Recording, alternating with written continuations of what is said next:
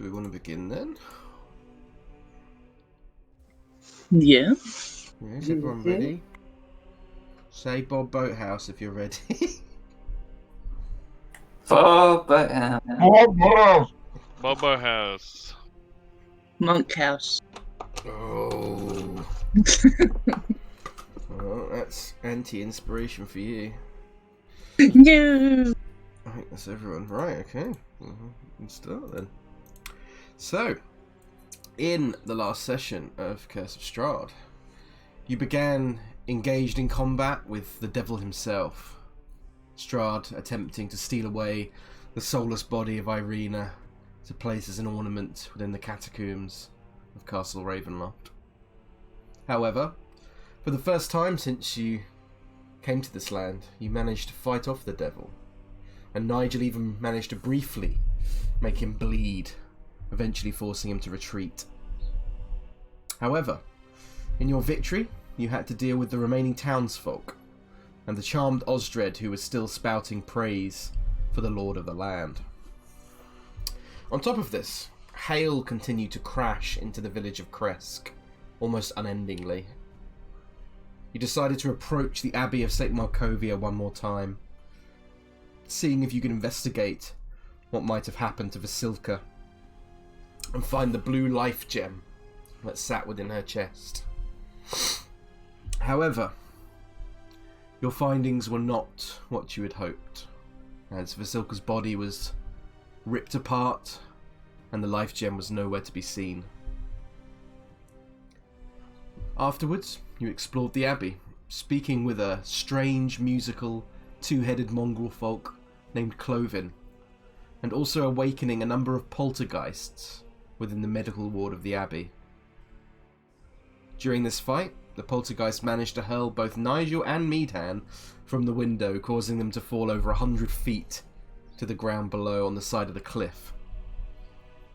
You managed to defeat these spectral enemies, and after some scheming on how to get both Nigel and Meadhan back to you, you eventually reunited outside the abbey once more. The question now was, where did the Iron Oath plan to go next? Did you want to explore the abbey for more potential items or secrets that may lie within?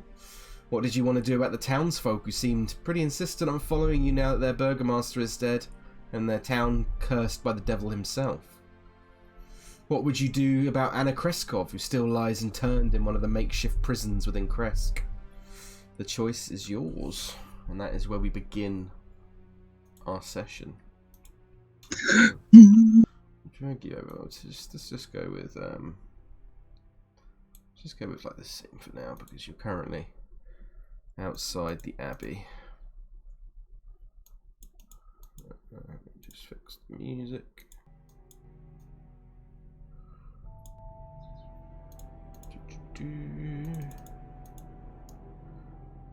Right, so Iron Oath, what do you want to do?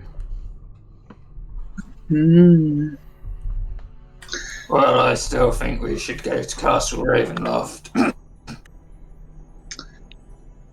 Farrah ignores him. She just looks to the village below. Are we just heading that way anyway? Didn't say. Okay. You're just currently standing outside the abbey. Maybe we can come back later and see what's left in this abbey. We won't come back later. Got shit to do. I have to say I agree with Helen. There doesn't seem to be anything to be gained from going back in. Well, you don't know until you look, I suppose, but Well, that's what you all think. two of us just got thrown out the window. Could be worse if we go back in another time. 3 of us thrown out the window. Yeah, Helen. Maybe even 4. Well, I mean, I didn't say it had to be now, but if that's what you all think, then maybe we should just go. And she just looks towards the village. Back down. Yes, we can get the people ready and we can start walking. today. And where are we taking them? Don't see why not. Strahd will protect us on the way to Castle Ravenloft. What time of day is it? At 12 o'clock. Oh, Midday. God.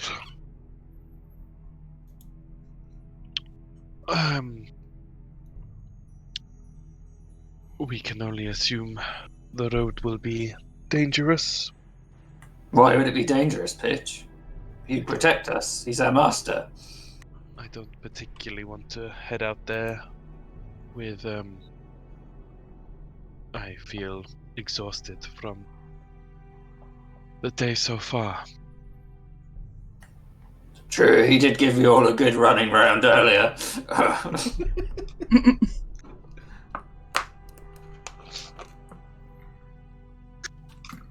Yeah, Farrah's gonna start walking back down to the village. Okay. Are the rest of you following? Yeah. Okay. Yeah, Meadhan will plop out. Oh yeah, is Meadhan still exhausted? He is, isn't he? He is indeed. Is it just Yes. one or is it two? One. Just one. Okay. Not this music. Dude, let me get the music. There it is. Alright, so Iron Oath. You descend from the Abbey one last time, potentially, before arriving back in the village of Krezk after about a slow, plodding descent, taking about 10 to 15 minutes maximum. You're now back within the village. Hail continues to fall, so let me quickly add. Whereabouts are the people? They would be most likely near the village gate. Okay.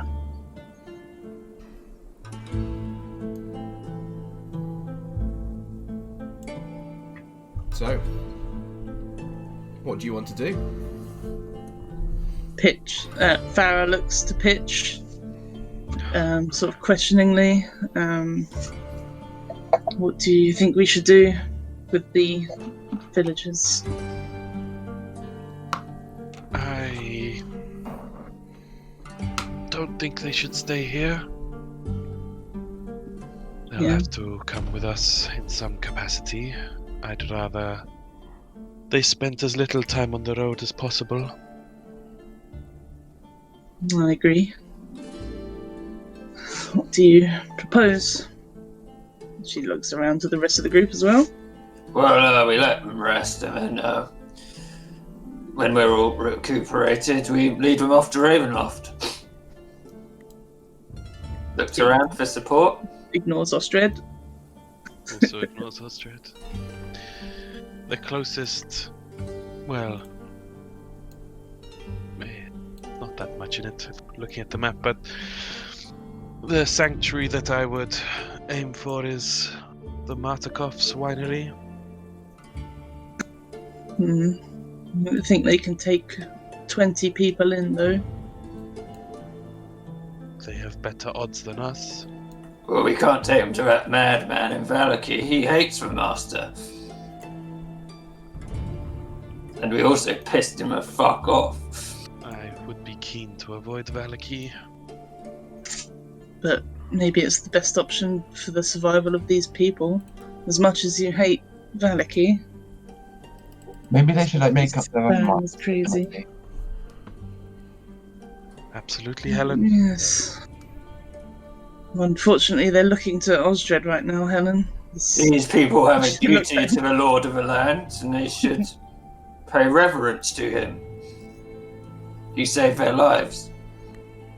They may think differently if we aren't walking towards Ravenloft. They're going to want our protection on the road.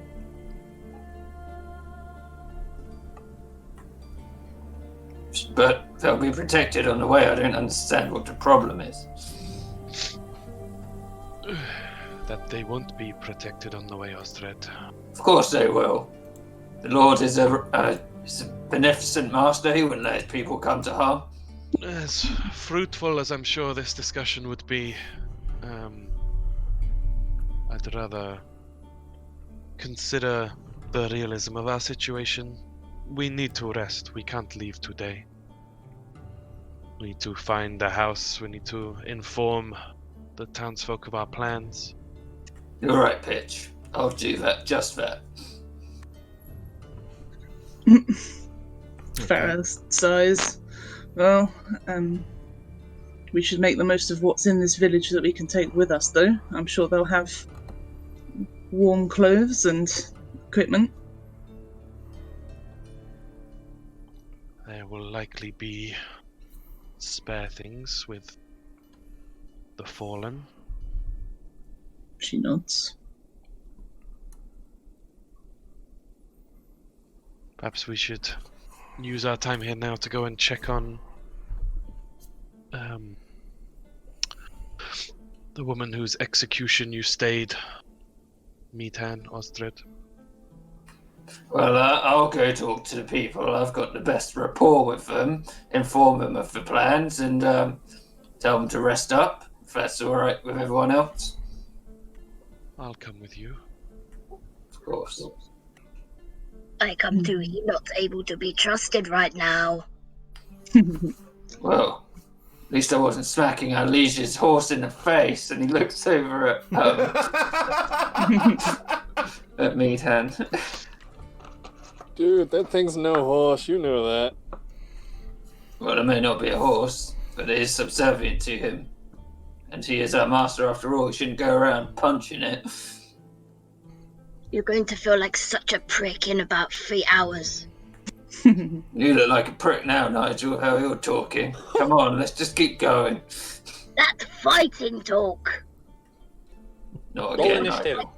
Oh, there's no point. Just ignore him. You want to fight with me, little man? Not really, Nigel. I'm trying to keep Yeah. everyone alive here.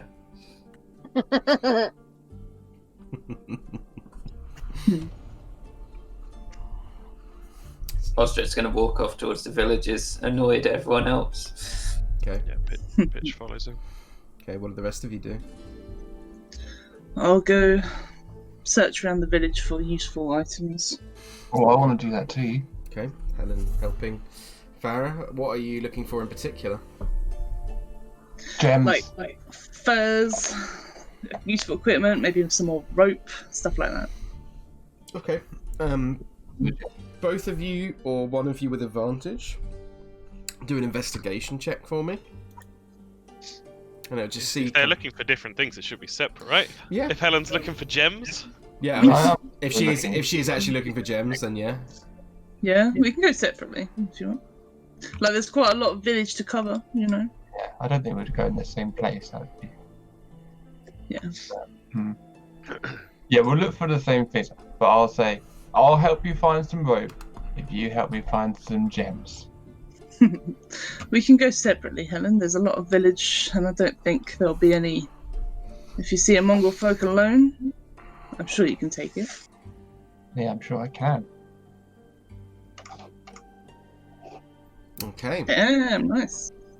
Helen, you search throughout the many houses that lie empty, their thatch roofs now sagging under the weight of this hail that continues to pile up on top of it. You see one particular house that part of the roof has started to sort of collapse inwards as water is kind of building up and dripping through into the home within. You search through a number of different houses, looking through drawers and looking through makeshift cupboards and other things. There's no sign of any gems at first as you make your way looking through. However, you do find one small house where you find...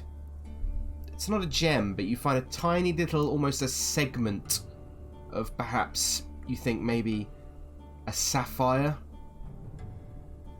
Looks like it's a tiny... It's barely the size of... It would be about the size of a gold nugget, like within your... You could hold it within your finger and thumb. But it's It looks like some kind of heirloom that perhaps it was kept wrapped up in a cloth napkin. So you think that perhaps it was of value to whoever lived here. It's a bit small, but it'll be. Is there anything Helen wants to do with the gem, or with the part of a gem? Can I look closer at it and see if I can work out what it might have come from? If it's just a. Yeah, do me. I'd say. Do you have any like proficiencies in like jewelers' kits or anything like that? Oh, I wouldn't have thought so. Let me have a look.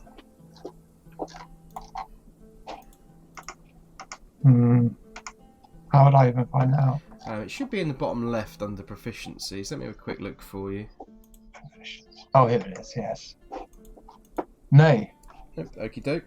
With that, in that case, then just make a straight investigation check then.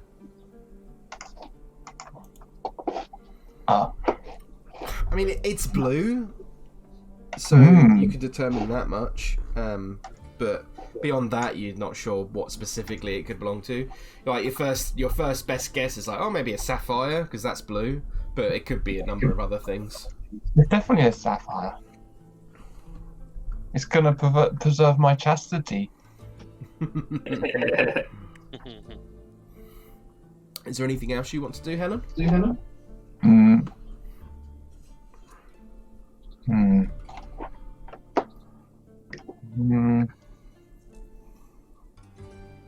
I guess that's it. Okay. Did I find anything good, like rope and things like that? Yeah, I'll say with the 19 initially, you found, on your way, you would have probably found... Let me have a quick look at the old adventuring gear list, and let me just see what I think's reasonable. Adventuring gear. So with a 19, Helen, you could have found a number of backpacks, sort of satchels that you used to carry extra goods if you wanted to carry stuff that's a bit heavier. You would have found a number of buckets. You would have found candles. You would have found.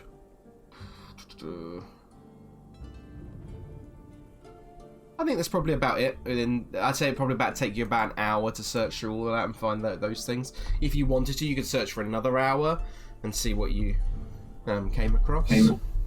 No, I've got a sapphire. That's enough. Okie doke. And Farrah, you wanted to do the same, looking through. Yeah. Okie doke. Roll a investigation check for me then.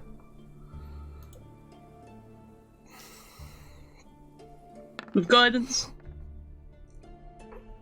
Okay. You search through and... Guidance. Okay. Yeah. 6. You search through, but a lot of the houses you search through don't seem to have anything that isn't damaged by water damage, as the roofs are just leaking through massively at this point as the hail is just piling up and up, creating so much weight that it's starting to drip through quite heavily. Okay. She's going to spend quite a long time searching, so like over an hour. Yep, so if you want to make another hour, it would be another investigation check. Okay, 19. This time you would search through some different cottages. You sort of bump into Helen along the way, who's holding a small little sort of cloth handkerchief with a tiny little segment of what looks maybe like a sapphire or some other kind of blue jewel inside.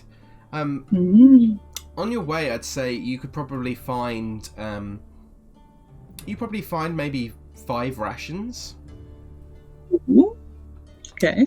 I'd say you'd also find a number of furs throughout the houses, like thick wolf furs that sort of one of them you find that sort of just acts as looks like it would be warming, like to sit with, like a blanket. You could also find, you could find like many farmers' tools, like and things like that, like rakes and like pitchforks, stuff like that. You could find quite easily.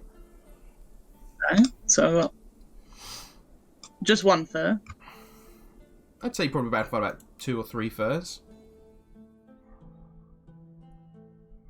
Okay, I'm trying to add them as custom before I forget.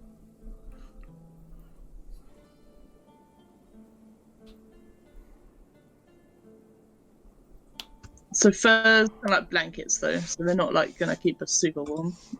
I mean, they're wolf furs, so they would be quite warming if you use them for heat preservation. Yeah, but one wolf fur is not gonna be coat-wise. No, you probably have to work with them to stitch something together. Yeah. Okay. 3 furs, pitchfork.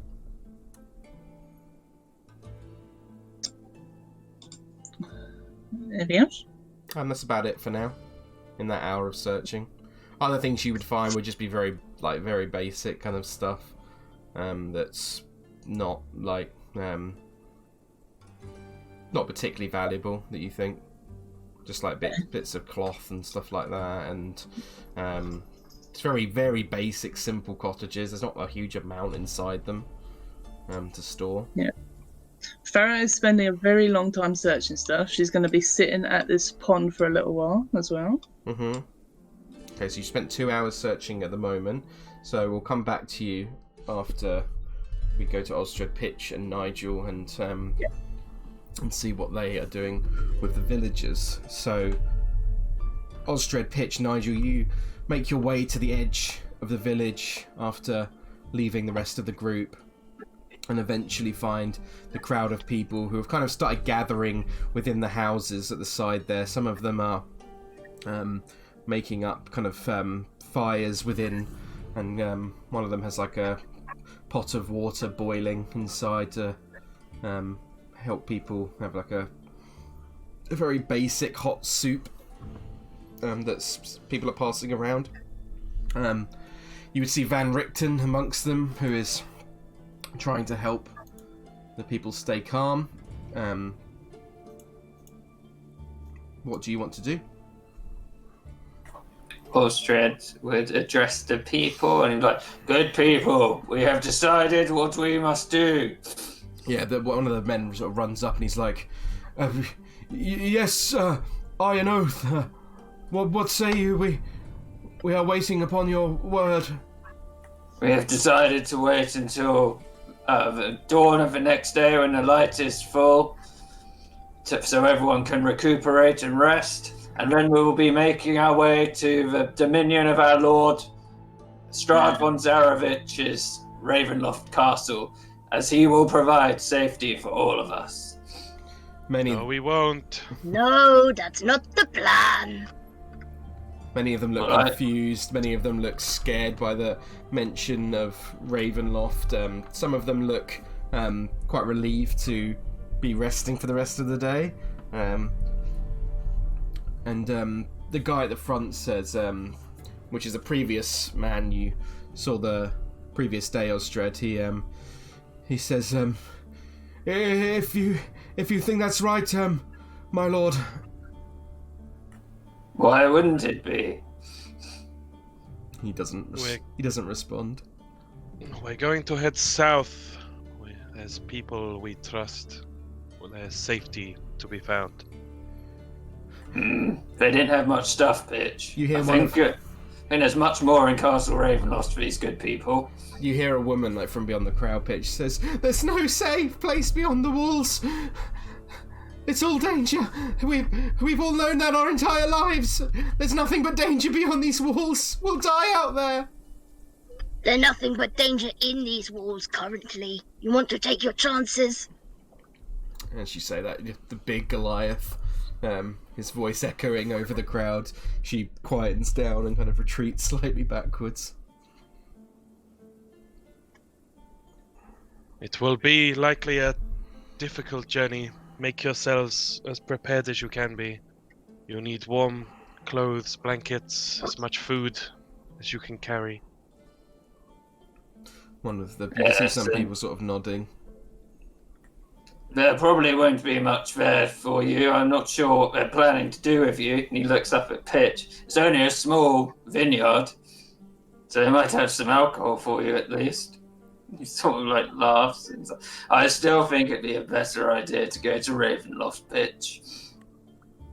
We're all very aware of your opinion. What about our dead? We must bury them. We cannot just leave them here. You have until tomorrow's dawn, then we leave. The guy looks frustrated and saddened by this, but he starts sort of grabbing a few people near him and gathering people to collect shovels, and you also see you see a bonfire that they've tried to be constructed, but with the hail it's just impossible to light it, and they've sort of given up at trying to do so.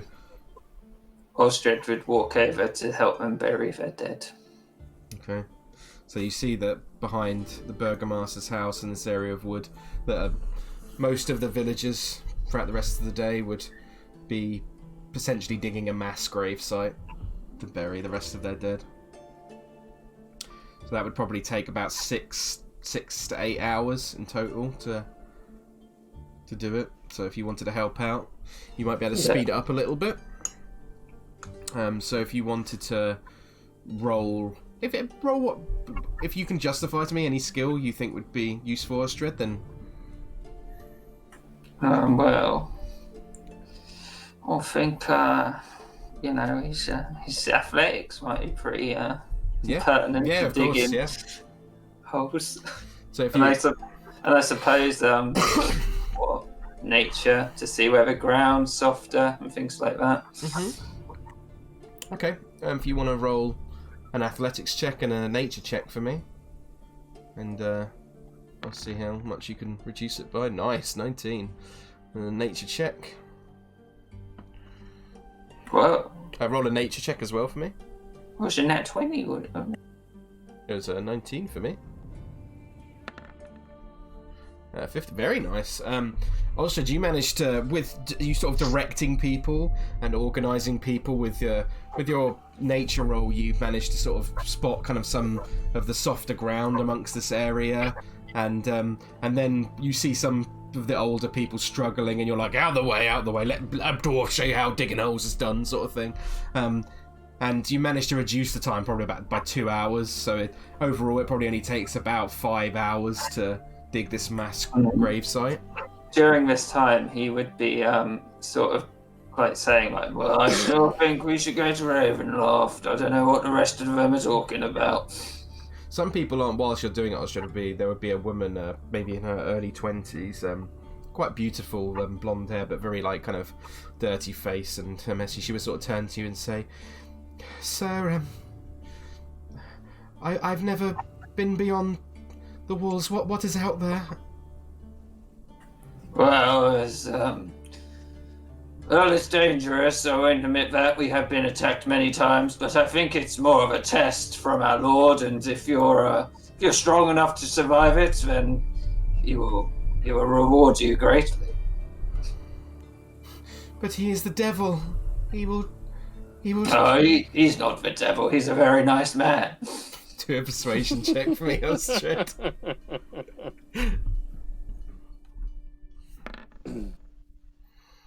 You're wrong. He is the devil. I've the stories my mother and father have told me that he is a man to be greatly feared. Well, there's a reason. The dwarven word for stories and history is the same word, young woman. It's hard to tell the difference between the two, but I wouldn't believe everything you hear. What is a dwarf? Just looks around. You know how I'm kind of short and dumpy. I have never seen someone of your stature before. Your companions are very strange. But Yeah. Do you hail from Valaki or Barovia village? No, I hail from somewhere. Well, I used to think it was a better place, but I'm coming round to this Barovia. It's quite a nice little land with devil in charge. I've never I did not know there was anywhere beyond Barovia village.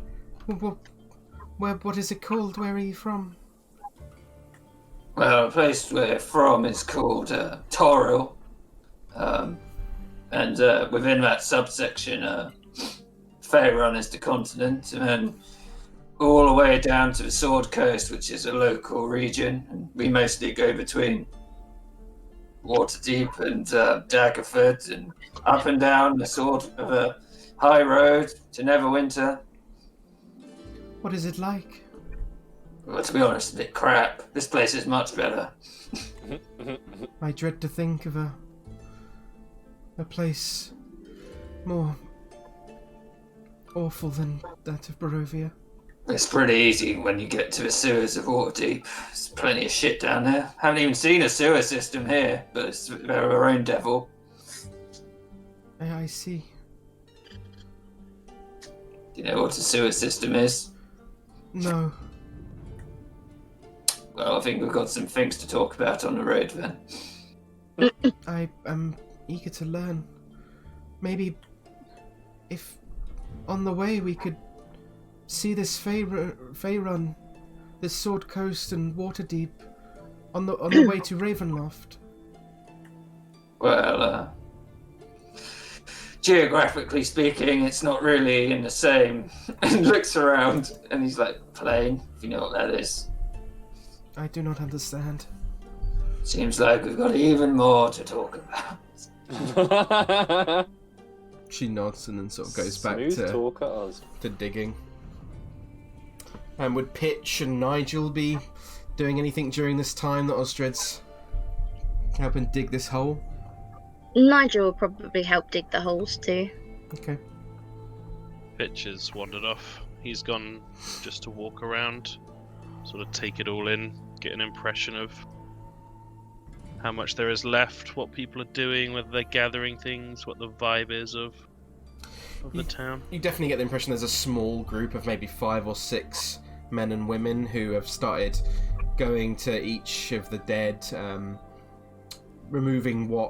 respectfully removing what supplies they can, and kind of like almost like sort of blessing them as with in the name of the Morning Lord. You hear a lot of prayers and kind of them sort of standing over and sort of making sort of one of them has like a tiny little bit of chalk and is just drawing the symbols of the sun on their chest and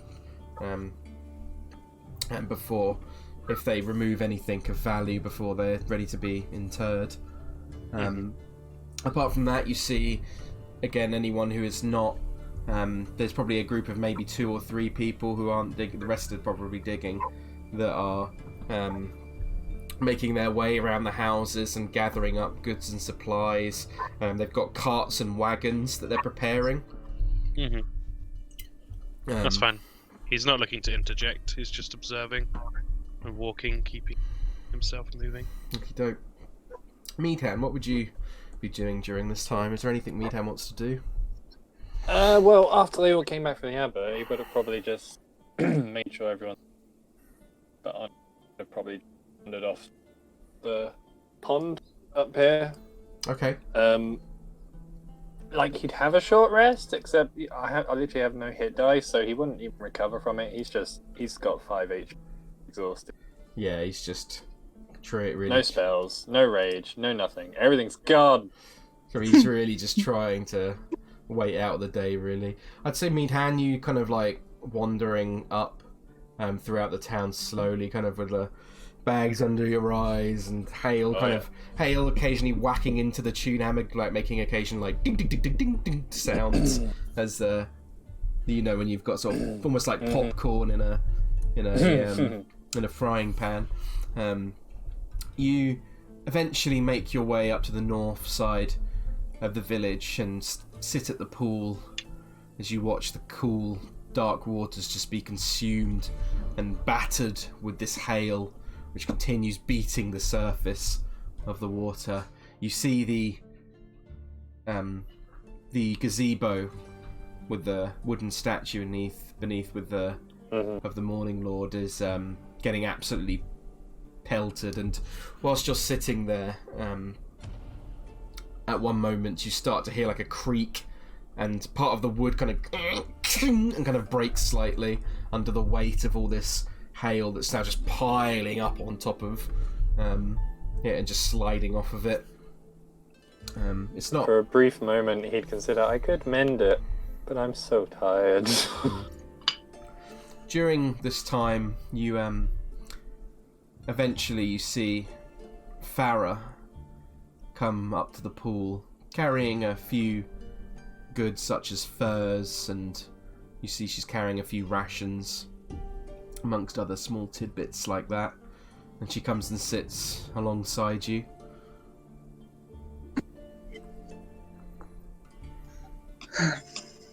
She just sits, sort of sighs. How are you, Meadhan? I'm exhausted, little lady. I don't know what I can do. Well, seems like we're going to rest before we go anywhere.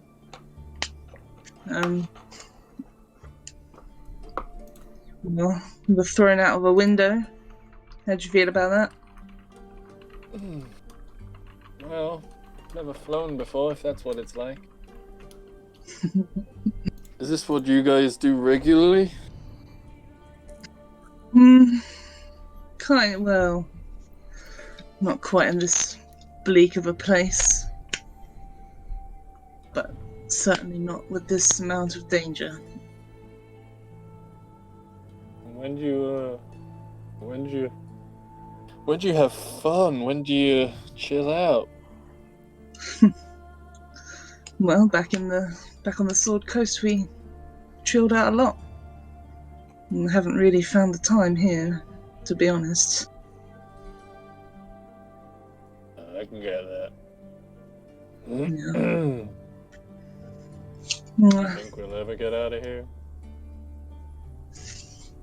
I have hope. We managed to make Strahd bleed. Yes, it was earlier today. Was it earlier today? Yeah, it was yesterday. This gives me a lot of hope. And there's still the. Have we told him about the? I assume we have the objects that we need to get.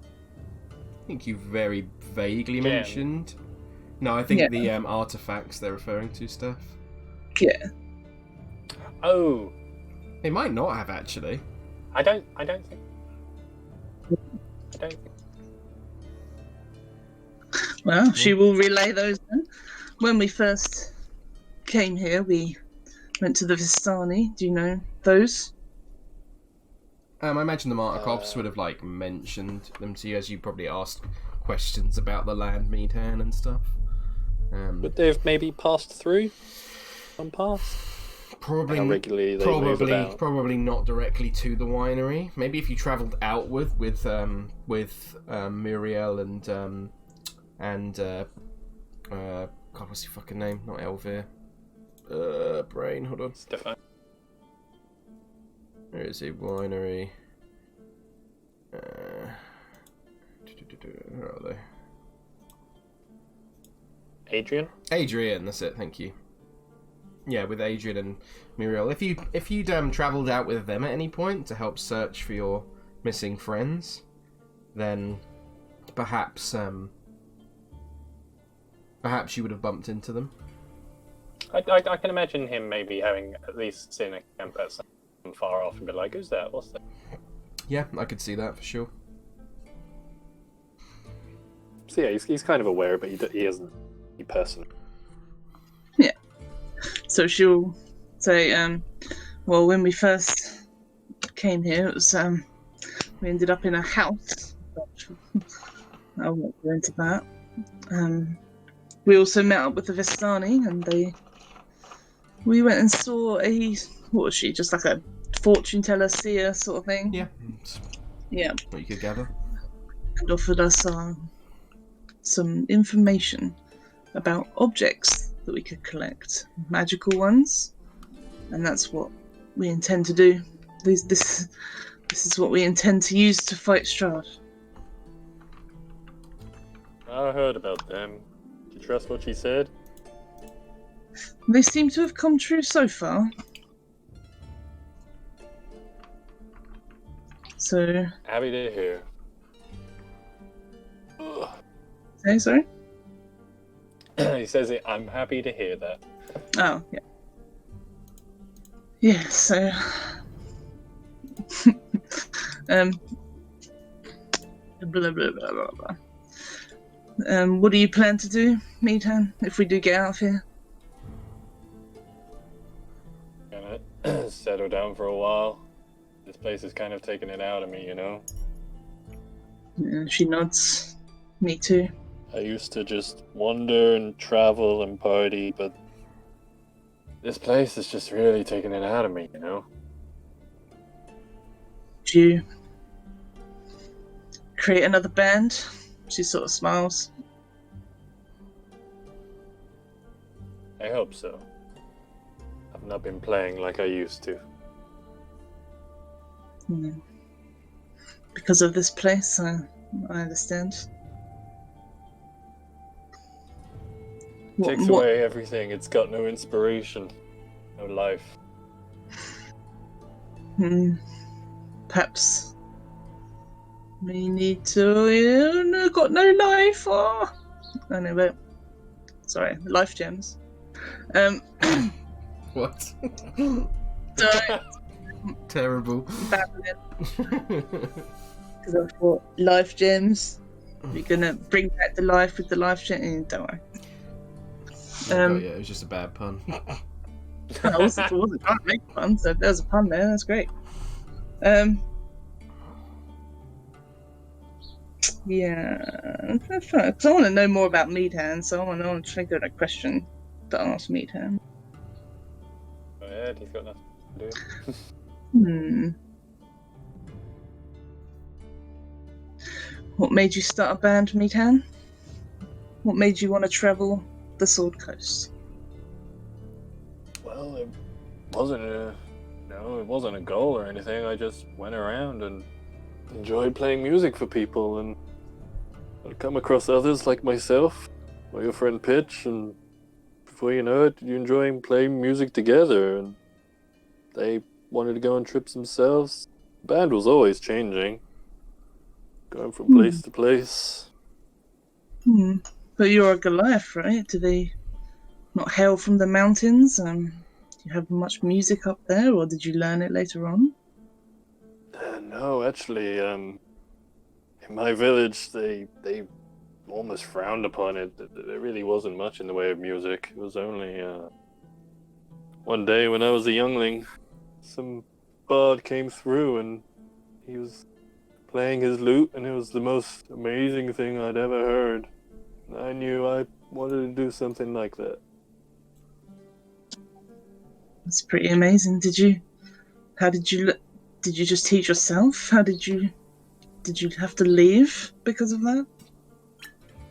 No, it was some years after that. I started growing up, and I'd be playing whatever I could around the place. There'd be spare weapons lying around, or tools. You just start finding things, realize there's a beat to it, and no one else enjoyed it, but I didn't care. I knew it was for me. So once I was old enough, I packed my things, went on the road. Well, I've enjoyed your music. Never been back since. Do you miss your village? Sometimes think about how they're doing, but I didn't have much family there. They didn't care much for me anyway. I was always a bit of an odd one out. But yeah, maybe one day I'll go back. Nothing wrong with making your own family, though, right? Exactly. You got it, sis. Yeah. She just smiles, and she's gonna sit there for a while with him. Okay. Short rest together. Yeah, you can take a short rest if you'd like to. Is there anything else anyone else wants to do during the time that Osdred is digging? I am a dog back. I want to do one more thing. Okay. Someone else to do theirs first. Yeah, does anyone else want to do anything before Farrah does whatever she wants to do? I'm good. Okay. Farrah, feel free to take the spotlight. Yeah. She looks to Meadhan and she says, alongside the artifacts, there's the life gems, and I wonder what else we can have to use against Strahd. I feel we haven't been looking enough, and she looks towards the Abbey, the Abbey. I'm going to go make sure there's nothing we can use up there. I think it's probably a good idea. It should be from those ghost bastards. Yeah, exactly. What's up there? Nobody else wants to come, so I'm not willing to put people in danger if they're not wanting to come, so I'll go myself. And she gets up. I was in better shape. It's okay. I'll mostly just scout around. Be careful. She nods. Now she's gonna go to the Abbey. Okay. Bear with me whilst I quickly adjust stuff on that screen then. Oh, Nigel and Meadhan, you're still on the cliff.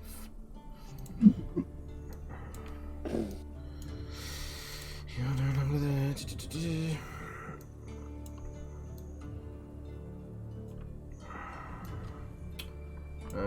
Right, I will give vision to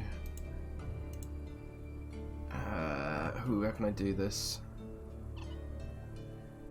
Tell you what I'll do. Right, so I just had to disappear. Did I miss anything important?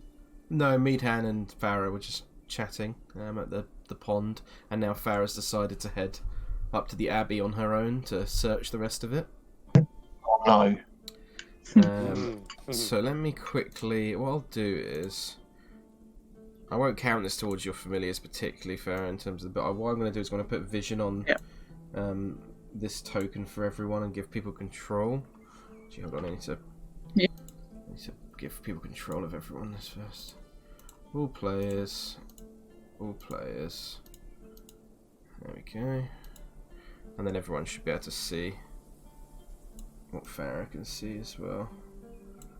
Right, so... I mean, I'm still on the... Yeah, I'm just sorting it out first, hold on. Right. I'm just drag you over there now.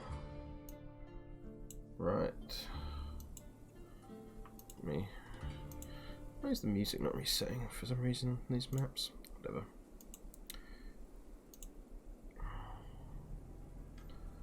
So, Farrah, you find yourself at the gate to the Abbey once more. Yeah, knowing that there's not much there. She's going to scout around with the familiar first, so she casts it, sends it off. So it's going ahead of her, but she's pretty much just walking up there. Okay. So, Is this familiar? Is it like extension of you, or is it its... It is essentially the Find Familiar spell. So it's just a fey sort of beast, separate from me, but I can connect to it if I want to, within 100. But it is its own. It's its own. Cute. Yeah. Right, so describe to me where, or in fact, if you want, move your token where you plan to scout out with your... This is... Right, so we're going to go in. Mm-hmm. It's going to be up here. Site remains as it did before. Yeah. So basically this thing is going to fly up to the door before, where the poltergeists were. Yep. Open? I can't remember, did we clear? We're just going through the window, can't it? So. Yeah, you could fly up to the window and go through there. It's smashed open thanks to... Yeah. Inside you'd see the same sight you saw before. There's no No sign of anything in there anymore. There was a bit of scuff marks from where your fight took place, but apart from that, the room looks empty. There were those other doors there, right? Yeah, there were 3 other doors, yeah. Yeah. So the little thing is open at all 3 of those doors. Do me 3 perception checks. Let me just quickly get my notes up for this place.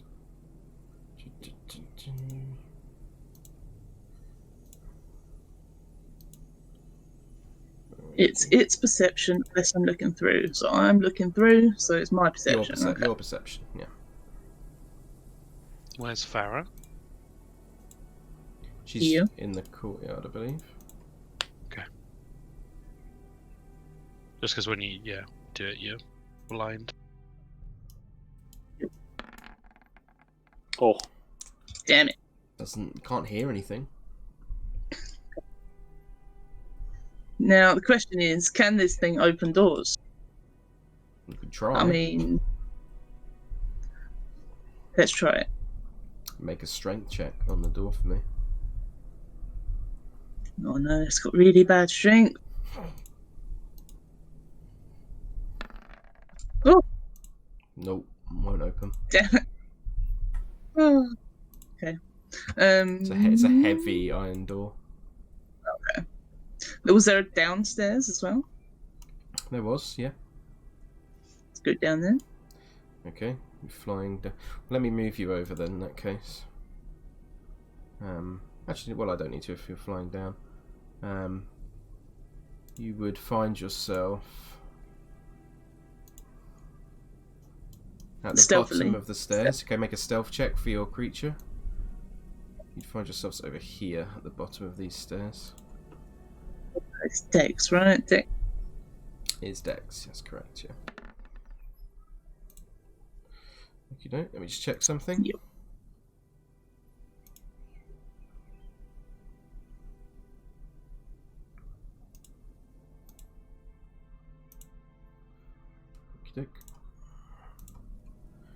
Let me just grab my notes. Okay. So, it's quiet. The room is cold and still. It's a stench of bestial, like, musk that lies thick throughout the air as you descend to the bottom of this staircase. Oops. Around the corner. Very stealthily. Mm-hmm.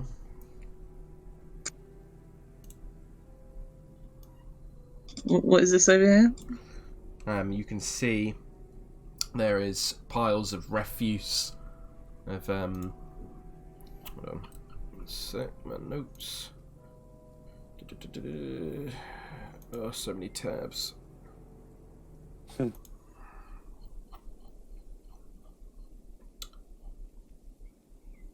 So you can see that this room looks like it used to be an office, as evidenced by the remains of a desk and a chair, both of which have been smashed to pieces. You can see a hallway to the south leads.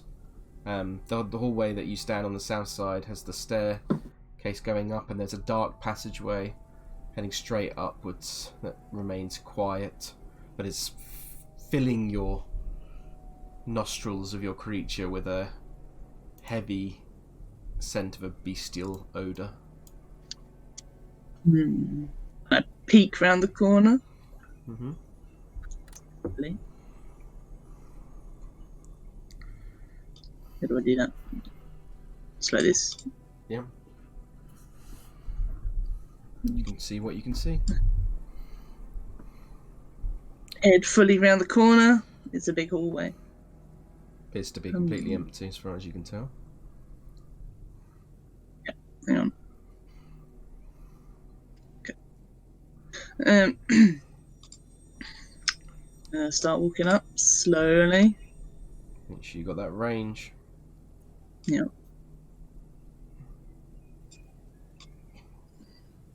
You can see What is doors on either side of these chambers, all the way heading up. So there's one here next to you, one here, one here, one here, one here, one here, and one here. Listen at all the doors as I'm going up. Do perception checks for me for.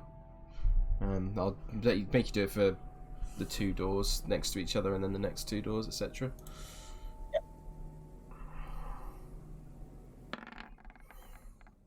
25. Okay. Whilst you listen out for these 2 rooms, they sound completely silent from what you can tell. However, what you do hear from slightly further up in this room is you hear what sounds like something singing. You hear the words at 25, you hear, "The devil dwells in his dark house upon the misty pillar. First he'll taste her sweet, sweet blood, and then he'll have to kill her." And it's repeated that over and over again. Oh, good. And with the 25, you would also hear from this chamber up here. It's hard to make out exactly what it is, but it sounds like the soft kind of sound of like cooing almost. It's hard to make out exactly what it is. It's kind of like a soft kind of whimper, maybe. Okay. Stealthily move past this door. Make sure you're in range. Yep. Otherwise vision will go black.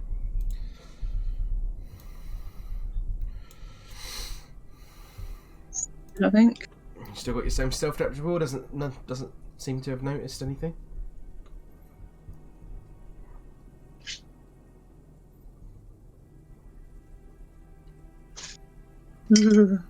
Okay.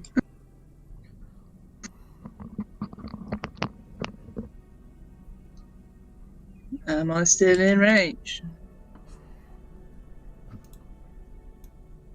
Yep. Nice.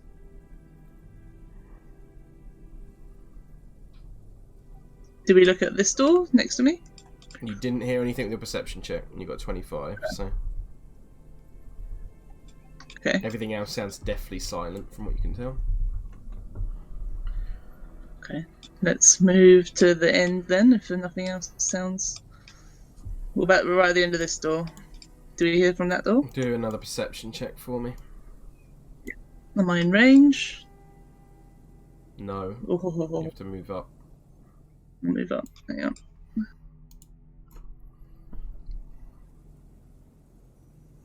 Okay. As you get to there, Farrah, you can see beyond what looks like kind of basic like plots of like farming area. Yeah.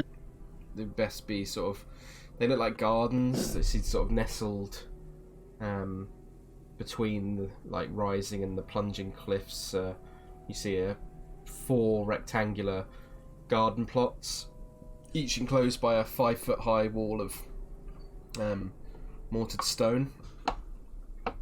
You can in fact see in the very distance like a white rabbit nibbling on what looks like a turnip uprooted from the cold. But the hail seems to have covered most of the gardens in a white covering. Okay. Familiar's looking at this door. Oh wait, you're blind, aren't you? So you wouldn't see that. Never mind, my bad. Well, I mean, if I'm moving up, not blind while I'm moving, but... Oh, true, I suppose. Yeah, so you would have seen that, yeah. So yeah, do a perception check at that door if you want to. Damn it. It's quiet. Deadly quiet. Yep. Okay. Okay, all the quiet doors, starting with this one. Gonna try and open quietly. Do a strength check. My really good strength. Damn it. Nope. You try and bash into it to try and open it. Your familiar's not strong enough to open these doors. It's like a hawk trying to open a door. It's not going to happen. You can be very dexterous, you know? It's very unlikely a hawk is going to be able to open a door. Yeah. Okay. To YouTube. No. She's gonna go back to the room with the singing woman. Okie doke.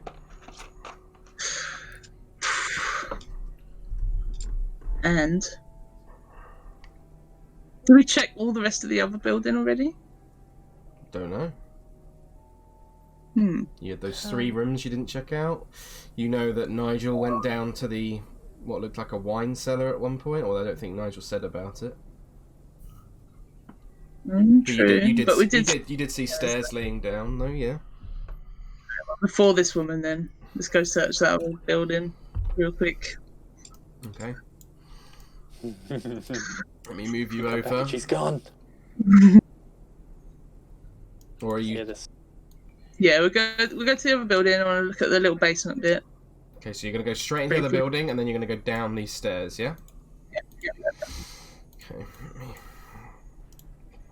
And I'm going to move up. Over here. Bear with me while I move you over.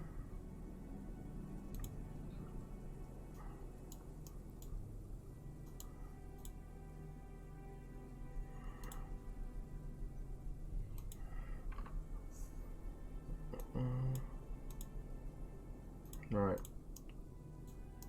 I would say it's unless you got night vision, it's very dark in here, so it doesn't. I do not. It's so dark you can't really see with the your fey creature. So if you wanted to come in here, you'd have to really come in here as Farrah to get light. So Farrah could do that if she wants to, but it's up to you.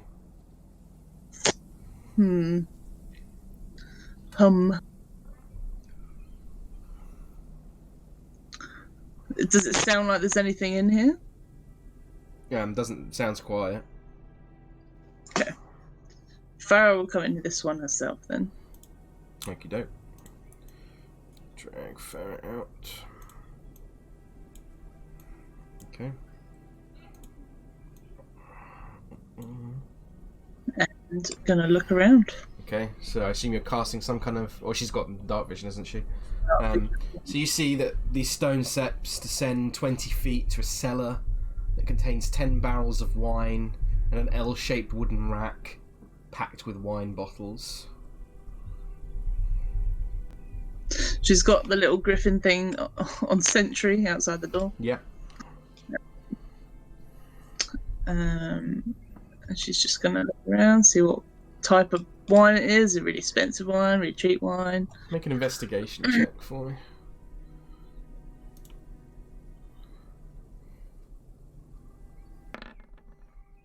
Damn. Yeah, this more determines how long it would take you to search through the wine.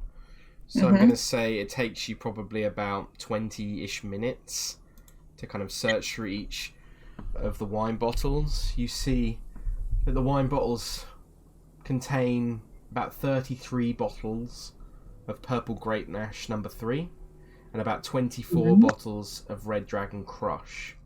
They all seem full. From the barrels against the east wall, you can see it contains a barrel of Purple Grape Mash No. 3, and the 4 barrels against the south wall contain Red Dragon Crush, the finer version. As you search through these wine, though, Farrah, you're kind of like flicking through each one, like pulling them out, looking at them. You pull out one, and you, it's like a bit of scroll, like a paper, like falls to the floor. Clue. You pick it up, and it feels magical.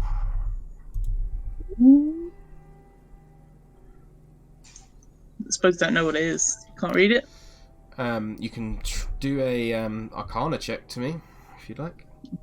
Yeah, alright.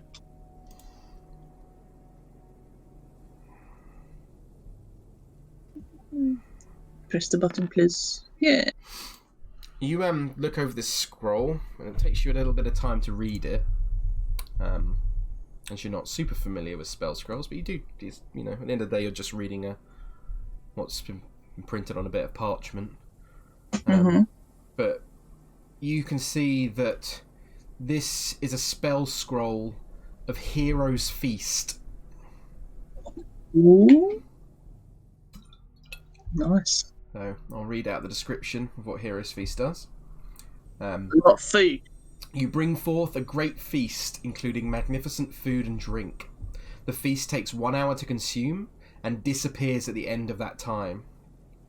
And the beneficial effects don't set in until this hour is over. Up to 12 other creatures can partake of the feast.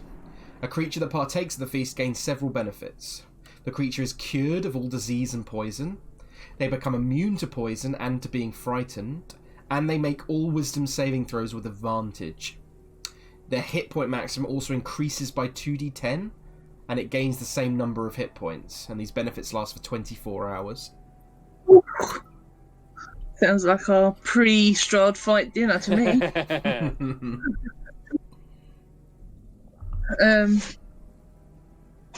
Okay. Well, with that finding, she's definitely going to be searching around some more.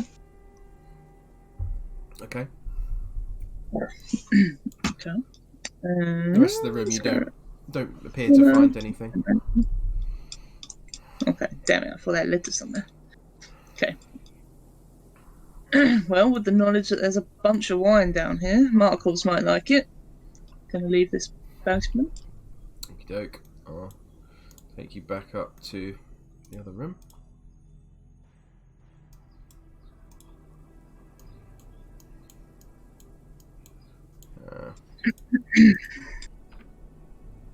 You find yourself in here. She herself is gonna check this room again, search it again. With the finding of the scroll, she's gonna be looking more for scrolls and stuff like that as well. Do an investigation check for me.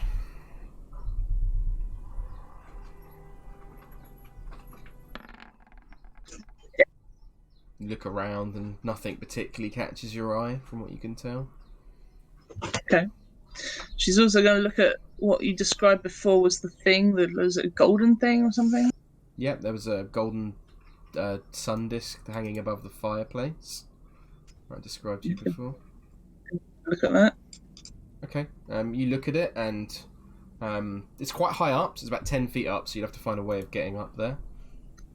Oh, let's put some chairs together, shall we? Put some chairs in a very precarious ladder. Okie doke.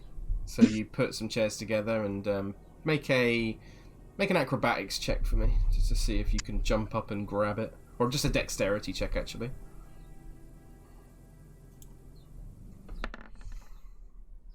$17. Okay. You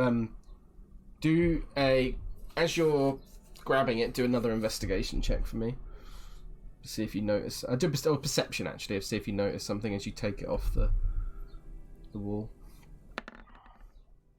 Okay, so as you grab the thing off the wall, it looks very valuable. Like it's made of like solid gold. It's like a golden sun disk. And as you grab it off the wall, you see behind there's like a little crack in the wall. And reaching in, you pull out like a small like chest, like a wooden chest, maybe about the size of excuse me, that's about the size of like a keyboard maybe. Yeah. Okay. And is it locked? No, it's not. Inside you find a potion of superior healing. Yep.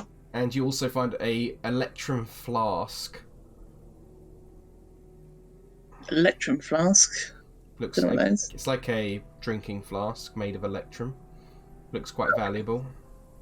Nice. That's all you find. Nice. Right, let me write down quick. What was it again? Superior healing potion. potion of superior healing, and an electrum flask. And back.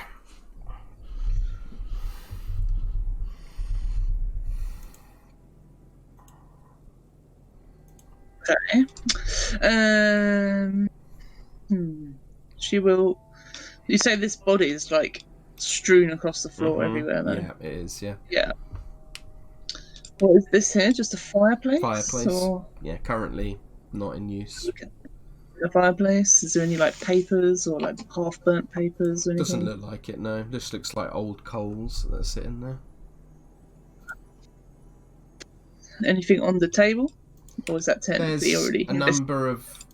It would include investigation, but there's a number of gold candelabras on there, but nothing else that like they're set out for like eating and ready for if people wanted to sit down and eat, but it doesn't look like it's been in use for a while. Yeah.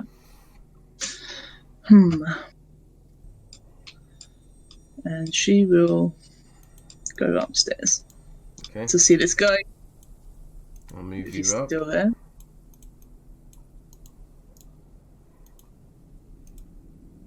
Oh, for fuck's sake.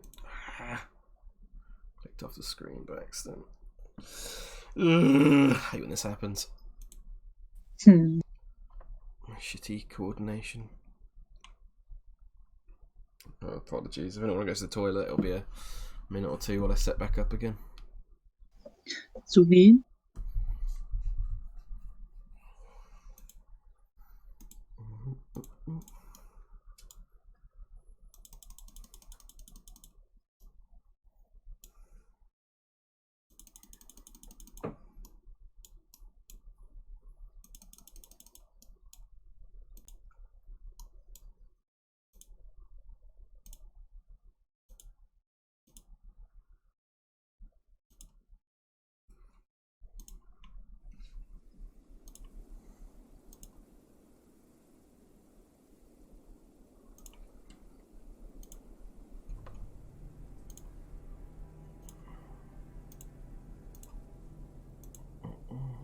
And got...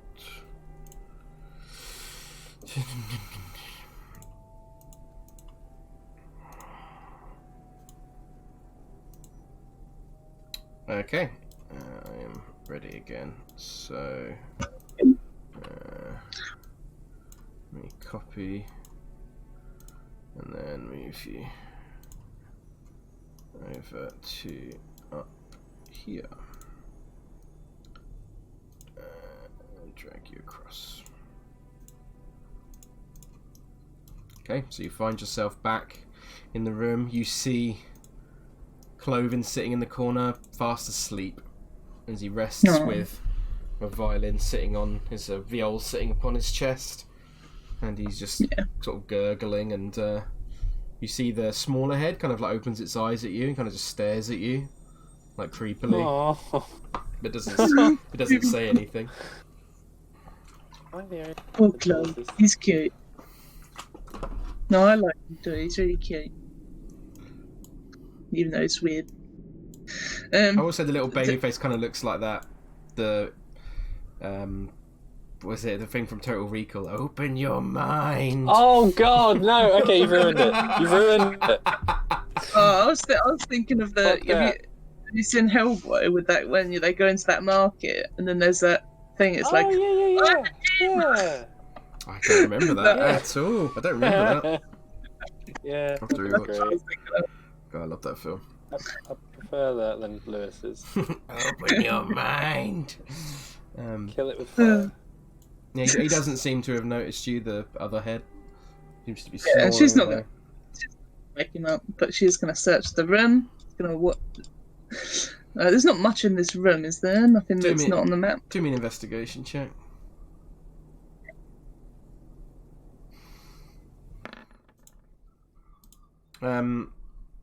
Do me a stealth check as well. Yeah.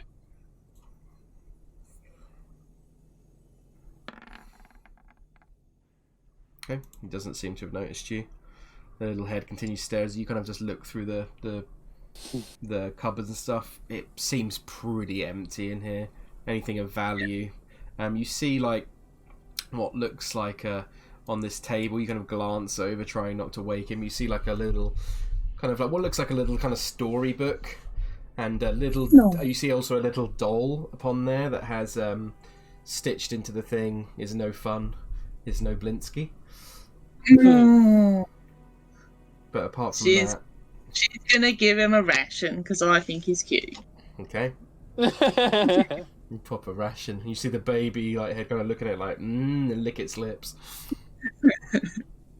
Or are you feeding the baby head directly? No, it's going on the table. It's just looking at it like Love it. gross teeth. And what is this thing in the middle? It's like the big rope coming down from the bell tower above. It's like what you use to ring the bell. Can you climb up to the bell tower? You can certainly try. Well, I might just send my bird up there, but Yeah, you can send your familiar up there. I'll tell you now, it's not very big. It's just big enough to house a bell, and that's it. There's nothing seemingly in there from what you can tell. you never know. Could be some hidden hunchback Notre Dame stuff. definitely. No, it's smart to. You've already shown it's smart to look for stuff because you found stuff. But yeah, doesn't seem to be anything up there from what you can tell. Okay. And I think the one thing that I didn't look at before was this thing here, which It would be uncovered from last time. It's just lifeless grey female body parts that aren't stitched together.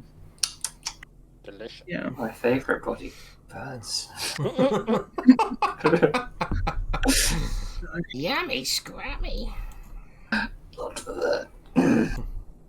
Yeah, so it's not got like any like weird drawers or like hidden compartments on it. It's just literally body parts. Yeah, it's just it's literally a table like with 4 like post legs on it, and like it's not like a cabinet. It's that you can see directly beneath it. It's not it's just a heavy wooden table.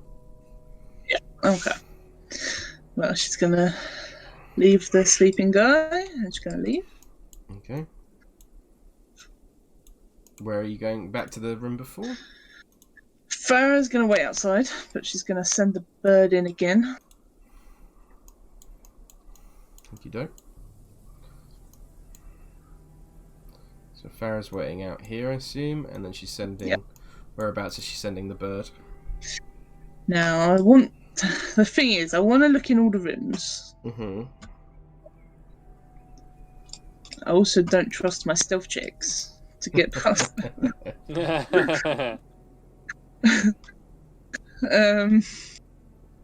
So I think she herself will go to the top room only. Which one? Describe to me. The room with all the poltergeists that were in there. Okay, so she's going there. She's going there. Okay, let me quickly.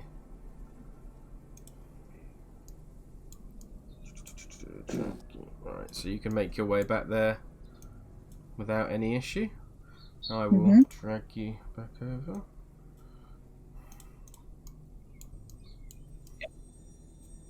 And the familiar is going to be here. If you want to. Making sure. Right there. Yeah, like that. Yeah. Making sure nothing comes upstairs.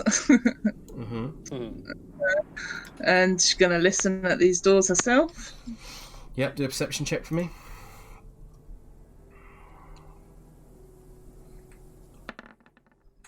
$19.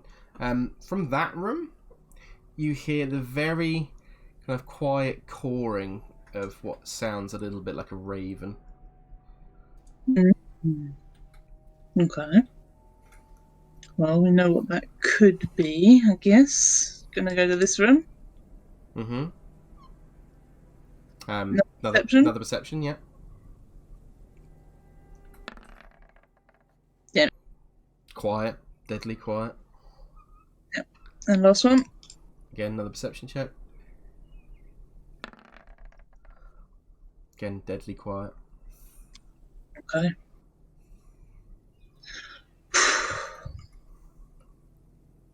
No spell slots.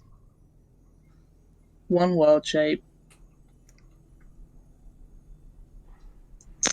How far Got an does escape Miss route here. Fellmirr push her luck? Yep. That is the question. Do not want to be pushed out of a window. Fuck, man. I just want to search stuff, you know? Yeah, totally allows. Is gonna. Oh, I'm super curious about the woman downstairs, though.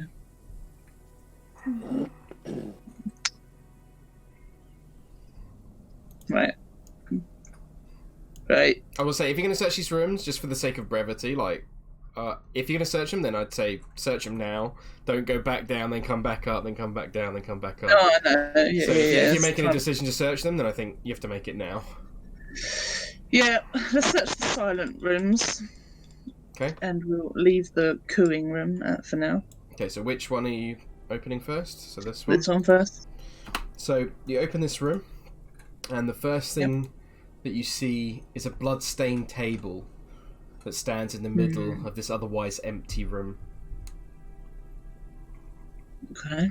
Then, step in, just have a quick look around the corner. Okay. But this is what's on the table, so just blood stains. Blood-stained table. And that's it. No right tools. Nope, no tools. Okay. Step back out.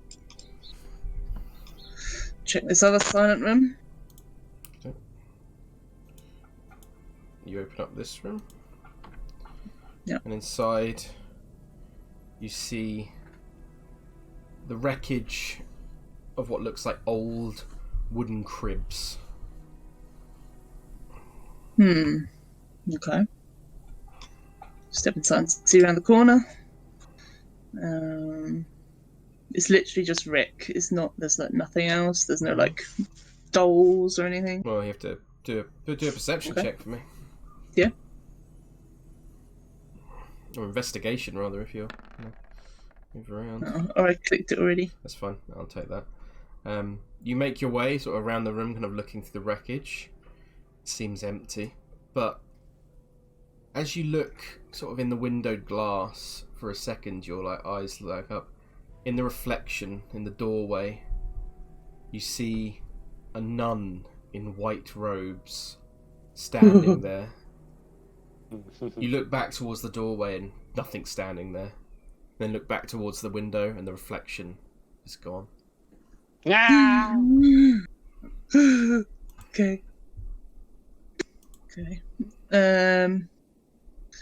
How strong do these windows look? I mean, they look like an average window. Don't look particularly. They're not double glazed or anything. Okay, but what I mean is, if I wanted to send my familiar through a window, You could open it. I could open it, but that's not the window I want to open. I want to open this window, if there's one on there. You could probably. I mean, you could try and smash through if you want.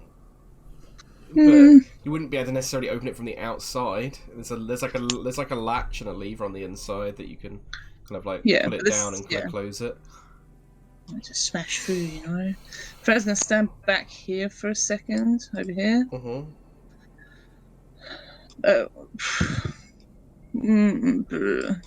Like this side of the building is just nothing, right? You can open it. Yeah. You just fly around it, right? Mm-hmm. Yeah. So she's gonna have the familiar. Fly around. Look in a window. As you get to that side, you see a raven that's perched on the window that's slightly ajar. And it's just looking around and just sort of looks to you and caws twice and then sort of flies off. The room itself looks completely empty from what you can see. It's going to land on the little window ledge and just peer in for a second. Just do a perception check for me. Yeah. Farrah is looking through, so it'd be hers. As you're looking through, Farrah, through the Yep. eyes, you feel a hand lightly touch your shoulder for a second. And it's just holding there whilst you're looking through the eyes. Does it see anything? 13. From what you can tell, this room looks like perhaps it was once used as a morgue, but it's empty and doesn't. It looks like it's not been in use for many, many, many years. Okay. But there's nothing immediately. Nothing immediately jumps out to you, no. Okay. Right. Gonna fucking zoom back. Zoom in right back. You still feel the hands on your shoulder. Yeah, she comes back out of it, looks around. Nothing there, and the hand is gone.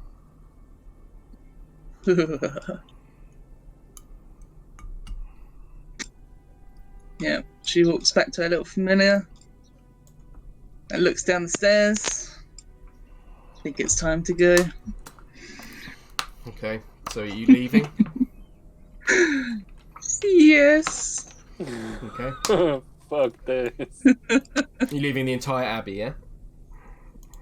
Oh, God. So curious, though.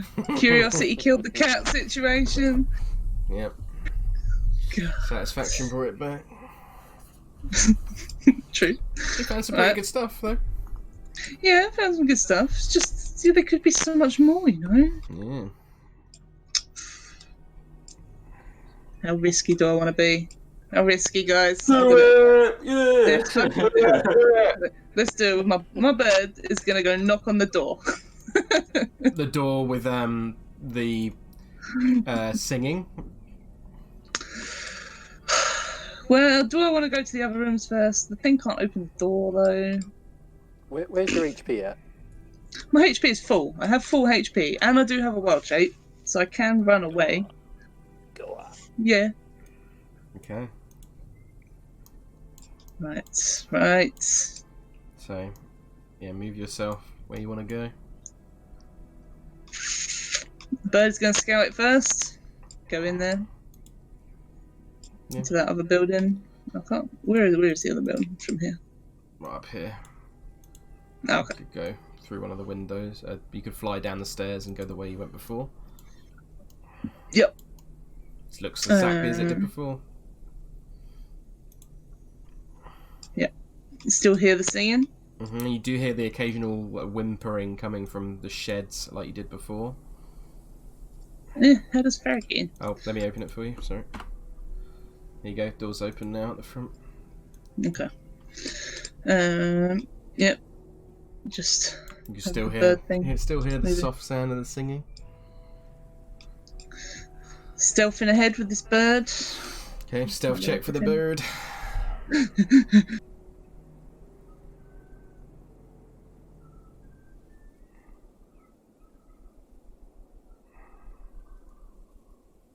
Stealth is Dex. Yeah. Damn it. You hear like a. Ooh. Who's that?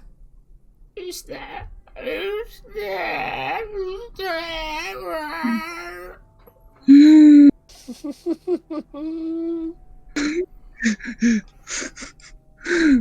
Is It's it me, Granny. coming to the door? It's not open. Farrah's gonna step just in the doorway. Preparing to run if she has to. The bird is gonna peck on the door. Now that it's noticed it already. Yeah. It's like. Who's there? Who's there? Who's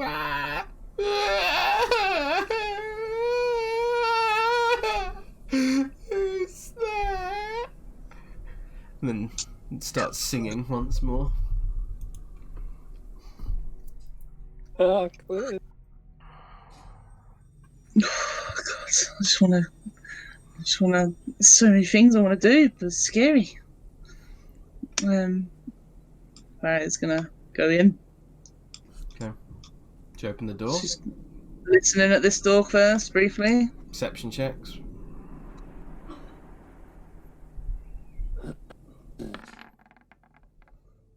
Deadly quiet. Open door. You open the door, and you see strewn over there's the mess and of like hay and things on the floor, but it's like really soiled. It stinks of ammonia in here, and like old feces you can see like mixed in with the hay on the floor. Oh, lovely. Smells like a lab then. Yeah, exactly. And this other door that's on the other side? That's not the Wailing Woman one, right? Nope. You open it, and this one you see a similar sight, but this one you see more bones that are strewn across the floor. Like, look like bones of maybe animals and things like that. Looks like they've been chewed on. They've got loads of bite marks across them. Many of them are snapped in half. Lots of hay and other feces, and strong smell of urea in this room as well. Yeah. So, sneak up to this door. Okay. You can open it. Yeah, do I have to make a stealth? If you're sneaking, yeah, make a stealth check. Yep.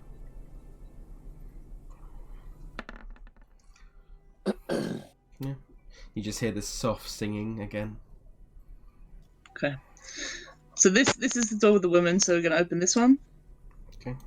You open it. Again, much like the room below it. Hay, feces, urea, bits of wood and other bits of stuff in there. Sneak past. Okay. Opening any of these doors, I'll say for the sake of brevity, that you find each room contains a very similar sight. Yeah. Apart, Okay. let me just double check something. That's what I want.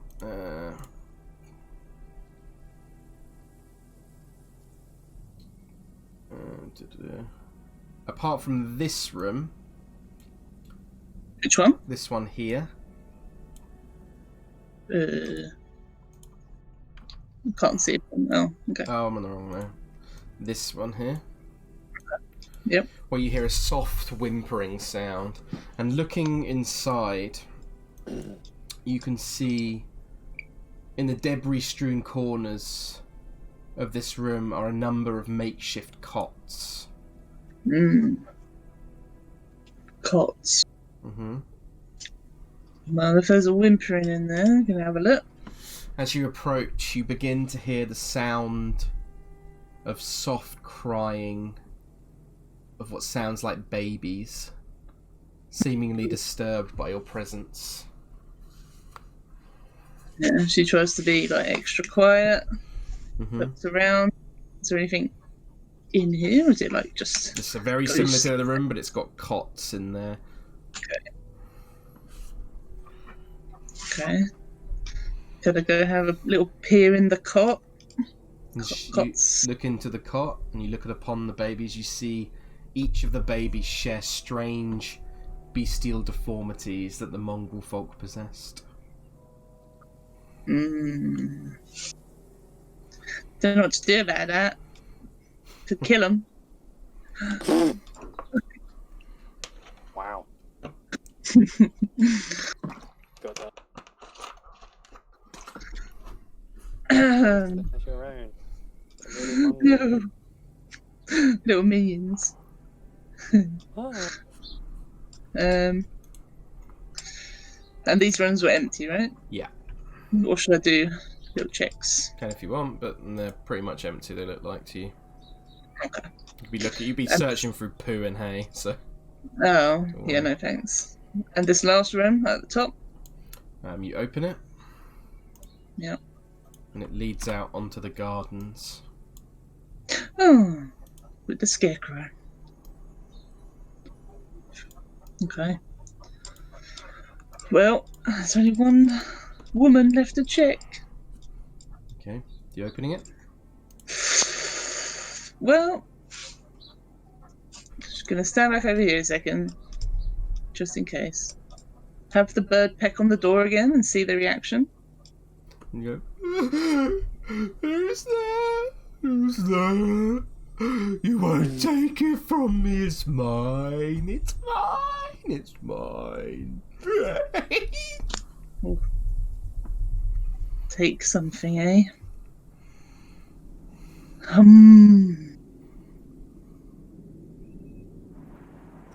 Yeah, I'm not willing to fight a ghost for whatever she's got at the moment. Not about spell slots. And you know it's a ghost. Huh? And you know it's a ghost. True. Don't. True. But we did see ghosts, so I'm gonna suspect it's ghosts. Could be. Could be ghosts. Could not be. Who knows? Could be old man. It's the Janet. Yeah. God damn it, Stefan. Well. Wait, Stefan keeps reading my notes and spoiling things. God, I want to go in there. Up to you. Does Farrah wanna die? Not really. Completely up to you. God, no. Let's avoid creepy ghosts. Let's go to the garden. How good would God. it be if Are you everyone's stepping like, out into the garden? Yeah, she's going out in the garden. As you step out into the garden, you begin to hear the ground begin to move beneath you. And then rising up from the ground below, you see a number of figures. Whoa, shit. poked? Looks like we're gonna have to go back now. What do they look like? They look like undead, like zombie-like creatures. Can you please roll initiative for me, Farrah? Yep. Oh. I can pick it. Oh boy. Ooh. Okay.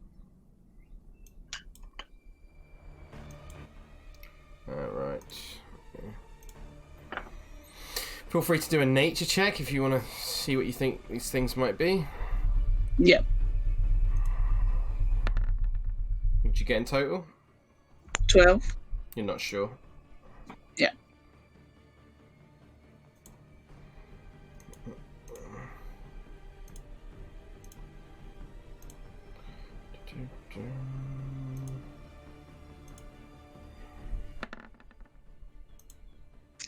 Okay, so because of the thing that I figured out is that you actually don't lose the familiar when you cast another wild shape. Yeah. Would it be really cheeky to turn into a mouse and fly away on my griffin? Wow. Go for it. Yeah, fuck it. I mean, yeah, sure. I mean, I don't see why not. Okay. I hear about people carrying themselves. The only thing I'd worry about is how long the griffin lasts for. 3 hours. Same as my wild shape. So then it's a case of how long you've been searching around. Probably Yep. at least an hour. Yeah, okay. And then maybe an hour and a half until to get all the way up here. But I don't know, when did you summon it? When you got to the top, I assumed. Yeah, before we went in, pretty much. Yeah, so about an hour you've been searching at least. Okay. Yeah. Luckily, I am high level with 3 hours worth of wild shape now, which is quite Right, nice. well, it's your turn. Okay. Fucking peg it. What's 35 movement? I'll say roll initiative for your creature though as well. Oh yeah, yeah, I will.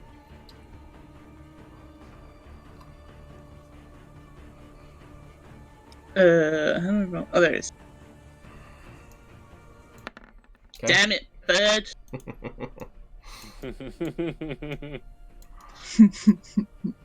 Farrah is gonna dash. So 35, so 70 movement. God, I don't know if it's a good idea running past this door though. Oh my god, just do 70, please. As long as it's close enough, I'm not that bothered. 71. Yeah, that's Fuck it. fine. Okie doke. That's your turn. Alright, let me... So close that thing by accident. Oops. Right. All this sneaking through the buildings and stuff, and I get caught out by some undead in a garden. You stepped out there. they were waiting for something to step out there. 70 feet. Yep, this one's going to fire its longbow at you. Twice. Ooh, it's got a longbow. Yep. Damn.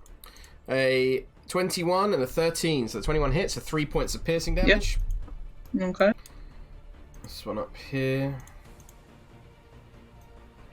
Oh shit! That little thing's only got 1 health. What? Yep. 3. Yeah, they've got 30. This one will dash.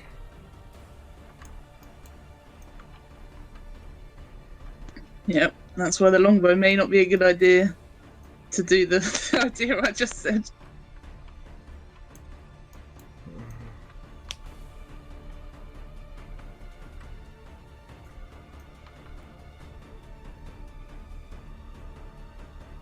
You should be able to get this. This one will get to here. Right? It's going to try and make a longbow shot against you, but I'm going to give you half cover. So you got plus Okay. 5 to your AC, plus 2 to your AC. Okay. Yeah, misses.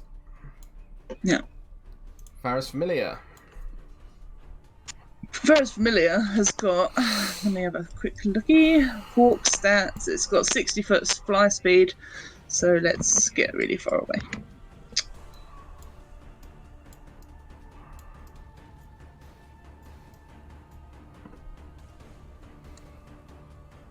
Waiting out here for me. Actually over here. Okie doke. Farrah. That's it. Farrah is gonna dash out of the way. Mm-hmm.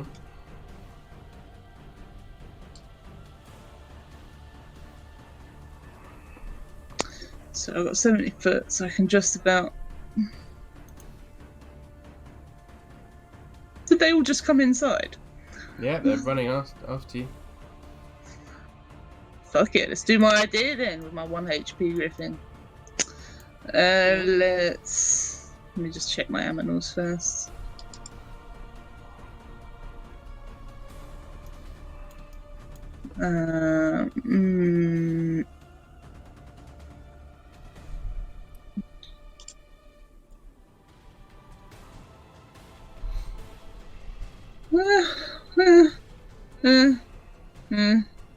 If I turn it, alright, if I turn into...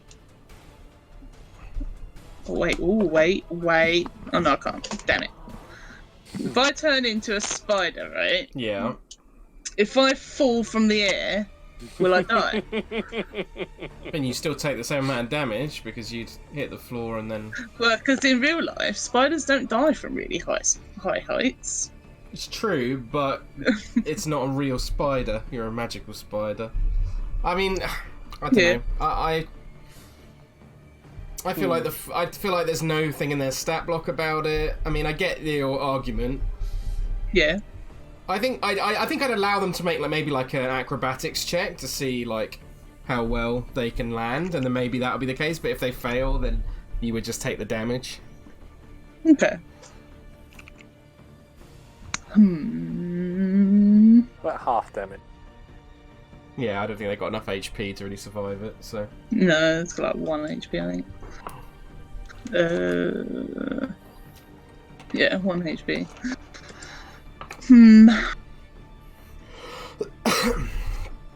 Chip chop. What? They're coming for you. Yeah. Can't be sitting all day thinking about your decisions. Otherwise, we go to the next go. Alright, let's turn into a... what was my fastest one? Let's turn into a warhorse. Okay. I won't make you drag it out. I'm assuming you're in warhorse form.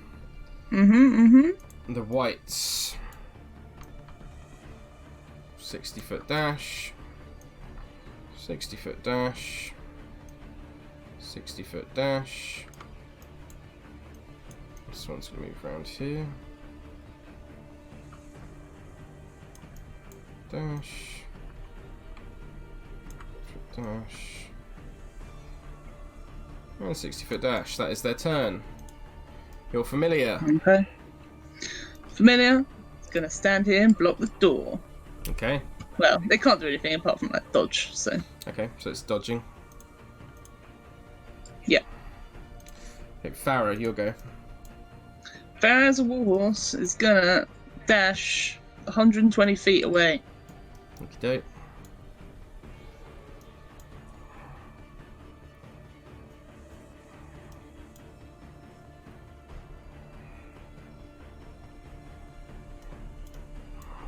Okay. The whites. This one is going to move up to the thingy. Make a Dodging. yeah. So disadvantage. So an 8. Ooh, misses. Okay. And a natural 1, so misses. This one. It's going to use its bow. Yep. Disadvantage. 13. Just hits. It's very dead. Yeah, it's gone. Yeah, it's gone. Okay. Gonzo. The rest of them are moving up.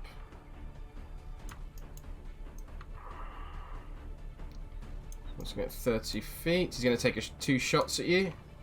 Mm-hmm. I'm a warhorse. 7 and then a natural 20 for 6 points of piercing damage. Damn. Okay.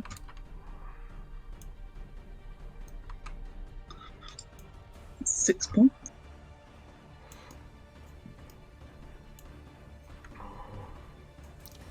I'm gonna bring it out so I can do the HP just in case. Yeah, okay. Okie doke, that's their turn, so I think I can safely say with that you can probably get away. So we'll end combat there. Gonzo. And you assume you're heading back down into the village of Krezk. Mm-hmm. Okay, so let me move you back over to map of Krezk.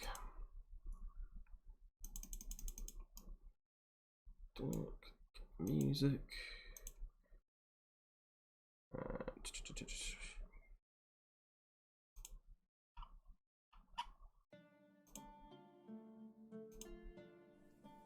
Right, so you come screaming back down the cliff to reunite with, I imagine, Pitch, walking through the street, suddenly sees this warhorse come crashing through and sort of move up next to him. Yeah. She doesn't turn back though. She's going to look up at the Abbey to see if there any of the things that were chasing are coming down the windy road. Doesn't look like it. Okay. Then she'll turn back. Okey-doke. So heavy breathing, looking back. So Pitch, before you see the warhorse version of Farrah, and then suddenly turn back towards into Farrah right before your eyes. I'm going to assume there's a reason. I went to the Abbey. By yourself? Yes. There are more undead up there. But Right. managed to find some useful items. I will say that there were young creatures up in cots up there as well. Wasn't sure what to do with those. Creatures.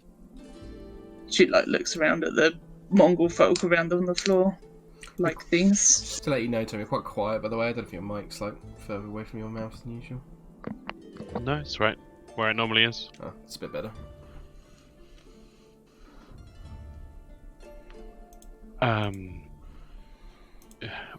in cots? Were they infants, babies?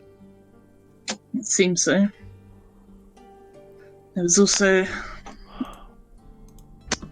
a wailing, a woman singing from a room, but I didn't go in. Well, Hey, Georgie. that's one sensible decision. She gives him a little questioning look. You didn't want to go up there? I thought we could find something useful. I don't... She looks down, and I don't want to put anyone in danger.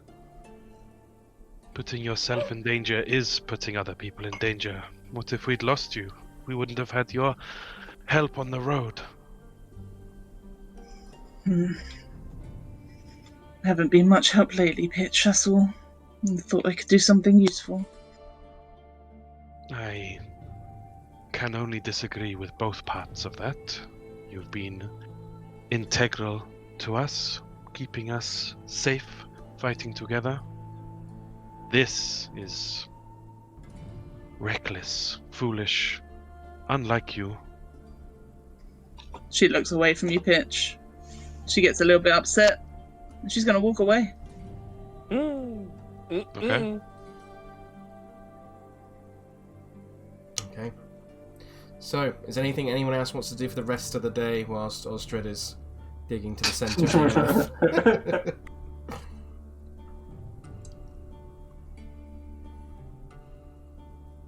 earth? No, I think I've done my bit. Anyone else? I'll take that as a no. Okay then. So, approximately 5 hours pass in total, Osdred, since you started digging, and it takes you into the dark at night, into about sort of 6 o'clock. And you finish up, as many of the Krezkite people have now buried their dead. You would have seen that some of them do a prayer to the Morning Lord to say goodbye to their people. Many loved ones and families crying as they put their daughters and sons, mothers and fathers, brothers and sisters into the ground. The hail making it particularly difficult as your fingers turn numb over the course of those hours and get like an itchy red. But eventually your task is done and you are free to rest for the evening, should you choose to. Yeah, he'd say to the villagers, I hope you're all ready to travel to Raven's Loft tomorrow. It's going to be a long journey.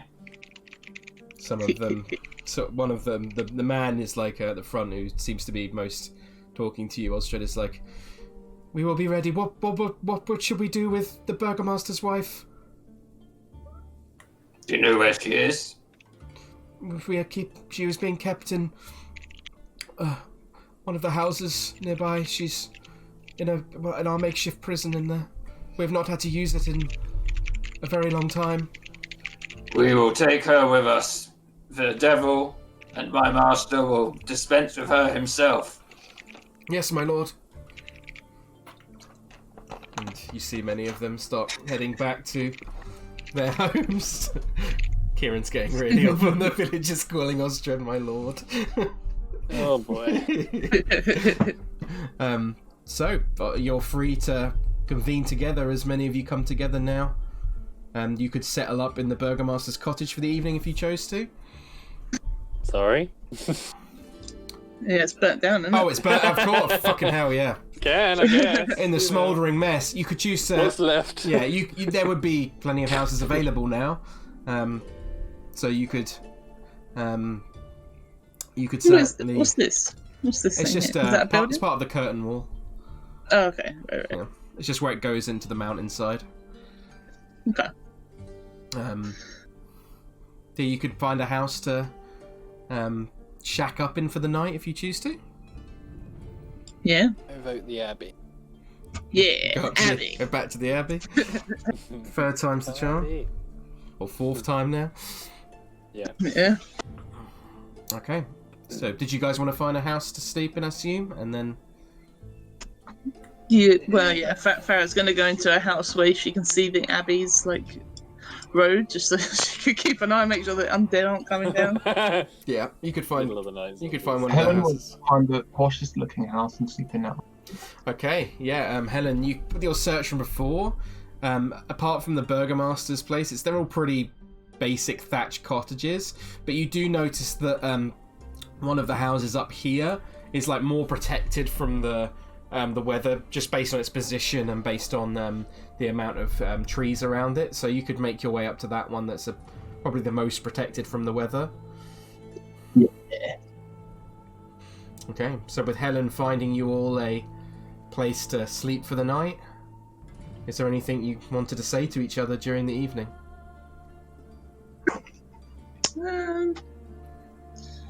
Farrah would pull out the items that she found in the Abbey. I think this one, she points to the scroll, will be really useful. I mean, even this golden plate, and she pulls out the golden plate. Somebody will find it valuable, perhaps currency for something. What was the other thing she found? It was Potion of superior healing and a electrum, flask. Yeah, so she'll say those things, and she'll also say, there's plenty of wine up there as well. And she looks at Osdred briefly. Mm-hmm. Well, I thought we said we weren't going back up there, but good job on getting the stuff, Farrah. I'm sure we'll need it on the road. She nods. I was thinking perhaps with the wine, the Martikovs might find that interesting to know that's there anyway. Yeah, they did seem pretty short, so maybe they could resell it to Valaki or something. If we took it with us, maybe. I don't know, we could offer it to Strahd. Might want it. Actually, does Osdred know if he drinks wine? He seems he kind of doesn't, but... You don't know for certain, but he's a nobleman, so noblemans usually keep wine. So he might not... Yeah, but he's a vampire as well. Yeah, he's a vampire as well. He might just hold it out of vanity. Yeah. Yeah. I think Kieran Osdred would know as much as Kieran in that situation, I think. Okay.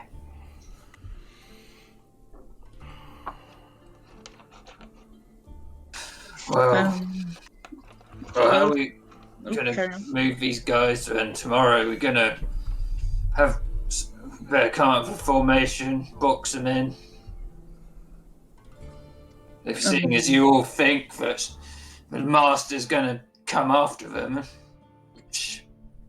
he looks like disagreeing. Where do we plan to take them? To Ravenloft, I've said over and over again. Yes, Mr. Roger. I'm just curious what everyone else thinks we should take them first. Mr. Pitch, you're awfully quiet. I was thinking the winery. Very well. I was thinking the winery as well, but also that they don't have enough food to house them all. Maybe we should do a vote. That way it's more fair on everyone. We all seem to have differing opinions. I vote for Castle Ravensloft. And he puts his hand up. One vote for Ravenloft. Looks around at the room, scowling at people. It's gonna be like... Oh, Helen puts her hand up. Osdred does a little see? Helen's got the right idea. And it seems we had 2 votes for the winery. Do we plan on just dropping them off there? I do not agree with Miss Farrah that it did not seem the Martikovs had enough resources to care for that many people. What say you, Mr. Meadhan? You lived there for longer than any of us did. Yeah, the Martikovs they're a lovely bunch, but I think that generosity does have a limit. One thing you would know, Unless they Meadhan, is that the Martikovs do make monthly deliveries to places like Valaki and Barovia Village. So they do travel the road like fairly often. So they're not strangers to the road. But you would also know that they definitely don't have enough like food and stuff to feed that many people. They get by, but yeah. They don't. When they go, they don't all go together, do they? I see. They usually go with about 4 or 5 of them in total, and also they tend to. Most of them. Yeah, they also tend to have some other were-ravens throughout the realm like arrive there first to make up like probably a party of about 10 in total.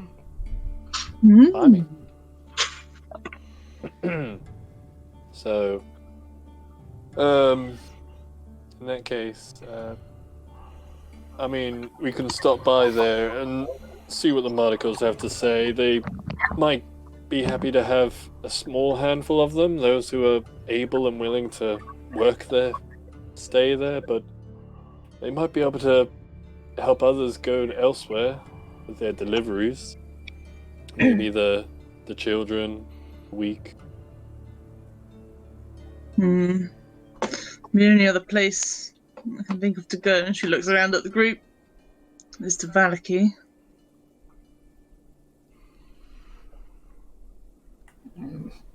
Well, I can't imagine it's the most stable of places. We did leave it in a state. What happened in Valaki? Tyrannical government, as it were. At least they have lots of festivals. Kids might enjoy. It's also got a toy shop, I suppose. Yes, the toy shop. Have another Lancelot doll made. Oh, yeah. I think we better get a pitch doll made, because I think he's a squishy boy. Yeah. Indeed.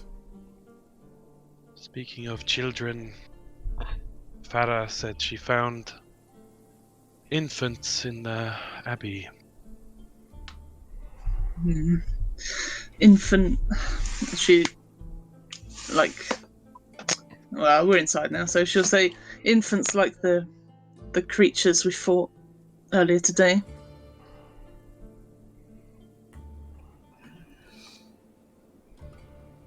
Who's taking care of them? It seemed like nobody. There was a voice from behind the door, somebody singing, but I can't say for sure what or who that was. There was also plenty of undead left in the gardens. So you're telling me there's a bunch of undead and babies and you just left them there? Yep. Wise plan. But they are I'm glad Stefan cottoned onto that. not normal babies. You can't just go around grabbing babies out of prams. You can when the town they're in is falling apart at the seams. The only person I could see that may have been taking care of them was the guy that was drunk upstairs, whatever his name was. Cloven. Yeah. He sounds very responsible. Yeah, she shakes her head. It's unlikely.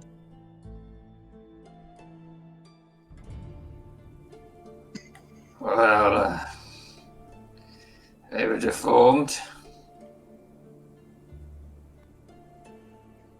Yes. I don't know if their nature is defined by their form, or if they would just be innocents otherwise, or... I don't know. And I don't know what the voice was behind the door. Perhaps that could have been caring for them. Didn't you ask? Didn't really feel safe enough to. There was a presence in the upstairs room.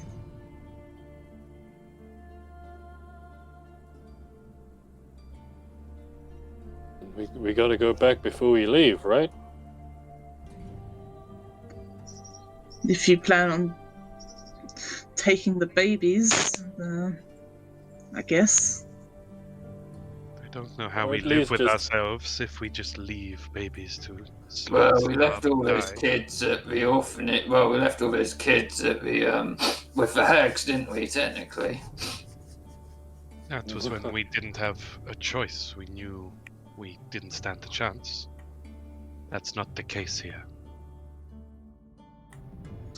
I think we could defeat some undead. They had longbows, but were otherwise not too dangerous as far as I could tell.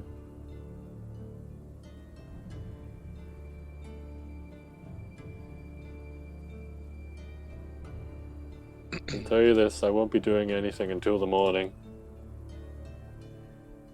That means we're leaving the babies there until the morning.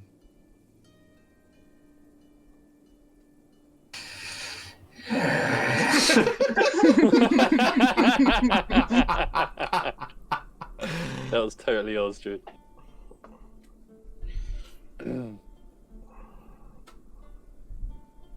Unless anyone can patch me up. Nigel? Oh wait, wait. Wait, isn't Nigel's on 3 HP? So, Needs good his luck own with thing. that. Nigel here just kills the whole party. Oh my god! Yes, I've completely forgotten about Nigel. Nigel heal? How much HP does he have? I really need to go Meadhan pee, has so 5. continue discussing and I'll be right back. Not enough, Kieran. God. I've been working on making this, and she pulls out a healing potion. Nigel heal! Nigel heal! Like, Meadhan wasn't joking. If Nigel wants a crack at it, go ahead. Oh my god, I will do it, but you might die. That's fine, we're surrounded by friends and family. He couldn't possibly die in better circumstances. Osdred would use cure wounds at 3rd level on him. Features and traits? No. Okay. 18 healing. Thank you kindly. Been better already. Oh, Osdred's just like, oh. I don't know what we do. We just slaughtered a bunch of these mongrel folk. This is what I mean. I don't know what their nature would be, even when they grow up. Maybe one of the babies is Belvedere and he grew up really fast.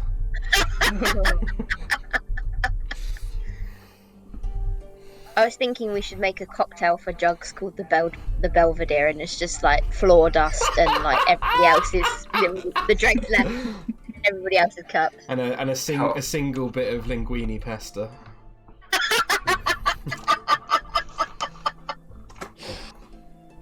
Sorry, go on. Well, for children, we can't just leave them up there. They at least deserve a chance to be judged. My thinking, exactly. Fucking honest. Such an infectious laugh, fuck's sake.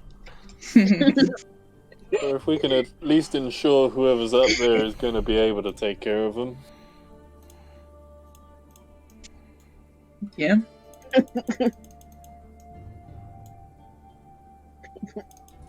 Sorry, the more I'm trying not to laugh, I'm going to mute myself. So, do we go up now? I think we have to. I'm good enough. Have we had a Meadhan short kind of- rest? Yeah, you've had a short rest during this time, yeah. Whew, okay. Pitch isn't gonna stick around for a short rest. Oh, I more meant like throughout the day.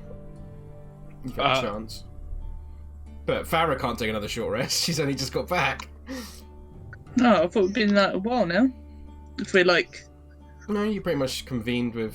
Finding a house to sleep in and getting in the house. And... Okay. Yeah, but you can only take. I think I did read that you can only take so many short rests in a row. You can't just keep taking them over and over again. So, yeah, I wouldn't allow Farrah to take another short rest in this situation, I'm afraid. Okay. But throughout the day, other people could have taken a short rest. Like Nigel could have had one, definitely. Do you get spell slots back? You don't, do you? Nope. It's only warlocks. Yeah. So Osdred does. Yeah. I was digging the hole. Yeah. But you had some time before then, which would have counted as a short rest. Oh, okay.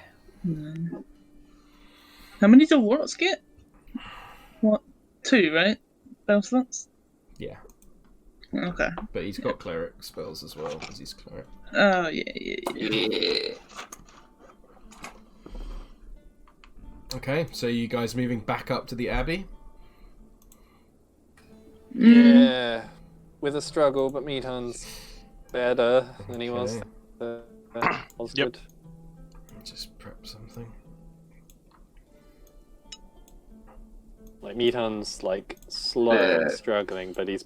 It was just Meadhan because he asked for it. Because he was sleepy boy. He's still sleepy, technically. Let me check something. Did Farrah leave the door? He's Yeah, she did leave the door open. Oh! Lol. Goodbye, babies. You're dead now, babies. Tasty baby burger.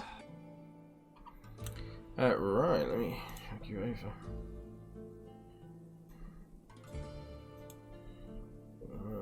Right, Make a decision.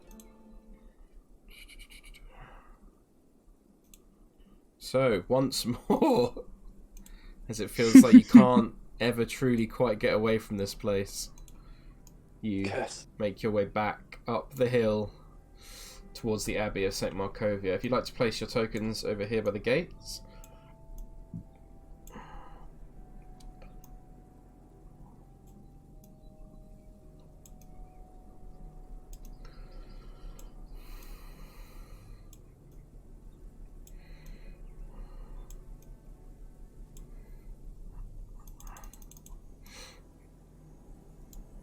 Is Nigel gonna Nigel heal himself before he goes up there, or is he gonna go up there with how much HP he's got?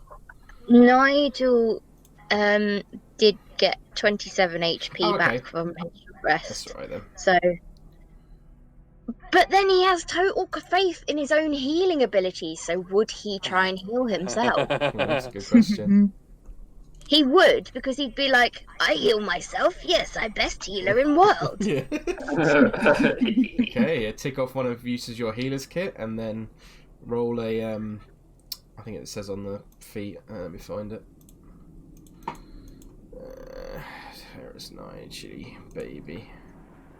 Nigel, baby. Super safe. Sorry. Van Richten would remain behind because he is completely spent. Yeah, that's fair. Osdred would be like, come on, old man. Hop to it. Yeah, sure, make a persuasion check if you want. So 1d6 plus 4, Nigel. Okay, so 5 points of healing, but roll a d4 for me. Oh no. Osdred would always be like, I'm older than you as well. No, so you're right. So you actually get the 5 points of healing. Yes! Nice. Roll a persuasion check for me, Osdred. I did. I got 10. I think he'd come for that. I think that's good enough. Berating. Yeah, I think the fact that you berated him a bit, he's like, oh, for fuck's sake, all right then. Okay. Right, so you find yourselves. What would you leave Irina behind? Nope. Bring Irina with you as well. Our secret weapon. She's been very quiet this entire time. I will say that much. Right, so feel free to move in your tokens, or if you want to move stealthily, or however you want to move. Yeah, if I was looking out for the the undead people. Do a perception check for me.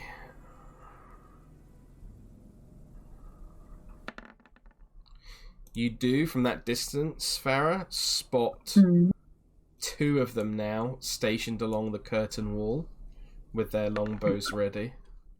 Stationed? Mm-hmm. Oh, you already rolled your ones once, Osdred. Didn't need to roll it again. Oh, I was trying to get it worse to be more accurate then. So 15, 14, 20. Evolve Van Richtons.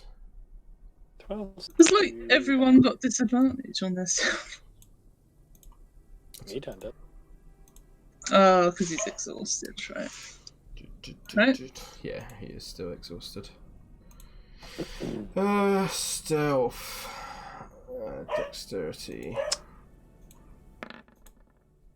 Oh, pretty good overall, to be honest, guys. What's their passive perception?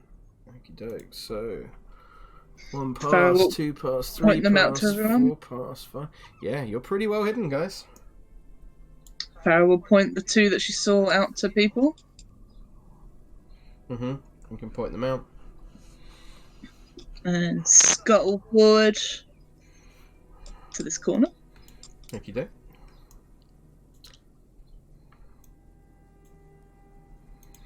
I can't see him. They're like on top of the curtain wall up here. You can't really see them exactly from on the map, but they are there. Okay. It's because they're like inside. It's hard to. Oh, yeah, I sort of see it now. Yeah. Up here, that's a bit better. She'll whisper. That's just 2 of them. There were more. And Nigel and Helen up, moving up behind as well, I assume.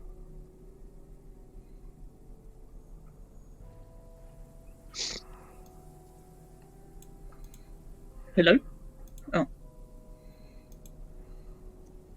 Hello? Am I lagging? No, you're there. Okay. I think Anja is muted. I don't know if George has gone to the toilet, maybe. I'll move up Helen for him. Sorry, what do I need to do? I just was making sure you were moving up beside everyone. Yeah.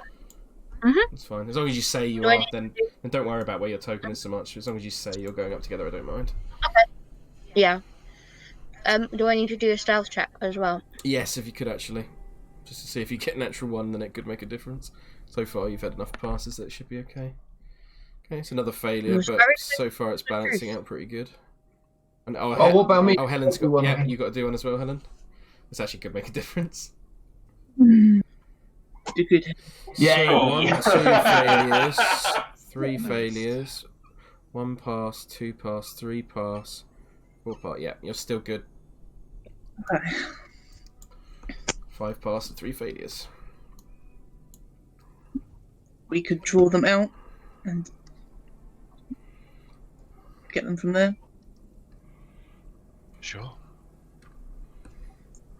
Yep. I mean, I've got not much left, so I'll be the bait, I suppose. You are the fastest. She looks at Helen. 3rd fastest, maybe. Well, after me and Helen. I love Charmed Osdred so fucking much. You could have said that if you want to. No, but it adds to it. We'll prepare a produce flame and step out. Okay. Like this. Yeah, they haven't spotted you. And If you move any closer, they'll make a perception check now. Okay, so they have longbows. They do. So we need to basically have them see us and then have them come closer by running back to here. Okay. So she will chuck a produce flame at one of them if I'm in range. Hang on a second. Okay, don't. And then we will roll initiative after that. In range, I need to be So I'll just roll initiative for them now. 30 feet. Damn it. Okay. Yeah, feel free to start rolling initiative, because whether this hits or not means it will go into initiative order. Damn it, I'm miles away. I have to be honest, I thought you guys would get out of Krezk like 2 sessions ago, but, you know, never mind. Ooh, nice. Put babies there and expect us not to try to rescue babies. I honestly forgot about them until I was like in the book. I was like, oh yeah, there's babies in there. Well, yes. So Farrah got a natural 20, which is nice and handy. yeah, very good. So I can't reach them, but I can chuck a flame toward them. Ooh, everyone's rolling good rolls. Yeah, I mean, what's the range on? It's only 30 feet, so I can chuck it toward them. But they ain't getting nowhere. It's just gonna hit into the ground. Yeah. Yeah, do it. Crossbow's 30 feet as well. Fuck's sake. I should say 32 something else. Like crossbow should be 30, 60 maybe. I can't remember. Hand crossbow 30-120. So you got 120 range, but there anything beyond 30 is made at disadvantage. Okay. We'll do that then. Okay. Hand crossbow at disadvantage. This one. Okie doke. Roll for me, baby. Yeah. Goes flying into the wall. Ching. I'll do a perception check for them, see if they notice the sound. Mm-hmm.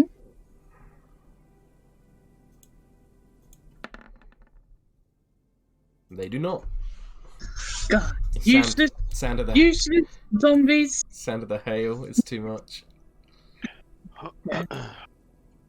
So is it my turn or not my turn anymore? Well, you're not technically entered initiative yet because you've missed. Yeah. Well, I'll do it again and they didn't notice, so. Wasting all my bolts. Unless anyone else wants to try. We're going in initiative order. We will from now because Farrah did hit this time with a 14. Ceiling 6 points, but does not seem to do as much damage as you thought. Oh god, what did I just do? There we go. Right, and with that we will enter initiative order as it strikes into the white, and then it turns, it creaks its head towards Farrah, spotting her. And we shall begin combat. Yeah. Get him. Get him. Get him. Right, Farrah, you're up first. I was just going to run back behind the corner. It was only to lure them out. She will prepare a scimitar attack with the silvered scimitar. Okay. Pitch.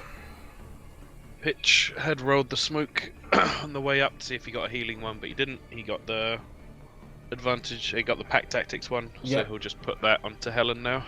Okay, Helen with the pack tactics. I'll add a little. What symbol do you want, Tom, for the pack tactics? Do you want a machine gun? Yeah. Yeah, machine gun. Right. Weak Nigel. There's not much he can do really. He's a close-up boy. Unless he's got any ranged attacks. Oh, he has. Will chuck out a witch bolt. What's the range on no, witch bolt? maybe not. Just realised it's 30 feet. Okay. He will move up to here. Sorry. No, that's right. And he will acid splash. Okay, what do they have to do for that? Is it a dex save or something? Yeah. Dex 11. Okey-doke. Dex save for them. Oh, they fail. Sweet. And 2d6. What type of damage is it? Acid. 10 points of acid damage. Poison damage. Poison or acid? Oh, as I say, acid. Okay, good. Yeah. Yes, it would make a difference. Yeah, that does a fucking lot of damage. Nice. As you see Nigel dash forward in the hail, and he just like throws his hands up like, "Ah!" and you see this acid just blast forward from his fingertips. Jesus! And just shoot out, hitting this white and coating it, and it kind of screams out in pain. Love it. Osdred. Osdred's gonna cast Mirror Image. Mm-hmm. I'll put the little shield on you. Which one is it? It's that one, isn't it?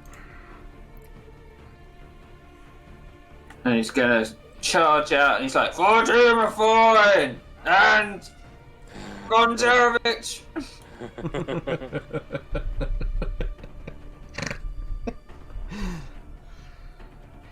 Van Richten has got sweet FA, so he's going to stand behind pitch.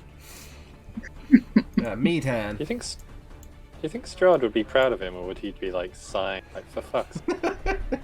He'd probably find it amusing. This guy. Were there windows down here? There are indeed, yeah. I'd like to take a quick peek. Yep, they are like stained glass windows that are quite tall. Okay. So it'd be quite hard to see into them, to be honest, but you could try and break them if you wanted to. But I would allow you to like try and push your face to it and see if you can peer through. Yeah, like proper eye to the glass. Yeah. Do me a perception check. High DC, disadvantage perception. Yeah, go on then. You called it. Natural one. Oh, I love the... It's colourful. It's so colourful and red. I love the colour of red. Oh, I want to go back to bed. Okay. Yeah, pretty much. I'll go to the corner. Was that a free check? Yeah. Cool. I'm just going to hold an attack. Okie doke. Should anything. The whites are going to remain on the wall and shoot out at Osdred and Nigel. 2 attacks against Nigel. A 12 misses, but a 23 hits, so 10 points of piercing damage to you, Nigel. And then the second white will take 2 shots at Osdred. Oh wait, we've got to do the mirror image thing. Oh yeah, well, I think it's only if they hit you though, right? Each time a creature targets you with an attack. Oh, okay. Yeah, roll a d20 then on the first one.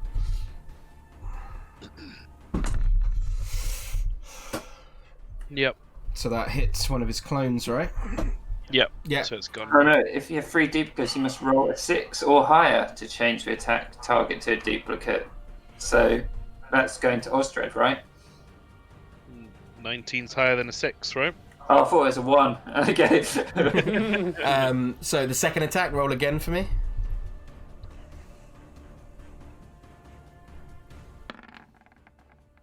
No, that hits Osdred. So you do take 3 points of piercing damage, I think. 21.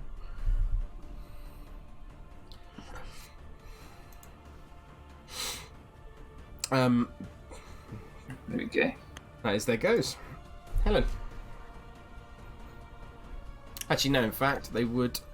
Wait. No, they're not. Wait. They're going to remain in there. The first one wouldn't have hit a mirror image, would it? Even though it was targeting it. It's got a 15 to hit, so... Oh, what's the... The AC's like 11. Oh, I thought it might be the same as Osdred's. Okay, that makes sense. No, that would be horrifically busted. Yeah, it would. Yeah. They should do a higher level one like that, yeah. Miss Helen. Oh yeah.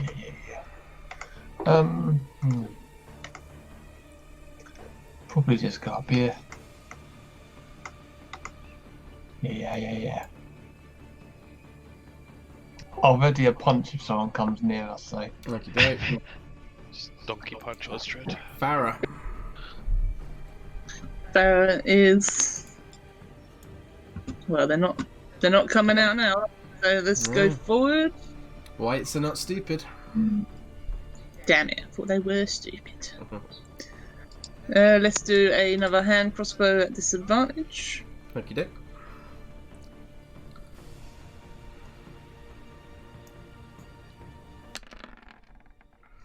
Damn it. Misses. Yep.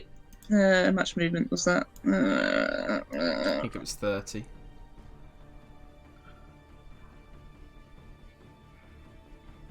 Yeah, I might be wrong though. 20, sorry. 20. So I'll get a little bit back.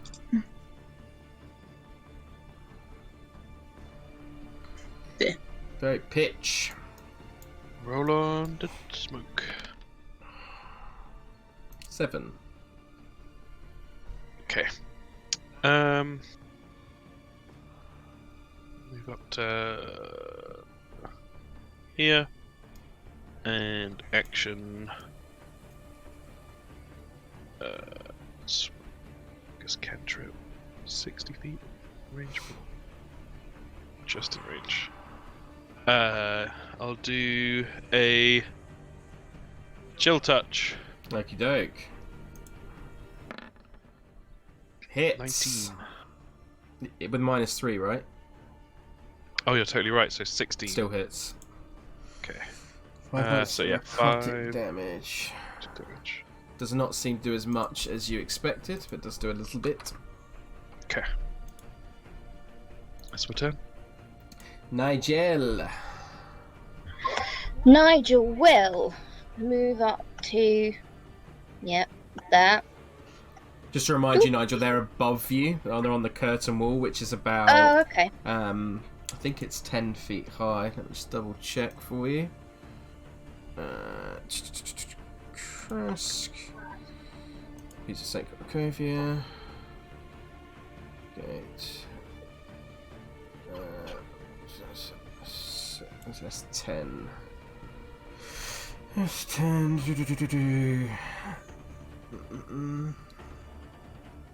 Yeah, I think they're at 10 feet tall. So you could try climbing it. Yeah. Can he climb up sort of over here? Yep. So the curtain wall is like round here. Oh, okay. Sorry, I So- thought that It does make its way all the way around. So Okay. So this is part of, this is the building here, heading straight upwards, and then when it goes to this diagonal bit, that's the curtain wall. Oh, okay. Yeah. That So makes he sense. could get to there, and maybe climb up in the corner. Yeah, if he wants to try and dash up there. Yeah. Yep, so he could get up there without an issue. It's costs half his. Moves at half speed when he's dashing, but he's got 40 feet, so he could easily climb up to. It would cost him 20 feet to get up there, so he's got another 20 feet of movement once he gets to the top. Yeah. So he would move 5. That's not far. Sorry, I can't count. It's alright, today. I'll hold it up for you. You could get up to him. Yeah. Sweet. That's what I'll do. Hello, friends. Anything else? Any bonus actions or anything like that? Oh, fuck it. I'll rage. Rage! You got rage Might left regret. after this morning? I've got 1 rage left. The last rage. Ragey An 8. boy. Boob beam, I think. I think it is boot beam, yeah. Yeah, it's boot beam. Woo! Okie doke. So con yeah, save con for save. whoever you're shooting with your boot beam. Guy right in front, I assume. Right in front of me, yeah. Bolstering magic, Nigel. Gets a natural 1. So Bolstering magic. Magic What? do. Yeah, we're not just- 1d6. It's the thing I told you about last time. We can give people. extra. Oh, yeah. But it has to. Oh, wait. Sorry. Just reading it. I don't know if I can do anything yet. Yeah, it's not for now. I was just like, whoa. Oh, yeah. Sorry. Yeah. So, what was the damage, sorry? a 1d6, 1d6. and it's blinded, right? 1d6. Yep. 4 points 4. of radiant damage, which goes the full amount through. Nice. Sweet. That's good. That's a really good turn. Excellent. That's Osdred.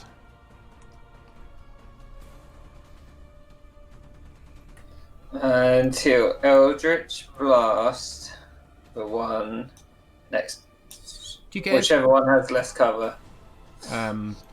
They both got about the same, but it's not. The curtain wall's pretty shitty, so I think they wouldn't even get half cover really. So do you get advantage against blinded people with attacks? I cannot remember. You do, yeah. You do. So advantage on the Eldritch Blast, Mr. Yep. Osdred. Oh, Boo Beep's so fucking cool. 23 and 17 both hit. 10 points of fire damage and another 10 points of fire. Jesus Christ, 20 points of fire damage. That is looking rough.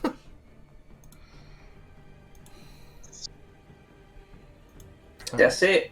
Van Richten is going to move up alongside Meadhan and says, "Enjoying that glass, are you?"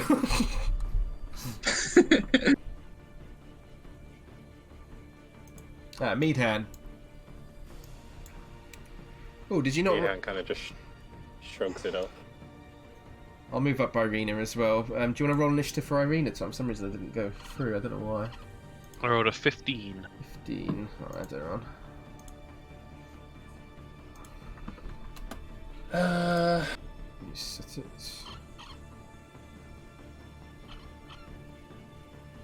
I remember it.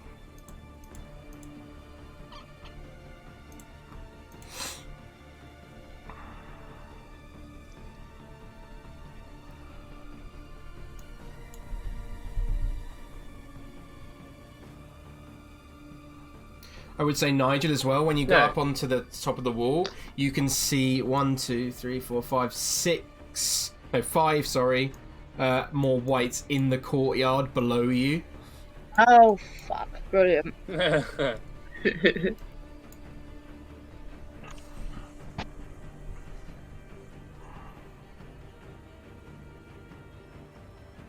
Fucking Drew. Every time I forget about Meadhan's last name, and when you re-see it, you're like. He's gonna dodge.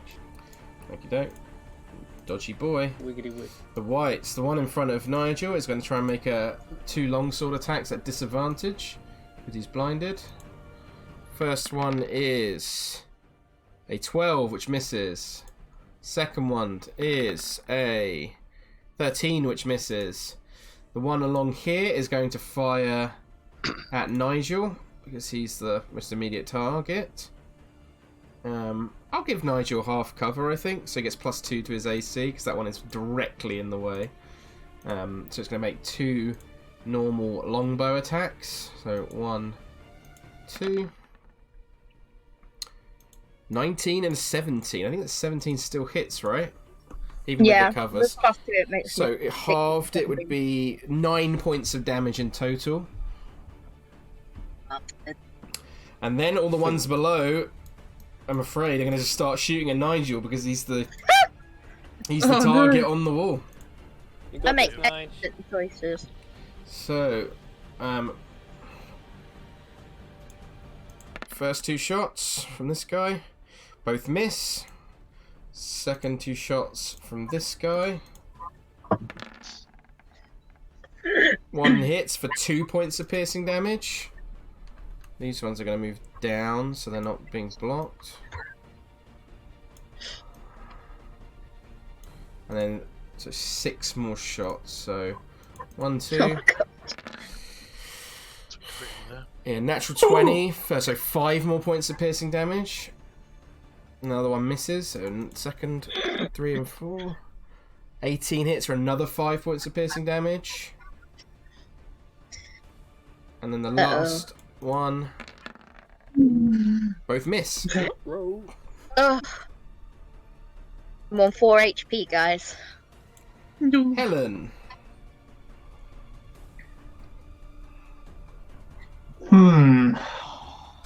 Yeah. I don't know.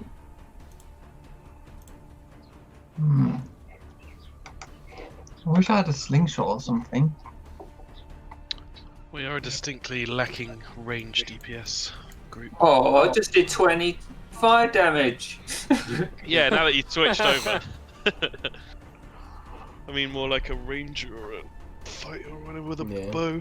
You mean Elodius, basically. Yeah. Oh, one over here. There we go. Doke, are you going to dash? I had to dash a bit to get here, but that's as far as I want to go, really. You could get up on top of the wall if you wanted to, but you don't have to.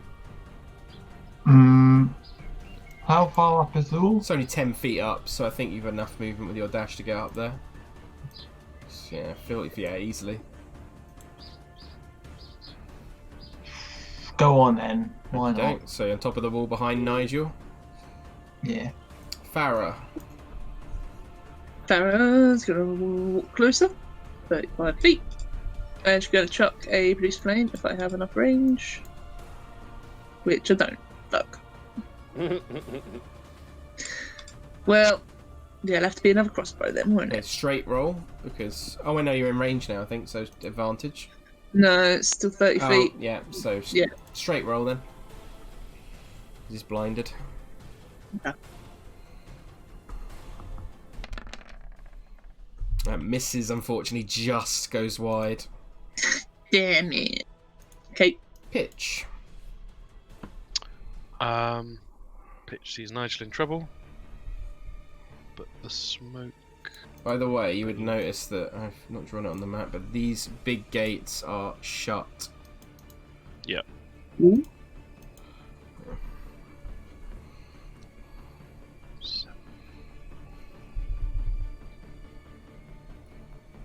That's useless. I'm literally going to overwrite that. I'm going to use my bonus action to roll the smoke again. Because that is not going to do us any good at all. Just don't roll the same. 6. 6. Okay. Needs to be within 30 feet of me. So pitch will move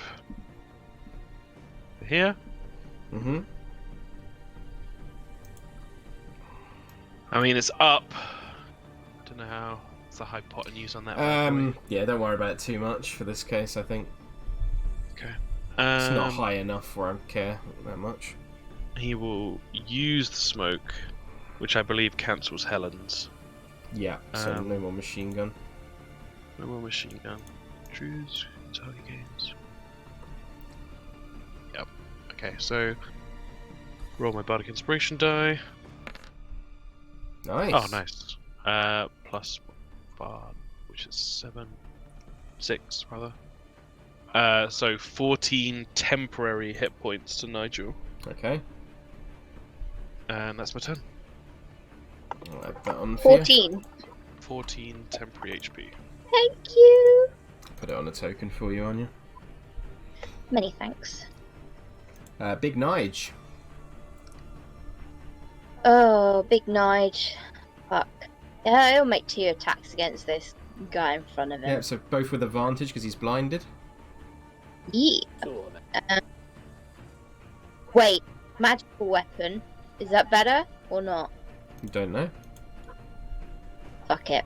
I'm gonna use my great axe. It's looking very First rough. one. Well, natural 20 is... No. This thing's dead. Yeah, this thing is fucking dead. How do you destroy... How do you, like, cut this in half, Nigel? Describe it to me. I like to think that he would just like swing it over his head and just cut it like in half along the middle of it. Like, Oh, yeah. And like half of it just falls off the side, Osdred, Yeah. to just see. half of each side of the wall. Dead. Dead in the first attack, so you've got Dead in enough. the first. I think you've got enough movement to get up to the other one. Ooh, sweet. Yeah, I'll get up to the other one. Hello. Second one. Just normal one, I assume. Yeah, just a straight roll. 16 hits. 17. It does not do as much damage as you thought, though. Okay. Boo beam on that one? Yeah. Is it the end of every turn that I get another... I don't actually know. Tom? It's whenever you want to use it. It's a bonus action. Oh, okay. Yeah, use it then. How much damage was that? So 8 points of damage. So maths is hard. There we go. Boo beam. Yes, a con save for that fucker. 14. 8 plus your proficiency bonus is 11. Yeah, it passes. Okay. Osdred.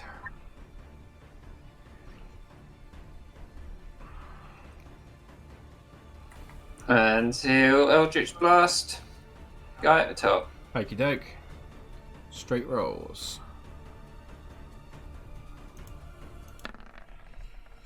Both hit.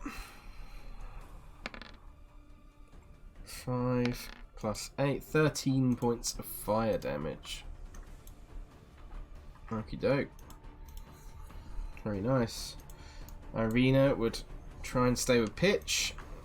So, move for up. She's going to dash up to Pitch alongside the wall here. Van Richten is going to move out. He's got one spell slot left. He's not going to use it on anything right now, so he's just going to dash as well. So another 30 feet. Get up to here. Meadhan, who is no longer dodging. It's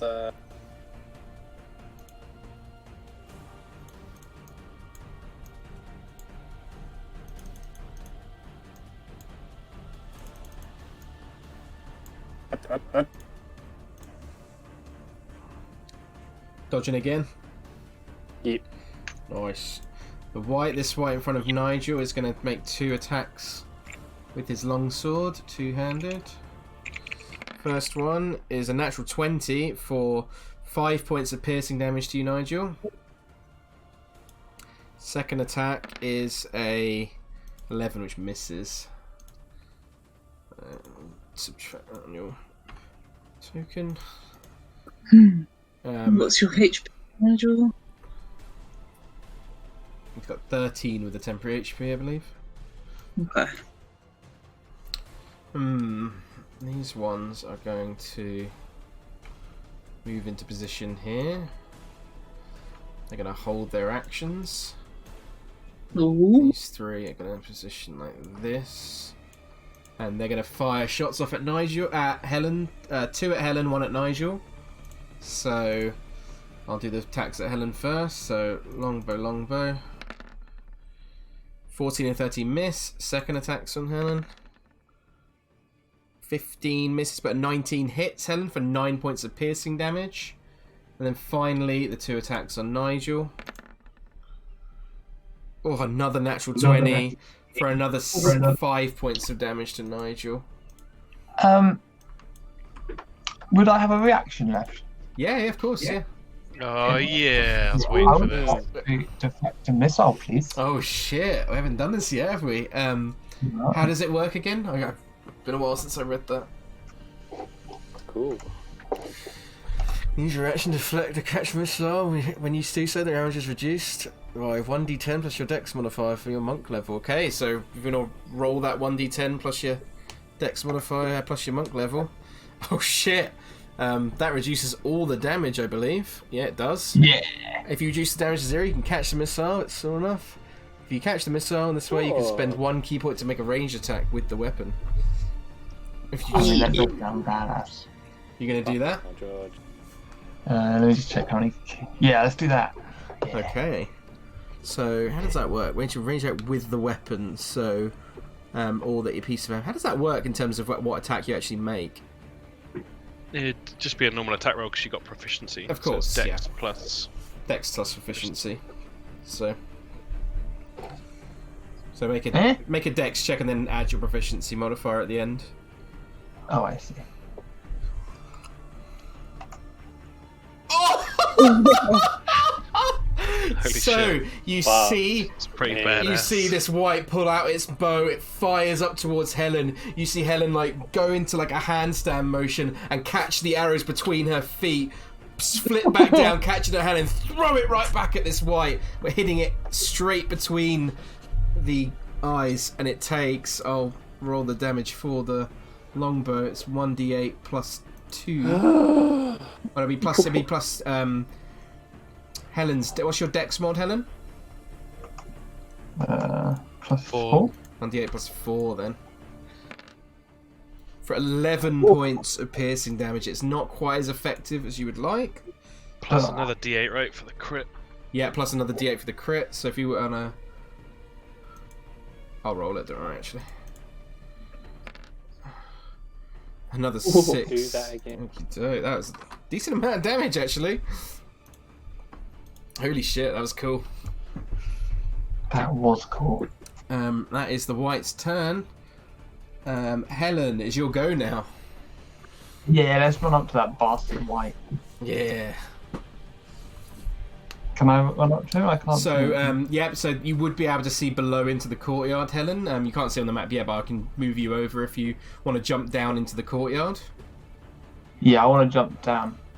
Okay, so that would be 5, 10, 5 feet to drop down. So you'd be there now. So 15 feet moved. That's the guy. That's the guy that shot you. Ah, bastard. Yeah, fuck it. Let's do a key point for Step of the Wind, do a dash, Nice. and then do a couple of punches right in the Oh yeah. face.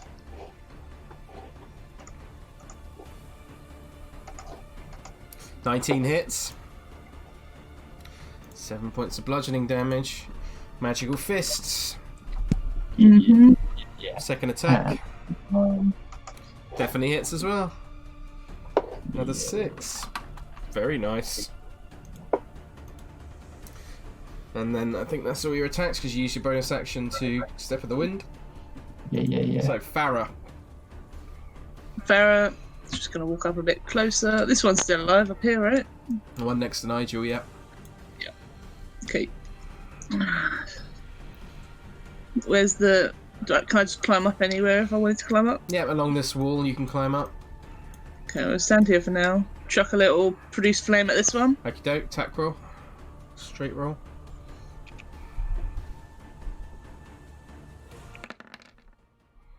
Hits! Just 5 points of fire damage. Nice. And then you want to climb it. It costs half your movement to climb it, so it costs 20 feet to get up the wall. Yeah, I've used all my movement for now though, so next time. Okie doke. Pitch. Pitch will roll his last D8. Where's it gone? Just do 8 bonus action. Ooh, nice. An 8. Know which one that is. I think it's quite a good one, I think.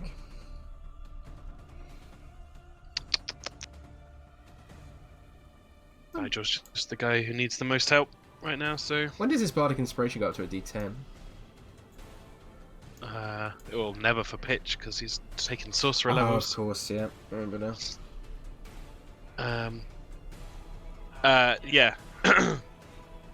So I'll move up, and he'll cast it over to Nigel, who becomes invisible. Oh, cool. Put the eye symbol on him. Just see Nigel blip out of existence for a second. Nigel, it's your go. You're now invisible in front of this White. Wait, I'm gonna make 2 blood spear attacks on him. With then. advantage because you're invisible on the first attack. First one. 22 definitely hits. You're no longer invisible because you made the attack. 10 points of piercing damage. Nice. Plus 8. Would it technically be 12? Because 12, you're right. And with that, and with the D8 as well, Nigel, you just stab through this White with the blood spear, and you see the blood just start pouring from the edge of the blood spear into the wound, and it just kind of like jerks slightly this motion and just falls down dead before you. Don't you get Wait. fancy blood spear shit now? I think he does, yeah. So if oh yeah, blood spear, let me quickly I read get- it. 2d6. 10 HP. temporary hit points. 7. So they don't stack, so you just the 4 is replaced with the 7, Anja. Okay, well, that's still better than nothing. Yeah, you gain 3 HP from it. So Sweet, nice. Are there any? Because I can't see over into this. yeah, bit. Are there any within 20 feet of me? yeah, there would be. There's some that you saw some sort of run up to look like they were like underneath slightly. So they looked like they were moving up to the door. And there's also ones out here. Okay, he's gonna stab down at the ones by the door. Yep, so you can Well, move. one of the ones. So you want to jump down, yeah? Yes. Okay, I might really regret this in a minute, but I didn't make Helen do it because she's a monk, but make a quick acrobatics check just to see how well Nigel lands. It's not particularly high DC. Oh, well. Oh, Natural 1. So he does take 1 point of bludgeoning damage as he hits into the floor. I'd say with 1 point, it's probably not enough to knock you prone, though. So you're still pretty much right next to the guy. You just feel it kind of, you like land on your feet and then you like just feel it like reverberate up through your body, like ow, kind of thing. Oh, I hate that feeling. Yeah. Yeah. I'm gonna stab at the one. What the fuck? A natural 1. Unfortunately, I'll give you disadvantage. Oh wait, can I use my bolstering magic? Does 13 hit? With a natural 1 always misses because it's a critical fail. Oh, okay. That's Never not how mind. it works. Yeah, and I think No. Yeah, I didn't read it properly. I'm with you now. Yeah. Never mind. That's me. So you got disadvantage on your next attack. Hooray. Osdred, you can no longer see any whites upon the wall. Yes, he's gonna go up the wall. Okay. It's 10 feet up, right? Yeah, so 20 feet of movement because it's half speed going up. So he's halfway up the wall. Okay. Irina would simply again move up behind Pitch. imagining this dwarf with massive armor on climbing up the He's wall. like, come on, I'm doing this for you, Strahd, baby. No athletics check for it? No, doesn't require. Okay. It's not a particularly difficult wall to climb because it's quite jagged and it just takes half your movement. Okay. Van Richten will move up to here and then climb to the top of the wall. He'll dash to get to here and then climb down the wall, which costs he can get to here. So that's all he can move though. Meadhan.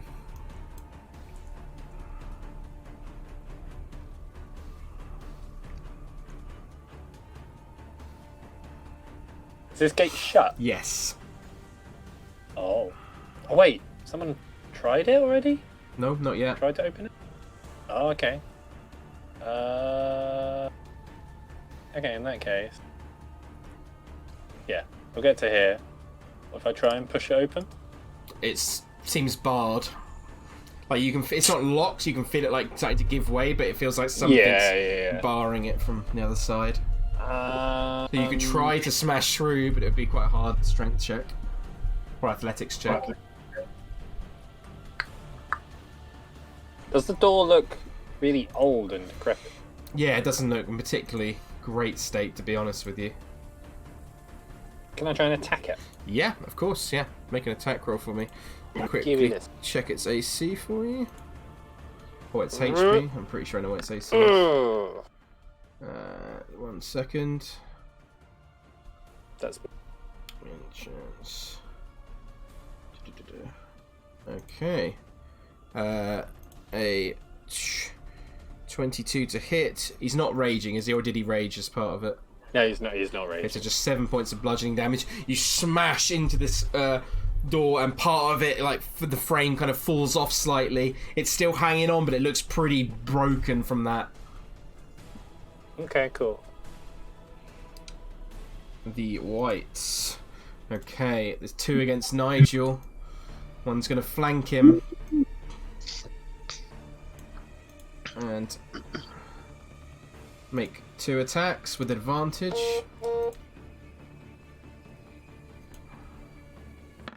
This could be bad. 21 hits, 5 points of slashing damage to you, Nigel. I will remind you, Nigel, that you have a reaction called Stone's Endurance if you wish to use it at any point. Yes.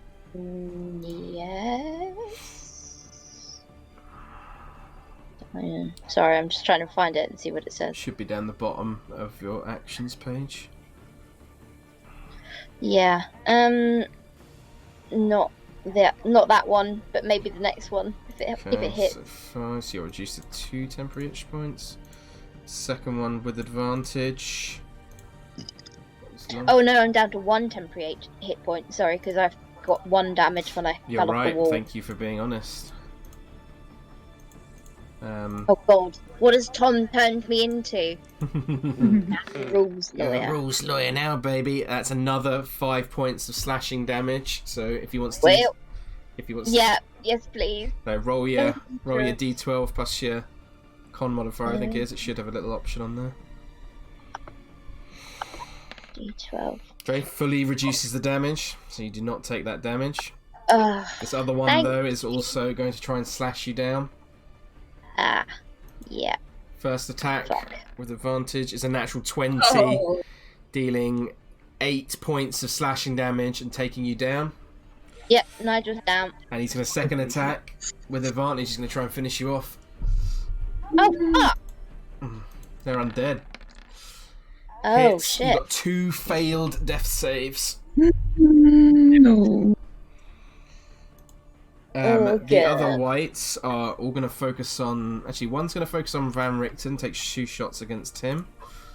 So, straight roll. First one, second one. Both miss. These 2 are going to go after Helen, so they're going to flank Helen. So these whites are going to make... So, one... First one misses, second one hits, so 11 points of slashing damage to you, Helen. And then the other one will make its 2 attacks. First one is a 23, so another 6 points. And then finally, the last attack is a 15, which misses. And then it is your go, Helen. Right. Nigel's rage drops because he is down. Let's punch this guy again. He's an idiot. Okie doke. Oh, Nigel needs to make a con save. Yes, you do need to make a con save for me, Nigel, please. 15 hits. He passes the con save. Nice. Nice one, Nigel. Yep, so you hit Helen, so if you want to roll your damage. 9 points of bludgeoning damage. Nice. Second attack. Yeah, same guy. Yep. 11 misses, unfortunately. I don't like that. But you can't quite connect. Let's do another one though. Fuck that. Bonus action punch. Oh, Brilliant. Helen is going fucking beast mode. Another 9 points. It's looking fucking weary. Oh. Okay, let's do another key point. Punch it some more. Okie dokes. Flurry of blows. Come on, come on, come on. Another one more attack. So 22 hits. And with that, you finish off the white in front of you. Yeah, fucking flanking me, you bastard. I believe that's your go. Yeah. Farrah is your go. We have to go quickly climb up this wall. 20 foot. Yep. So 20 feet to go up. Yeah. So I can't see Nigel, but So it would cost you... Can I get to him? You could get 10 feet to here. So that would be 30 feet to get to there. And 35 feet though, so... is that close enough? No! It's not.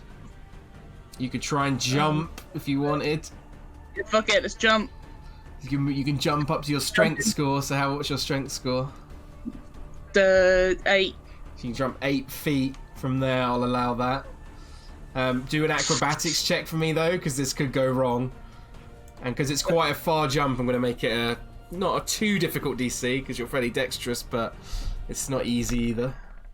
No, but easily Farrah, seeing Nigel down the floor, rushes forward across the wall and just leaps as far as she can, landing right next to Nigel's body. Give me my potion. Okay. Yeah, I've got 1 healing potion. You can have that.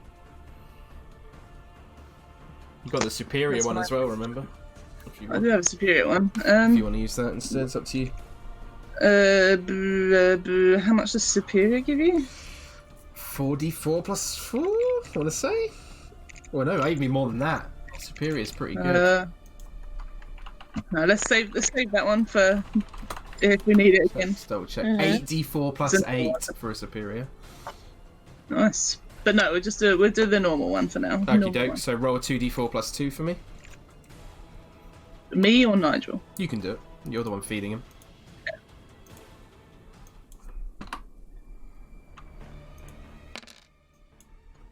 There you go, Nigel. Nigel 7 regains HP. 7 HP. I'll update the token for you, Nigel. As he's back on his feet. Ugh, barely. He's prone, though. You see him come to consciousness, but he's barely hanging in there. And that is your turn, Pitch. Pitch is just going to be climbing. Okey-doke. So 20 feet to get up. So that would get him to the top, I think. Yeah.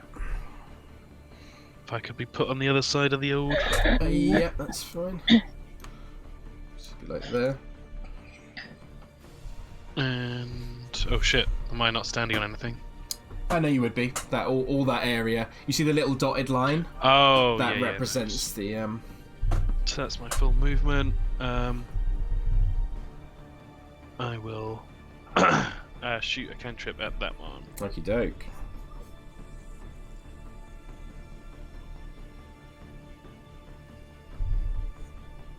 We'll go Ray of Frost this time. Fortunately, 12. just misses, because it would be -3 as well. That's my turn. Okey doke. Nigel, it's your go. You're What prone. happened with Farrah? How did she... Farrah managed to jump off the wall and feed Nigel a potion of healing. oh shit. Nice. You're allowed to die, Nigel. Nigel would try a blood spear attack against each of the ones Okay. next to I him. assume he'll get up out of being prone. So half Yeah. his movement. Yeah. Okay, it's the first one with disadvantage because you rolled the natural one before. Yep. Hits anyway. No, only 12 because you're no longer raging. Oh yeah. As you Shit. went down, so yeah, it's still a good amount of damage though. 12 points of damage. All of it goes through with the magical weapon. Second And the attack. second one. Same guy or different guy? The other one. Okay, the other one. So hit Stephanie with a 25. 7 points of piercing damage. Okie doke. Wait, so did Farrah... Sorry. It's we never do jumping, it's kind of exciting. Was that I allowed- in her movement? I allowed her to do the jump at the edge of her movement. It was right on the edge, so I allowed her to jump up to a thing, but with an acrobatics, quite a hard acrobatics DC. Might not be the official rules, but I allowed it. I was missing 5 movement, basically. Yeah. Oh, okay. So I allowed her to make a jump to see if she could get slightly beyond the 5 feet with the acrobatics check, because I think it's pretty cool. Roger Dodger. So that is Nigel's turn, unless you want to try and do something else, Nigel. No, I'm not sure I can do anything else for now. Okie doke. Osdred. We'll finish climbing the wall, 10 feet. Yep, so you get to the top. Then I think it's 10 feet to get across, so you could be like here if you wanted to. Yeah. Hopefully you can see in the wall. Yep, you can see. Cool. Just gonna Eldritch Blast this one here. Yep, so straight rolls. 21 and 23 both hit. Whoopsie. Oh, weird. So it should be one less. Oh, they both hit regardless, so I just re-roll your Eldritch Blast damage. 7 points of fire plus 11. Damn, nice for 18 points of fire damage. Is there a stairs anywhere? There's no stairs around here, no. They lead into the upper areas of the building, and you know there's stairs going down from inside. Okay, he'd just move 1 more to 5 foot to the left. So like back here. Yeah. Cool. Irina is going to stay behind Meadhan because Pitch has gone over the wall. Van Richten is going to rush forward to Nigel, saying he's in a bad place. And he's going to use his last spell slot to cast Cure Wounds at first level. Ooh. Nigel regains 9 points of healing. Nice. But we can't have you going down, Mr. Nigel! Stay in there. Okey doke. That is his turn. Meadhan. Dragon goes in. Brah. Yeah, and with that, Meadhan, you just bring the tune hammer up and smash this door off its hinges. One part of it falling down, hitting into this white, dealing Oh! Cool. 1 point of bludgeoning damage. I'll take it. I didn't even know he was there. And I'll open it up for you. What were they holding their actions for? They were holding actions to see if you came through the door, but they already used their... the turn went round again, and they attacked Nigel.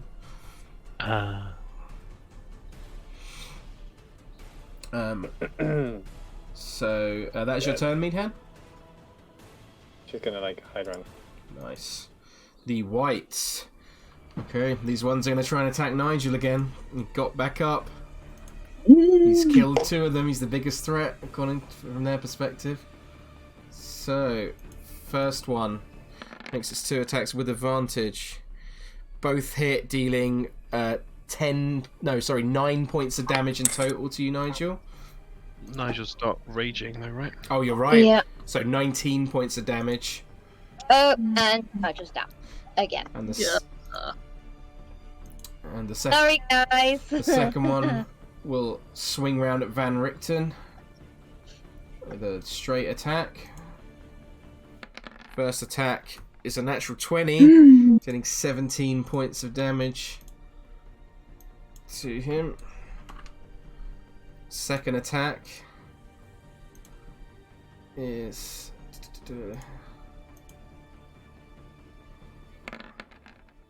a miss, though, thankfully. This one up here is going to rush down to try and flank Helen, and then this one's will get 4 attacks against Helen with advantage. So 1, 2. So they both hit. So 18 points of damage to Helen on the first attacks, and the second one's attacks. Both miss. No, one hit. Sorry. So another 4 points of slashing damage. So in total, Helen, you took 22 points of damage. Yeah, thank you. That is the white's turn. Helen, it's your go. Con save for Nigel. Oh yes, another con. Oh, yeah. Thank you for reminding me. I always forget about that.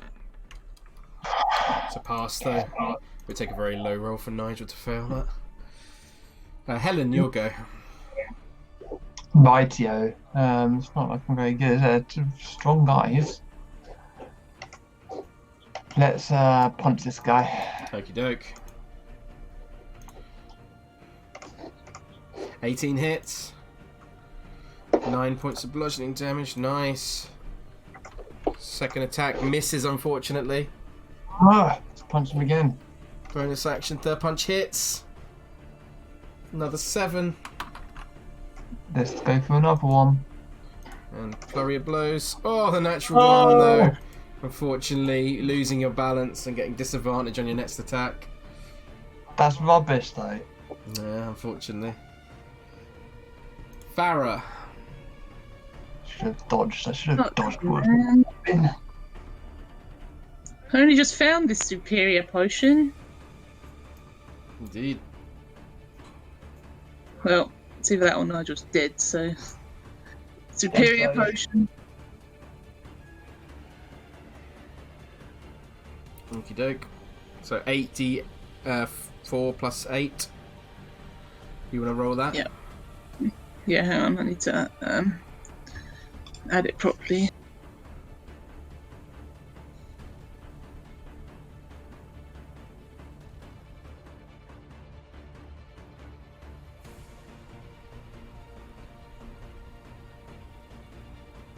Potion of superior healing. Okay. Nice! 29 points of healing to Nigel. Yeah.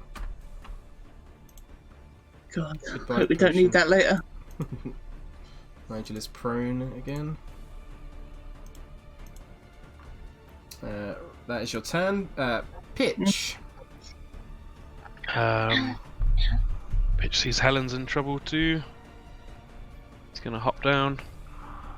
Do I need to do an acrobatics? If you're hopping down, then yes. Oh yeah, a pitch like you practically flip off the wall and land like skidding along the snowy ground. In fact, I'm going to say with that roll, you actually get an extra 5 feet of movement just because you managed to skid across the floor. Nice. Yeah, I'm going to use my action to cantrip and do Ray of Frost. Where's it go? On the one closest to me. 12 and -3. Yeah, misses unfortunately. And then he'll run up and be flanking with Helen. Like you don't, Nigel. You are prone, but you're back up to 29 HP thanks to Farrah's healing potion. Thank you very much. He will get up, Mm-hmm. and same again. One attack against each of those guys next to him Like you don't. with the blood spear. First one at the bottom. Yep, first one. Hits. Getting 12 points of piercing damage. Nice. And second one. Hits. Just. Oh! 13. Ooh. It's looking very rough. But it's still just standing. Osdred. Yeah, Ostred's gonna jump down. Yeah, acrobatics check for me. Yeah, you're fine. You managed to land. Just about. They take him off the wall. Oh, yeah, sorry. There you go.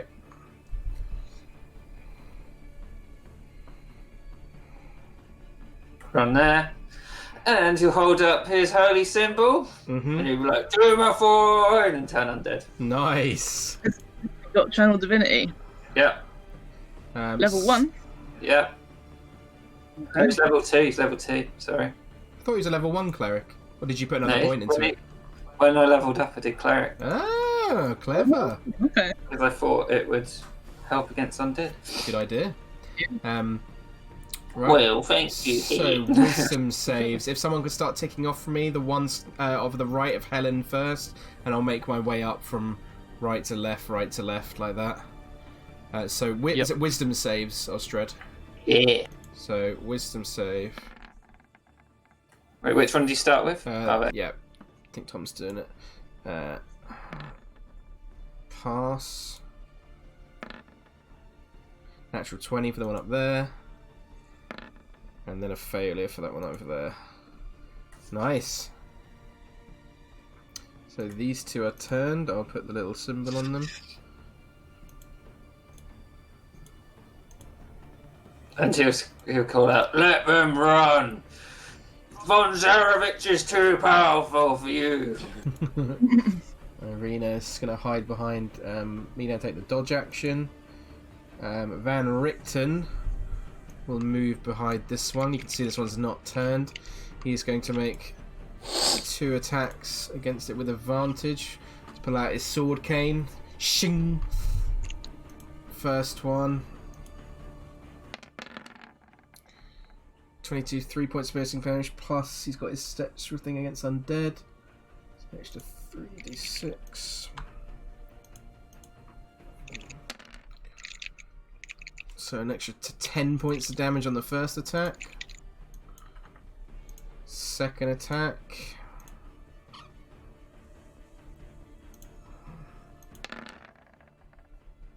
Ugh, fucking double 2s. Misses on the second attack, unfortunately, though. Meadhan.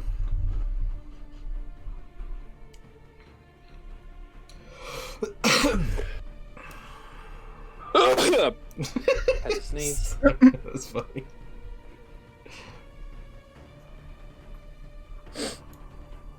Nice.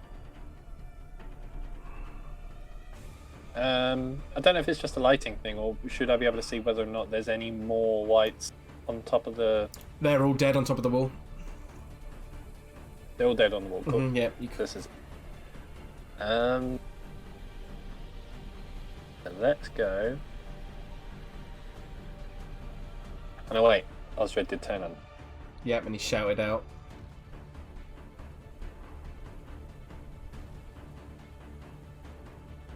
I'd say you could notice that this one and this one look like they have begun to start trying to flee. Yeah. Let's go. Let's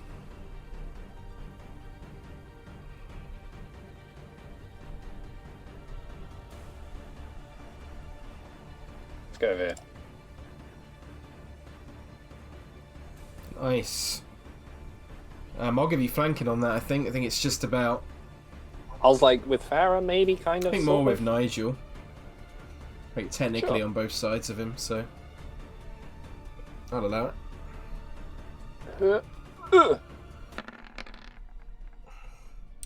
11 misses though, unfortunately. No, he's tired. Leave him alone. The whites go. This one is going to try and run. Do any of you take? You can take opportunity attacks if you wish to. Nope. Nigel. Yeah, Nigel would. Okie doke. Why are you laughing, Tom? So 11 misses, unfortunately. So so this one down here will try and run away as well.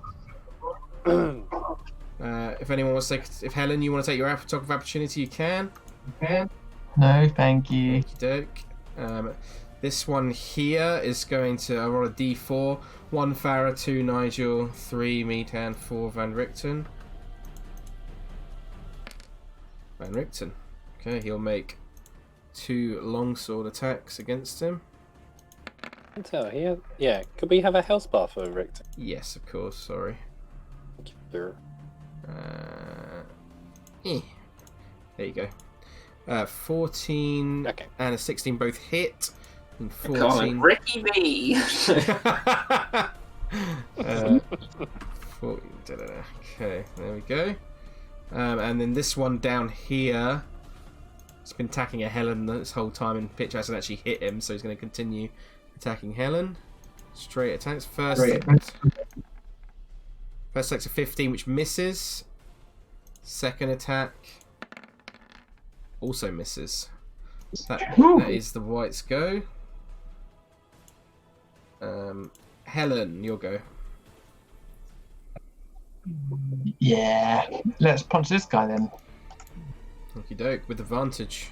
Or no, straight roll, because you've got a disadvantage from your last one. Yeah. 19 hits. 8 points of bludgeoning damage.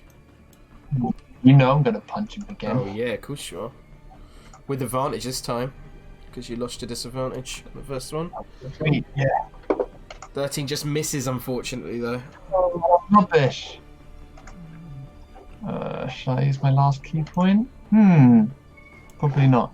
But I do have one more punch, so let's use that. Okie doke, with advantage again. Oh, fucking hell. Third natural 20 in this fight. For another 13 points. Damn. Helen is doing work. Yeah. Farrah. Farrah's gonna just whack this one with the silvered scimitar. Yeah. With advantage because of Meadhan. Yeah. Yeah.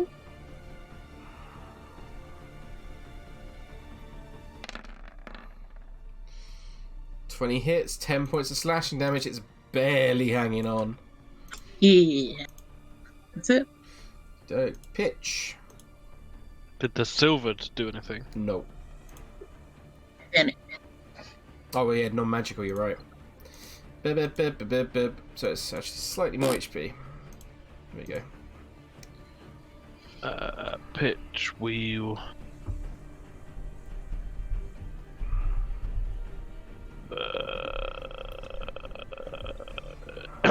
Yeah, he'll pull out his rapier and stab at Okay, the thing. with advantage. Rapier. Go with the. I think he gave that to Irina. think he just has a normal rapier. Yeah, I think that's right. 21, even with a -3, still hits. 7 points of piercing damage reduced to 3. That's my turn. Doke. Nigel. Yeah, he's going to do 2 attacks against this one. Okie doke. One in front of. With advantage. Yep. So first one. Hits. Oh. Yeah, because you with advantage. And this one is cut down in an instant, dead. Excellent. Then he will move 40 feet up next to this one. Do the second one on him. Okie doke. Oh, it's just normal one, yeah. Yeah, which hits. Which does stop the turn undead. Oh shit! So that is Sorry, another really. 9 points of damage. That's right. That's why I was laughing before. Because you killed one, you okay. get your 2d6. Oh, you do, temporary yeah. HP. Roll your 2d6. Oh yeah.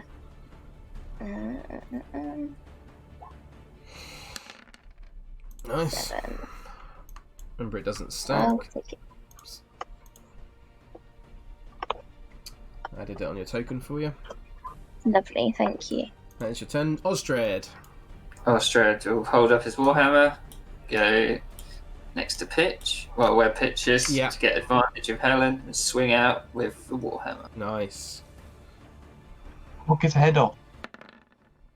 We'll try, alright? Hits. Both hit. The 4 chammies swing out. Both one-handed, right? Yeah. Yeah. So, 5 plus...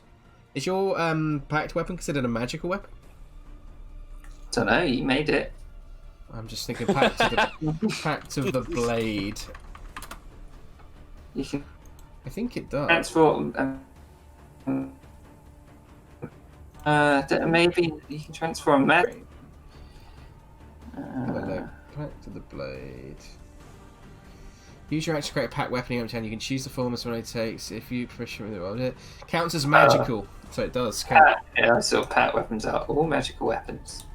So that is a magical weapon. So that is 14 points of damage to him. Looking rough. Nice. Rena Nice. is going to run in up behind Meadhan. Van Richten is going to move down to here. Flank with Osdred, and then he'll make an attack with his short sword. Hits, doing 7 points of damage, and with the 3d6 on top of that, I'm pretty sure this thing is dead. Yep. This thing is deadumst. Yeah. He'll then move up to kind of block here. I think that's as far as he can get. Meadhan.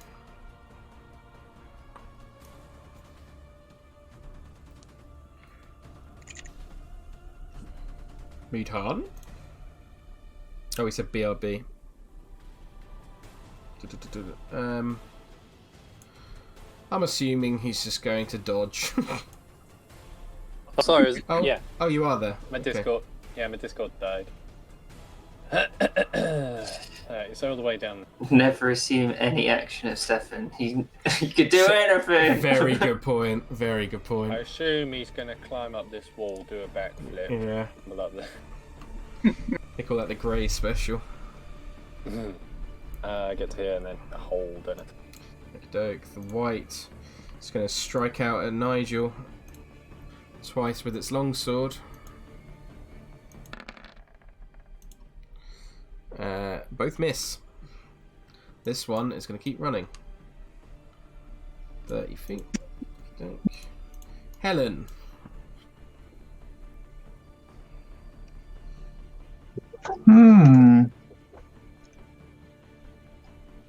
So this one stopped running away. Yeah, didn't it? because Nigel attacked it. Yeah. I go to go punch it then. Okey doke. Let's run around it. Yeah. And punch it. Yeah. With advantage. Nice, 15 hits. 10 points of bludgeoning damage. It's looking rough. Yeah. Definitely hits again. Oh, it's barely standing. Yeah. Oh, fourth natural 20. And Love it. with that, Jesus. Helen, please describe to me how you finish off this white. I'll just do a roundhouse kick right in the chest. Nice, and you crack the chest inwards, and as its bones crack, you can hear a loud crunching sound as it collapses to the floor. And with that, I think we can end combat, as the other one is pretty much just running away. Nice. Does it not like end after a while? I think it's 1 minute, isn't it? Yeah. So yeah, it will run as far away as it possibly can. So unless you guys wanted to chase after it. Which way is it running? You saw it run out this way. So it could possibly run towards the town? That would be away from the town. The town is down this way. Oh, disappointing. Just let it go. Born free, as free as... Get right up in the corner of the map. Right, so Farrah's gonna go to the gate, just look, see, make sure it's actually running away. yeah, you see it run all the way up and back into the garden area. And she'll turn back. Well, I think the last one's gone. Which way are the babies? She like nods in this direction. It's this way.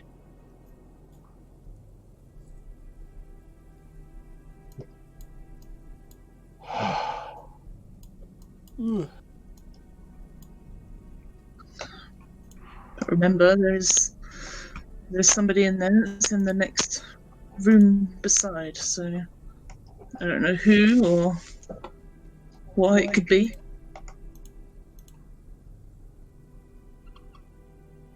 I'm sure it's fine. Okay. Maybe. Okay, so you make your way inside the building. You see most of the doors are still open, apart from the one you did not open. She'll like point down the hallway. Is it second or third one along? It's the final one. It's this one along, yeah. This one, third one. How many babies were there, Farrah? About 4 or 5, you saw. Does this mean we're carrying one each? Maybe. But I'm not sure. exactly in a state for fighting, so I can manage 2. Yeah. She's gonna go next to the door, sort of stealthily. Make a stealth check. With the woman and the one with the woman in it.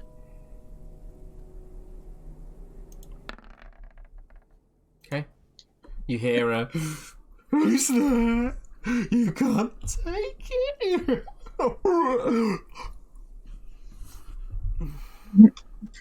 Farrah will reply. She'll say,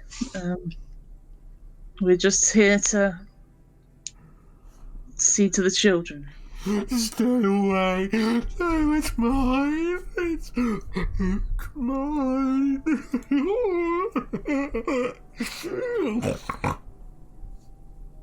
Yeah. It goes back to singing the same rhyme though. The devil dwells in his dark house upon the misty pillar. First he'll taste the sweet, sweet blood, and then he'll have to kill her. Ostred's just like, "You're not looking after the children, are you? You don't sound completely stable." Stay away, stay away. Alright.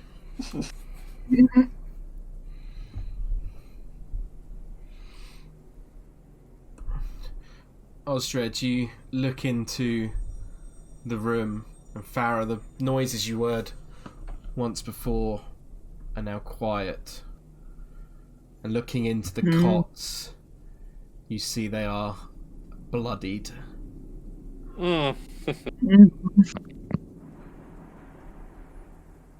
And the life within is no more.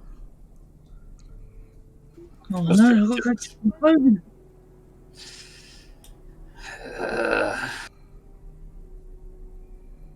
But the lady fine. Farrah didn't shut the door. Didn't shut any of the doors. And she didn't open the door to the lady in.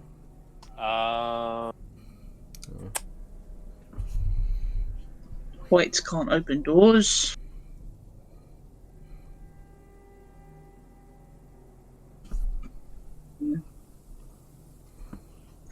Wow, shit.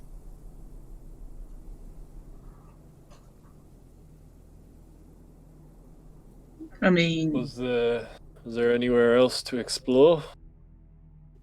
the only one to check on was this woman or thing in here, and she points to the door with the woman.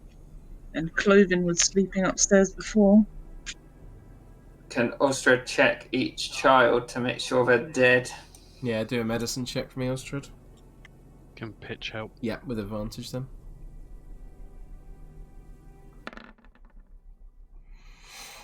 Pretty sure, Osdred.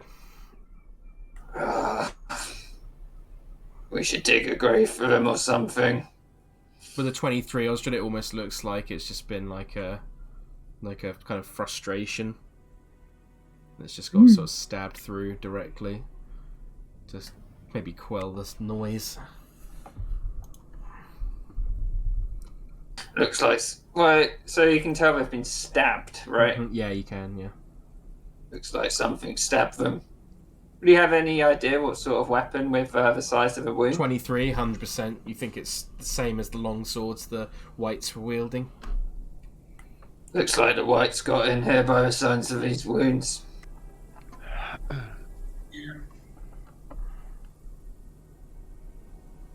Just gonna step out and close the door and be like, I'll go dig a hole in the courtyard.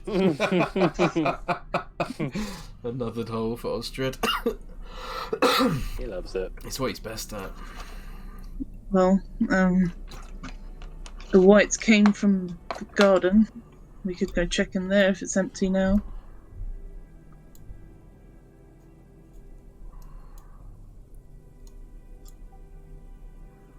Okay. Farrah will go do that. Okay. Make your way out into the garden. She's gonna look first where she steps. Do a perception check for me.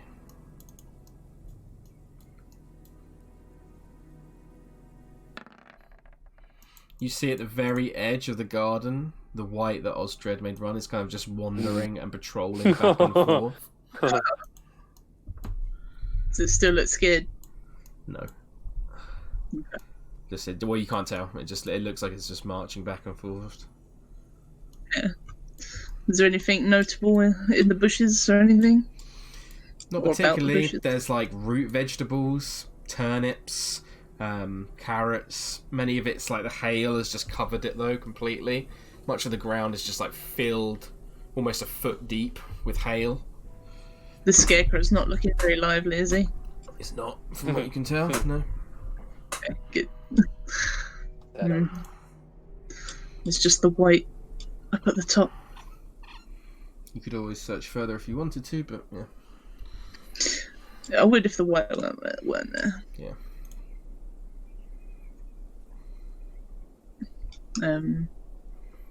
Did we want to check on... She nods to the singing woman door. You can. We can't just leave her here. Yeah. I want to check on Cloven, who's left upstairs as well. Sleeping. She's gonna knock on the door. Go away! Go away! Gonna open the door. Away. You open the door, and inside you see a small mongrel folk with a head, almost like a head that's half looks like a pig with a pig's ear, with the other half kind of like moulding into a more humanoid face. You see that there is the mongrel folk is clutching a gold statuette, and it's like rocking backward and forward like, it's mine, go away! Do you mind telling me what it is? Go away! Can I see what it is from here? Just looks like a statue. Do an investigation check for me.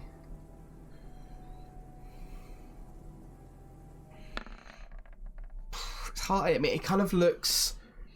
It looks a little bit like the depictions of Saint Markovia that you've seen throughout the rest of the abbey on the what do we call it, stained glass windows. Apart from that, it looks like golden. That's all you can really discern from a 10. She'll look to Meadhan.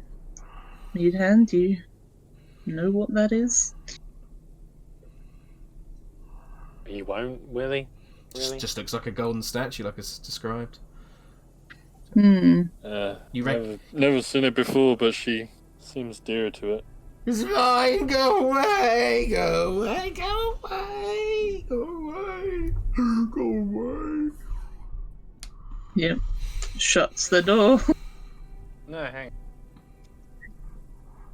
From the best we can tell, like, I don't know, does she... I don't know, like, how well can you tell from these things if they're young, old, strong? Do a perception check. You can base off what you've seen of the other ones, and there's a...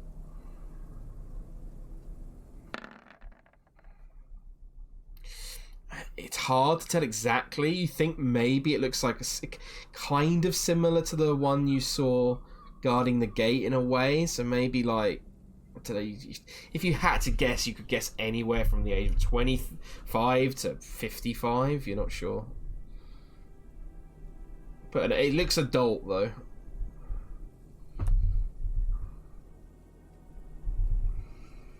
Let's leave her to it. I think so. She closes the door. We could check on clothing, and while I was searching, there was a presence upstairs. And at least tell him about her and... Yeah. Okay. So do you head up to clothing? Yeah, I want to go check on clothing. He better not be dead. Pitch, are you doing anything, or...? Pitch is sitting with the babies. Okay. Who's heading up to clothing? Just Meadhan and Farrah? I want to go. And Helen. Okey-doke. Stay still and I'll copy and paste you up there. Okay.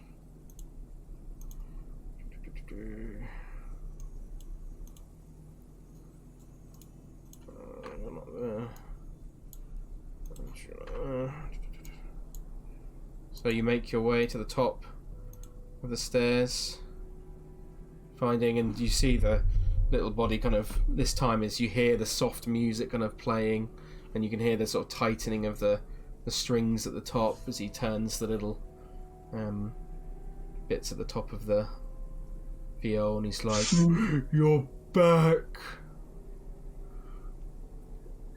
Yeah, I was. Why are you were back? sleeping.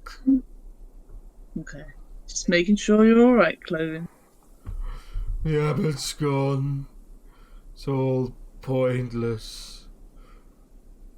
Who cares about how clothing is? Everyone asked where clothing is. Where's dinner, clothing? but no one ever asked how Cloven is. Poor are Cloven. Where's the... I need more wine. He kind of gets to his feet and kind of stumbles. You can tell he's very drunk. No. More wine for Cloven.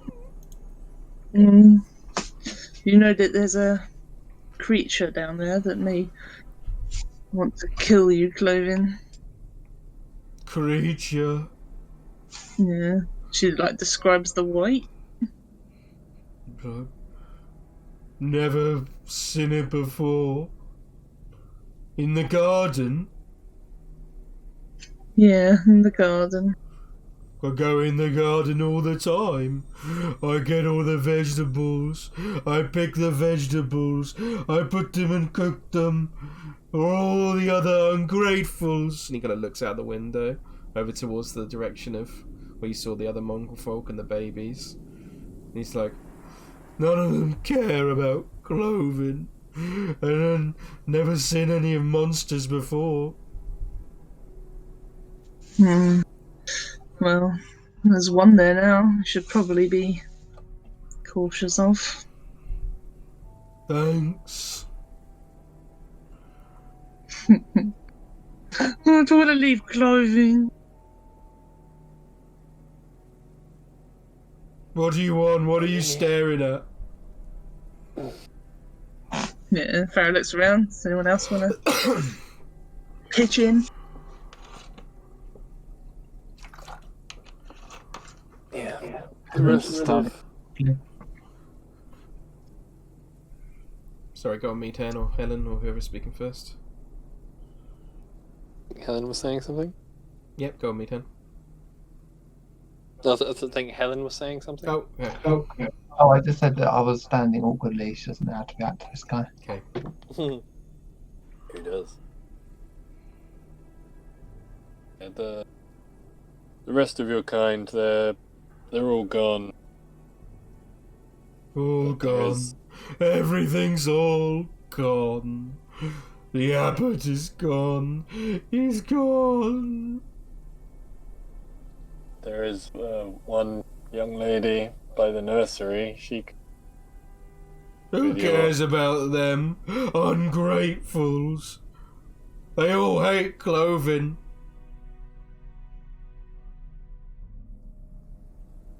Meadhan just kind of turns towards Farrah, shrugs like, I don't know. Yeah. Well, there's one left down there, Cloven, and there's a white in the garden you should avoid. I don't recommend staying here, but if you do, then you have that information. I've got my drink. That's all I need now. The abbot's gone. Well, you'll need food. If you can't go in the garden, what will you eat? Cloven kind of looks towards his bed and you can see like a little sack on. He's like, I've got my own food. And then I'll go and sneak round the monster.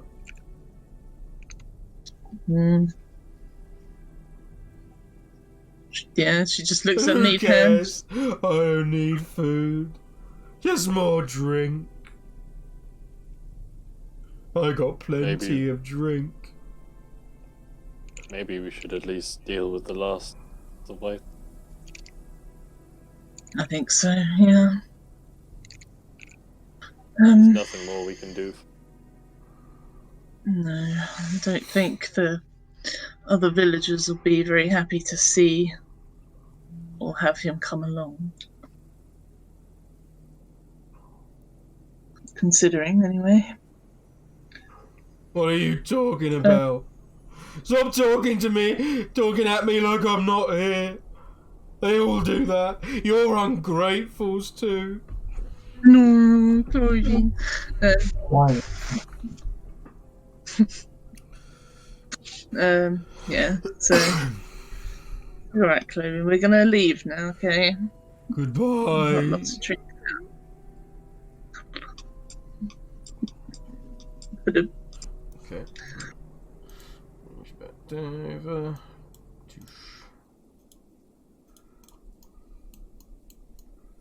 Okay, so you find yourself back in the courtyard. So I think we should deal with the one white left, and there was one room that I didn't go into on the top floor in the other building, but there was that presence up there, so I don't know.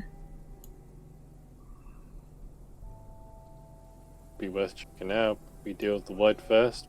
We'll look all together. She nods. I'll say for the sake of I always forget what that word is. Brevity. That you would be able to deal with the white pretty damn easily. It had fucking 4 HP left. Yeah. Okay. And searching the rest of the room, you wouldn't find anything in particular of value. Just old, like an old bedroom you'd find. You would know that there does seem to be sounds coming from these sheds still. Oh shit. Let's go to these sheds. Listen at the shed. What does it sound You like? can just hear like soft whimpering and the sounds of chains slightly rattling. As you've heard She before. looks at me. If no one's down in the town anymore, we should at least let them free. Perhaps in the morning then, when we're all leaving. We'll do it before we leave. Okay. Okay. So, Osdred manages to dig the hole over the course of maybe an hour, taking you up to probably about, I'd say 9 or 10 o'clock now. Getting pretty late. Damn. Yeah, getting pretty late. Would be dark. What do you guys plan on doing? Are you going to try and rest here, or are you going to head back down into the town and rest there? It doesn't take that long to get back down there. No, about 10, 15 minutes max if you're going at a slow pace. Yeah. I think we'd go back What are we down. doing with the bodies? The bodies of the babies? Yeah. I thought you were putting them in the hole, weren't you? Yeah, were people just slamming them in, or like they saying anything about Yeah, them? yeah, or that's a good point. It's a good point. And however you want. Osdred would go up to Pit. Yep. And he'd be like, "Oh, I've finished digging the hole, bitch." Thank you. Should we carry 2 each? Well, don't know how much reverence there should be in carrying them. Maybe we should take them one at a time, give them, a little bit of thought. I don't know. Fine. That's the least we can do. Yeah. So I assume we'd transport the bodies one at a time. He'd say a little prayer to Doom for him. He was like,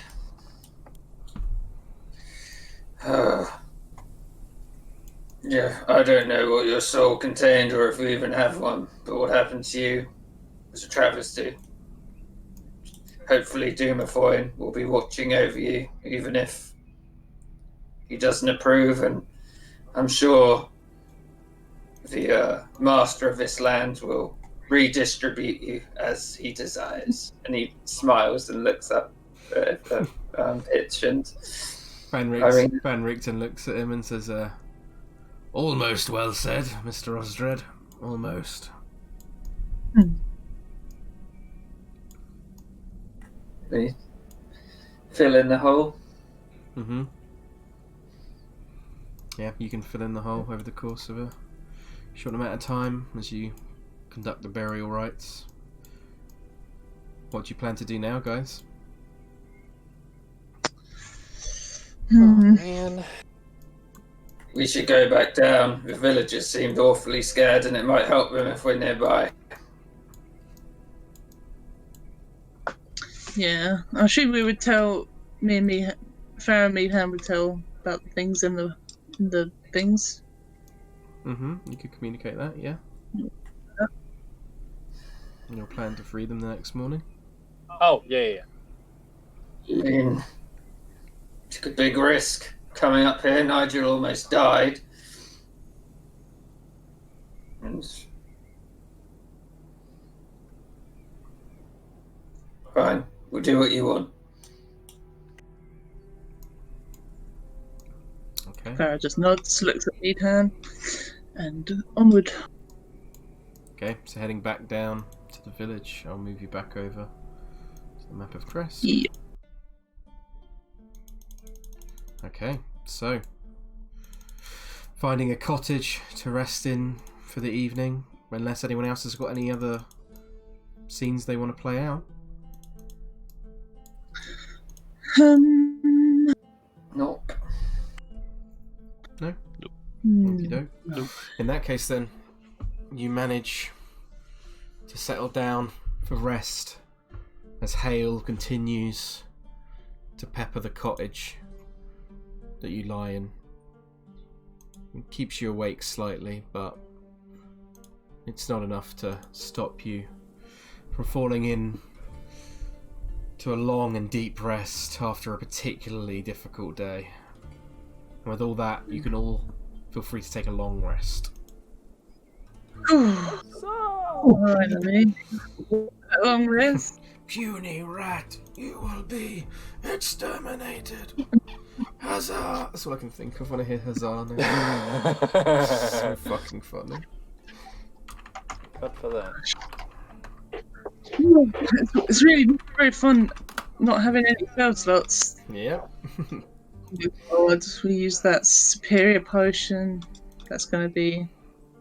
Although, wouldn't have had it otherwise, so. True. Right, you are now on the 15th of Volturiac. I need to quickly go pee. How many hit die do you recover from it? Half. I'm going to go get some water. Yeah, anyone who wants to take a quick break, feel free to. Yeah, that'll be. I've got all stuff back. I can rage again. Wait. Did Meadhan sort out his exhaustion? It just did, yeah. That one. Oh, okay, yeah. No, but I mean, For that. did he? Oh, yeah, because Osdred used remove curse, didn't he? Yes, yeah. I So forgot all about that shit. yeah, since that slowly petered down, and now it's gone. Still got a few more hours of being charmed by Strahd when I wake up. God, you do, don't you? Yeah, I think it's around 11 o'clock and it's 24 hours, so.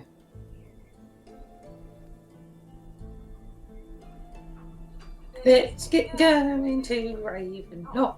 Well, I think I'd rather see it happen whilst he's awake, so I can see that change rather than just overnight. Yeah. Just his alive and awake realization. What have I done? Because you'd have full memory of it, wouldn't you? I Yeah, think you do. so, yeah. Hello. Hello. I think Hannah's just going to pee as well, so wait for her to get back.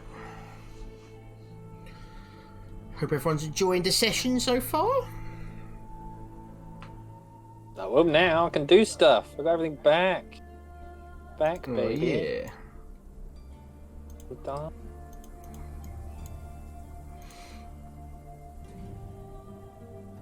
Oh dear. Wait, did we have a long rest without me realising it? Yeah, you had a long rest. Well done, me. Silly Billy.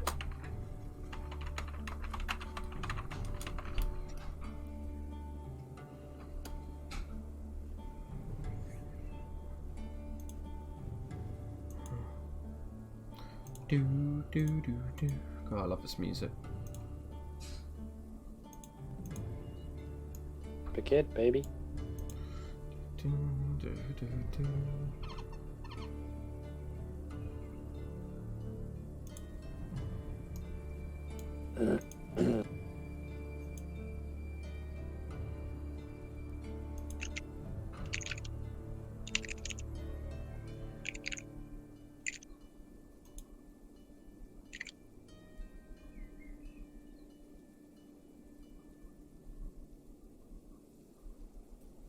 Whew.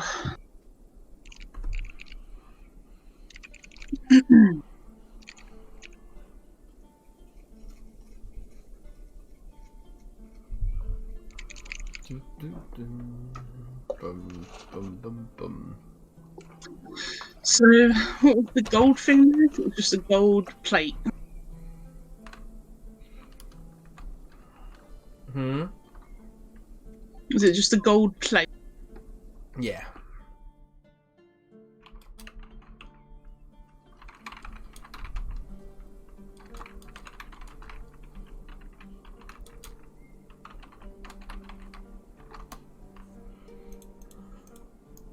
Oh, right, is everyone back? Yeah. Yes. Okay. So you awaken on a new morning. Cool. Within Barovia. You could... Your plan, I assume, is to take the... What time is it, Liz? It's about 8 or 9 o'clock, so Osdred, your charm would have just worn off, I would say. I don't think so. I think it was at 11. Oh, was it 11? Okay. Yeah. Well, thank you for remembering. I appreciate it. No problemo. So, you've got... what do you want to do, guys? I assume you want to go back up to the Abbey and free those mongrel folk? If you wanted to do that, Meadhan and Farrah? Or if... Yeah. I'd say as long as all the villagers are all like prepared and ready to go. Yeah, you would find them gathering in the town centre with carts full of their materials and their... How are they pulling the carts? What are they pulling? How are they pulling them? They're like pull carts you'd pull yourself. Yeah. They're not like horse and cart or anything like that. Yeah, they're just simple like I don't know what you call them. Not wagons, but yeah. Just push Yeah. cart. Push cart is that what it's called? Okay. Yeah, like a push cart. Farrah would also give Nigel the furs because she knows that he's good at stitching stuff together. Oh yeah, good idea. That is a good idea. Get his mini sewing machine out. So Lewis, you'll have to decide how many furs it takes to make a coat. I think it would take 2 furs per coat. Okay. It gives you 3 furs, Nigel, so you can make 1 coat. Excellent. Who is it for? Well, whoever at the moment. We need more though. Mhm. Need needle and thread as well. Yeah, you would need needle and thread. I think Nigel does have some though, doesn't he? Cool. Probably. Because I remember he was doing his cross stitching before. In a healer's kit, I imagine there'd be needle and Yes, thread there for would, like yeah. stitches as well. So you can use up 1 use of your healer's kit if you want, Nigel, to stitch up the and it would take about an hour. But if you did so, you could add 1 piece of cold weather clothing to your inventory. Cool. Not How that, would you make more thread? Would you like strip something? Like I don't even know how thread is even made. So It's pretty difficult, I think. tree or something? Arm it, don't you? cotton? You'd pretty much have to try and bargain or trade for it somewhere. Okay. Hair. Okay. Give us Is your it hair. something- Is that I could use hair. Is that something that you could look in the shop, like see if it's not like leaked through or whatever? There isn't a shop in Some- the town. Where it would be. You could try and look Okay. for more that might be stored within Krezk, but they've gathered up a lot of their supplies now, so you could Yeah. ask the townspeople to see if they've got any. No. Okay.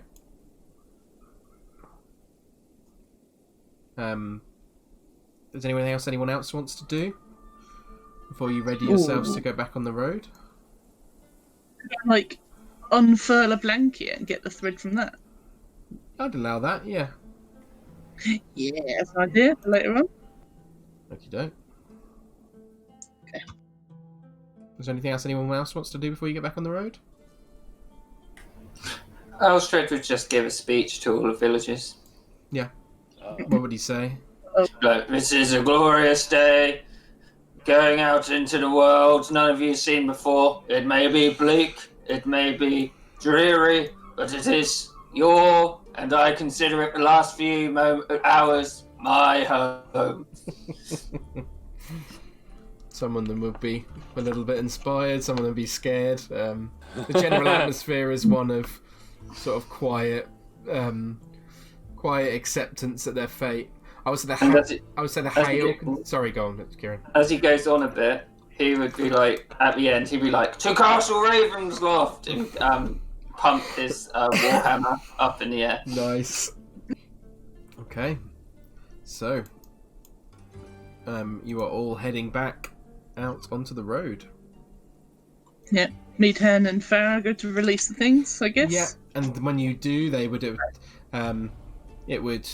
basically just sprint off as far as they could as soon as you release them, in like different directions. That's fine. Take that over a battle. Definitely. Okie doke. That would, in total, with that, it would probably take about like another hour. So probably put you up about 10 o'clock by the time you're leaving. Okay. So.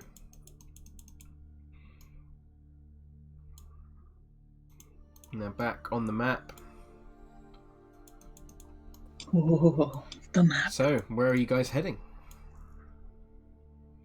Castle Ravenloft, yeah. Yeah, that's what Osdred said. If no one else is saying anything, then you're heading in that direction.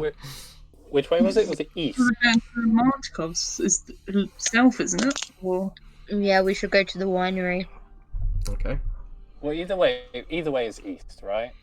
Yeah, you have to head east first, unless you want to try and cross the river. Yeah. No. We can just head east and hope that it wears off before we reach any crossroad. Okay. So, you begin marching along the road. The road is quiet, and as you move further and further away from Krezk, the hail begins to die off. There's still a lot of snow on the ground here, but slowly but surely, as you're making your way back, it starts to get looser and looser, and it's not like building up on the ground as much as it was as close to Krezk. An hour passes, and Osdred, as you get to the end of this hour, suddenly just your brain is like very like, yes, going to Ravenloft. Oh shit, kind of thing. He would like stumble and like, if there's a cart nearby, just put his hand on it and be like, "Oh!" He's just like mumbles to himself, "What have I done?" Does anyone react to Osdred's? You see Osdred kind of fall forward, slightly stumble, and kind of catch himself on the cart, and then kind of like, imagine like maybe like spit on the floor, Kieran, and then kind of like say what he said. Yeah. I think Farrah would look around and she'd say, "Is Strahd your friend, Osdred?" What do you bloody think, Farrah? Then she laughs. Osdred doesn't laugh. Oh. Pitch would put his hand on Osdred's shoulder and just say, "I've been there." It's vile. I was helping him fight you. But you hurt him. I'm sorry, Arena. I'm sorry for chasing you around. That's okay, Mr. Osdred. Told you feel like prick in a few hours. I feel more of a prick than I ever have, Nigel. And that's really saying something. Could happen to any of us. But Yeah. also not do it again. I'll try, but he's powerful. Osdred would like try and climb up on the cart, like and get everyone's attention. Yeah. So You'd call out, you'd have Van Richten's wagon with you if you wanted to do that. So. like, people, do not listen to anything I said in the last 24 hours. I was under the curse of the devil himself. Roll a persuasion check.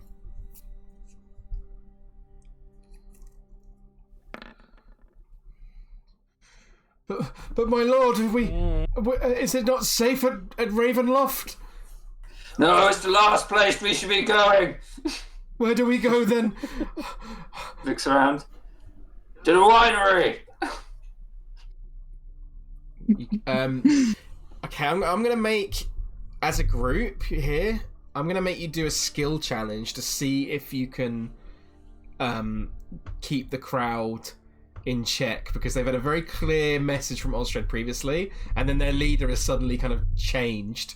So from their point of view, it's kind of scared and worried. So within the skill challenge, you guys can all work together to accrue 3 successes before you accrue 3 failures. You can use any skill you are proficient in, as long as you can justify your reason in using it. You can only use the skill once during the skill challenge, because it sort of represents your best attempt at doing that. Anyone can pipe up at any time what they want to do. So wait, so the crowd's going a bit yes, crazy. you can all sense there's like a massive unease now, as they were very much following Osdred with his very good persuasion checks before. Is Meadhan going to cast a spell? Maybe. Yeah, maybe that's... I think as Osdred was doing that, he would hold up his warhammer, let the top melt, and then shoot an eldritch blast with a performance thing towards the direction of the wine. I like it a lot. That's really good. Roll a performance check for me. Okay, you've accrued 1 success, as the immediate action of Osdred seems to drive some of the crowd being like, yes, to the winery, to the winery. Takes 4 people. No wonder they all got killed. Anyone else? Can I do an animal handling one? How do you justify? You have to justify it to me. Like, what would Nigel be doing to? There's no animals nearby, so. He would be influencing the villagers. No, I'm making a joke. What about survival one? Okay, but again, you have to justify it to me. How would you use your survival?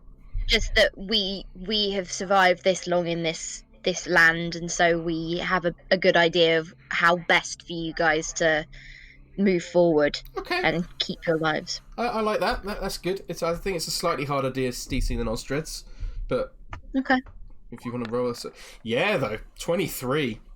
Nice. And Nigel points out to the crowd that we've survived all the way from Barovia village to Krezk. We won't lead you wrong now. And he manages to accrue another success in the skill challenge in trying to calm the crowd. Anyone else? Farrah will talk about like directions and the stuff in the wilderness that we might encounter to try and quell the unknown with a nature check. Okay, yeah, I'll allow it. Again, it'll be, I think, slightly harder than Nigel's. But yeah, people can do the same sort of thing, right? They don't have to keep coming up with something new. 100% no. As long as you're proficient in the skill, that's fine. But Farrah, you sort of try to start warning about the nature, and then it actually panics them more. And they're like, "Yes, there might be wolves within the woods. We should turn back." Some of them say. Pitch will use the skill Persuasion. Okey-doke. And the line he's taking is that hasn't lied to them at any point. He's been clear all along. Mm-hmm. His message has been consistent, and he told them about Osdred. Now you can see the result of it. So there's nothing to. Okay, I like that a lot. I like that a lot. I'm gonna I've got a DC in mind. Oh, you just got the DC you needed. So with that, with Pitch kind of Osdred driving them forward, Nigel managing to say, inspire them forward, saying we've survived this far, and then Pitch finally saying we haven't lied to you. I've not lied to you. This is the truth. The winery is the best place we can go right now. Finally, enough is to calm the rest of the crowd of people as you manage on the first part of your journey to overcome the obstacle of potentially having people start running off into the woods readily. We're trying to run back to Krezk on their own. So, well done. So long, so you succeeded on the skill challenge. So, Yeah. do you guys want to push on another hour? Yes. Okay. So, you push on along the road, getting closer and closer with now the bridge of Raven River's Crossroads in sight. On the way, can anyone who wants to do a perception check for me? I think Osdred would still be reeling from being brain raped. Yeah. So That's totally he's understandable. not gonna.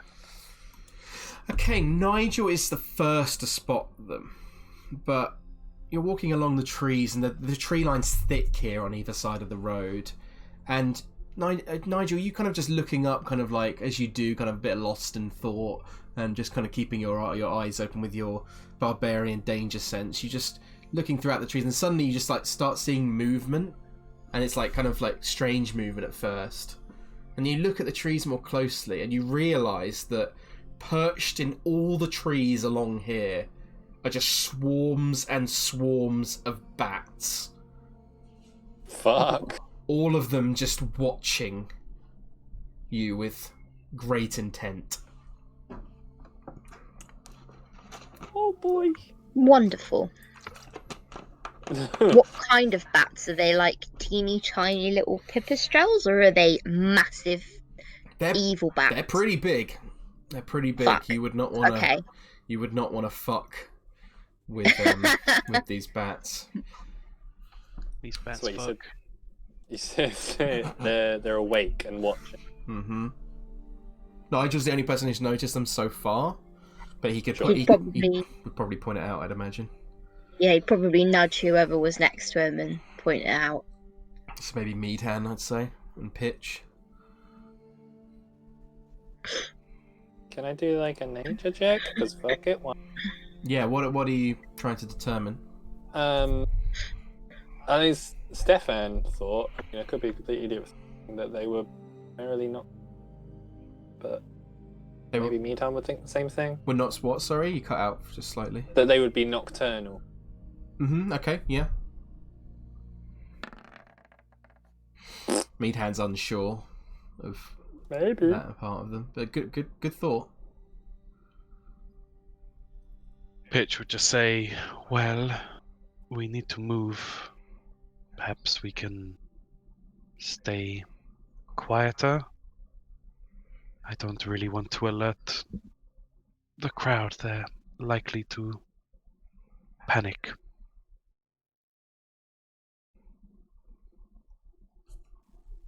Farrah nods. Looks at the bats. Looks away from the bats. Okay. So did you want to start moving at a slower pace now, so you can make stealth checks? Yeah.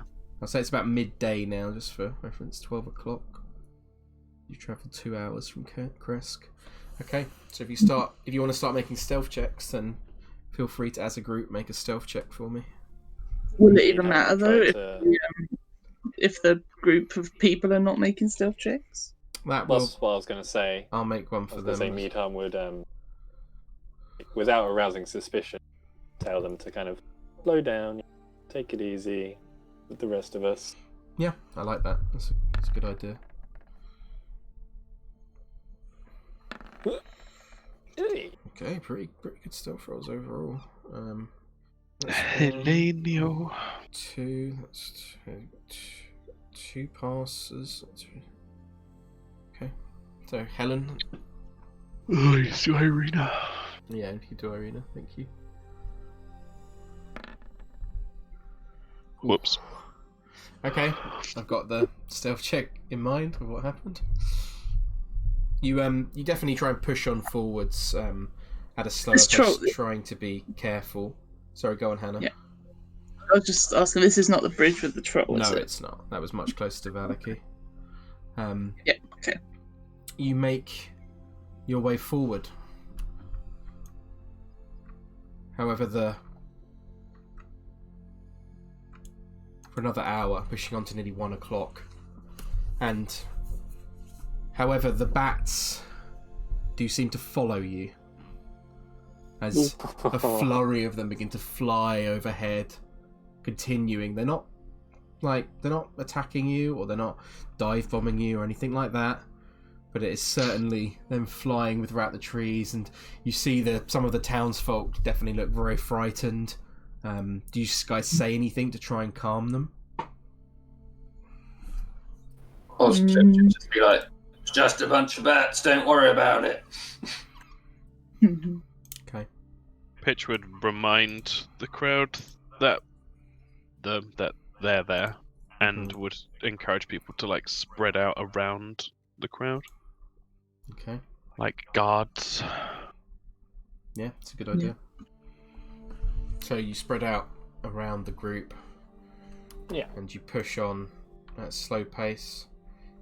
Another hour. If you want to make another stealth check, guys, you can. Would we be getting less distance at our slow pace? Yes, I've been moving you 4 hexes per hour instead of 3. Oh, that -1. Oh, the 2 natural ones. Oh, the natural 20 balances it out a little bit.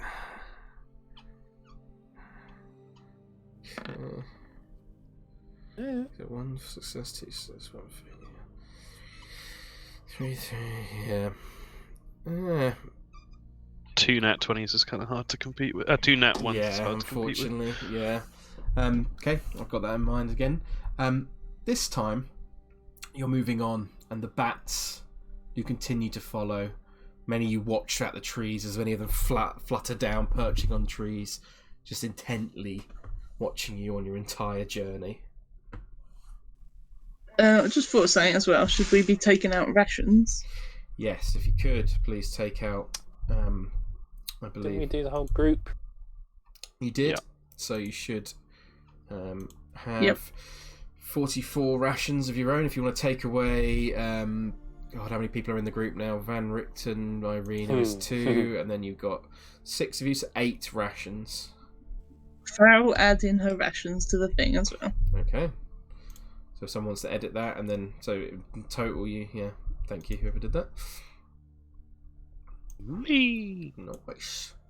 So, together, you continue to make your way back across the harsh lands of Barovia, leaving behind not what you expected to upon your first arrival in Krezk.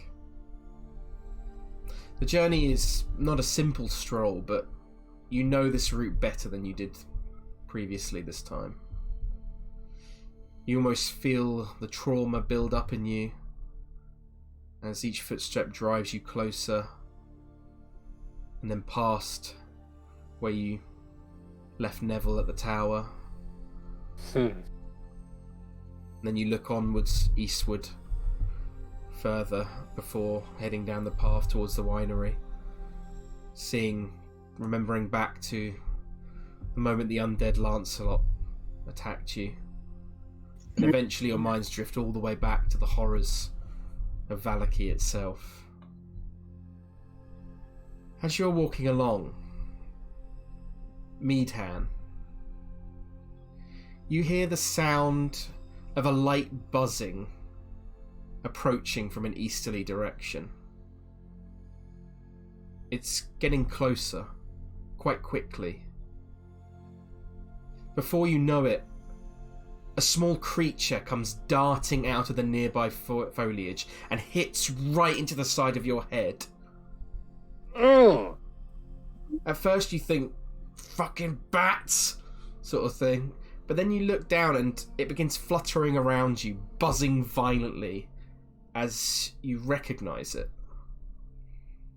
The buzzing is that of a small hummingbird, beating its wings hard and fast. You do a double take for a moment. This hummingbird are that Lace used to send out and spread words of your events across the Sword Coast, where you'd be travelling to play your music. She would send out these tiny animal messengers to let the people of whatever town or city you might be passing by of what and who was on their way. You hear a familiar voice begin to echo from the creature. Meadhan, where are you? Me and Ninan got separated from you, Ulnanor and Esau, when those wolves came. We're going back to the walled town, and we'll wait for you outside there. And then it cuts off. And suddenly, another buzzing hummingbird darts out of the tree line, hitting into your head like the first. The voice echoes once more. Meadhan, we hope you're okay, but we couldn't wait any longer. It was far too cold, and we think we saw another wolf. One of the guardsmen said to head on the road eastward. There's a town named Vallaki. We'll meet you there. Another 2 hummingbirds break out, and you start to hear more buzzing in the distance. Far louder this time. All of you can hear it now, as you're assaulted with more and more messages.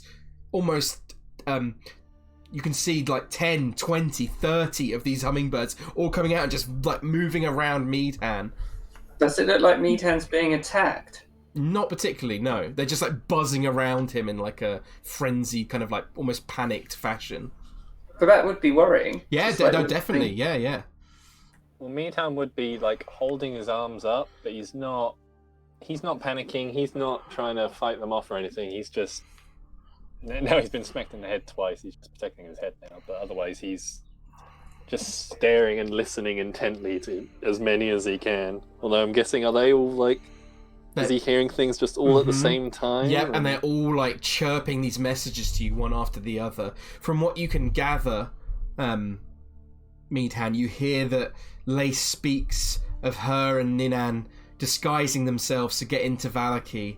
Ninan is a merchant from Krezk, now doing work for a woman who sells danishes, whilst Lace herself is using her wild shape to remain mostly as a small rat as long as she can throughout each day. The messages become more frantic and scared as she desperately tries to call out into the void, hoping that someone might reply. She says that Ninan is going to stay in Vallaki, and she's going to start looking for you and the others. Her messages become more tired, more listless as they go on. It seems that she is losing hope of ever finding you. And then 2 final birds come out as the cacophony of voices begins to fall silent. I've marked out much of the land around Vallaki now. I've made my way through the woods, and I've even found a small windmill. But there is an evil feeling about that place. I'm not going there. I'm going to investigate an old abandoned church I found in the woods between Vallaki and the windmill. Maybe you were there?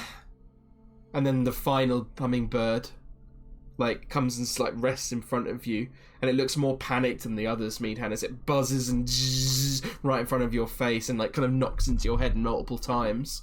And you hear, "Do not come to the church, Meadhan! If you get this message, if you are still alive, do not come! There is something great evil here!" And then it falls silent. God.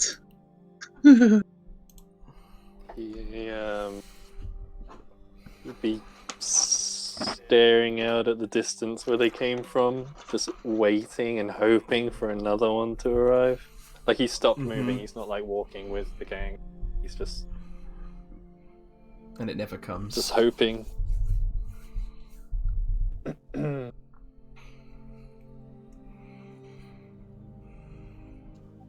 think Farrah stopped and she's watching Meadhan.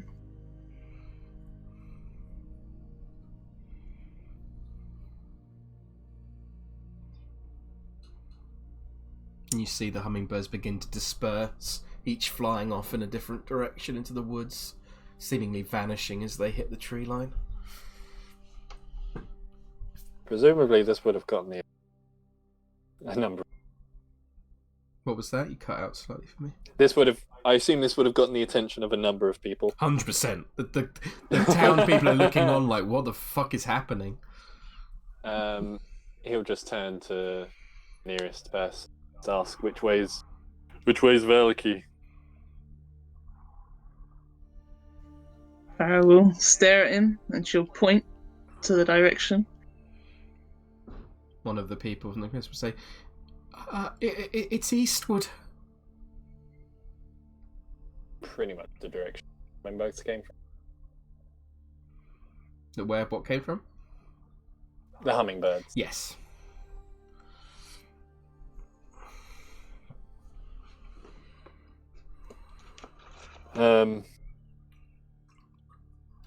That's where I'm going. I need to get there right away. Farrah looks around to the group of people. And she looks around at the group.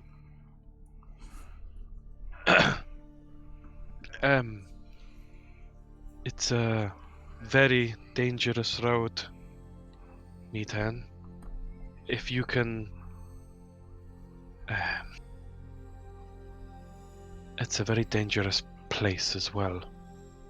You want to go to Valaki itself? I can't remember if you said, did Lace go on her own or with... She said that Ninan was going to wait in Valaki whilst she was going to go out and look for you and the other band members on her own. So... yeah, I need to find my friends. One of them should still be in Valaki. The other one, I need to help the other one. They're in trouble.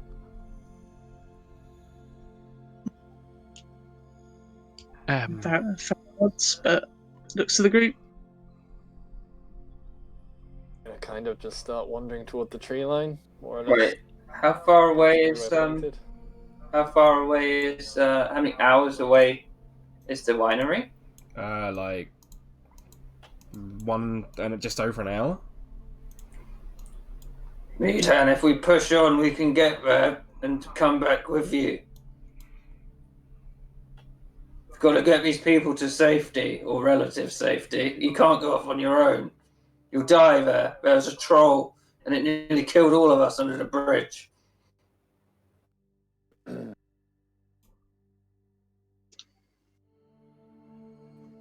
We can't even know if the Master Corps will even take these people. We're only an hour away. We can check. But she looks at Meadhan. Yeah, alright. You're right. Let's get these people. Come on. Everyone, let's get moving. You see the And he people have gets behind one of stopped. the carts and he just starts hefting this cart and encouraging the other villagers to start moving quicker. So you see the townsfolk sort of staring on, unsure for a moment, and then as you say that, they all start sort of picking up their things again, pushing their carts once more in the direction downhill of the winery. And then you slowly... If there's anyone kind of lagging behind, you're just come on, pick up them feet! No pitches, all for a fast pace. Okay, we're going fast pace then. So... Are the bats still around? they would be, yes. Oh, good. You get there in about 40 minutes. So you could get to the winery essentially within the hour then if you pushed on at a fast pace. Yeah. Nice. So Terrain issues? I can't remember where the mud was. it was down the hill, but it was you managed to push on all right. It was mostly terrain going back up the hill. If you're going back up, because if you're going downhill, it's not so bad, but if you're going back up, it's a bit of a harder journey. Yep. So, with Meadhan's most recent news, and with the people of Krezk behind you, you arrive back at the winery once more.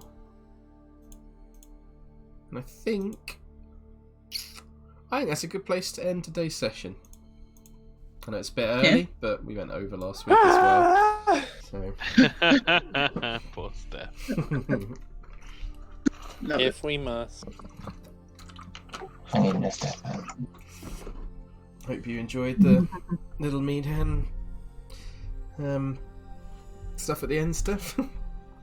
fucking, I never even thought about like the druid stuff at all, but that's cool. A hummingbird, that's so cute. I know. I love that. It's like a Disney princess. Kinda- I imagined it.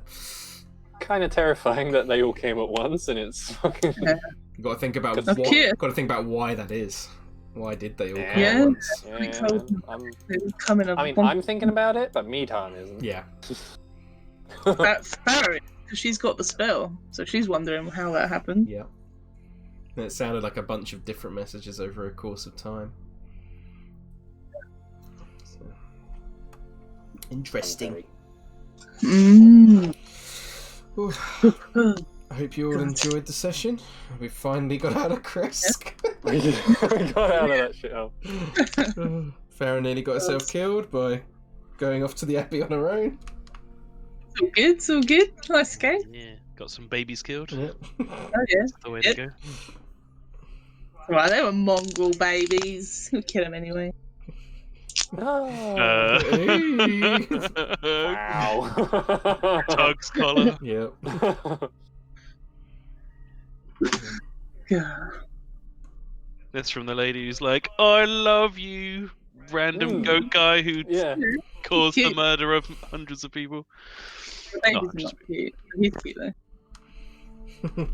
Goat guy? What? Cloven. Close. Oh, Yeah, he rang the bell, didn't he? Yeah. bloody cloven.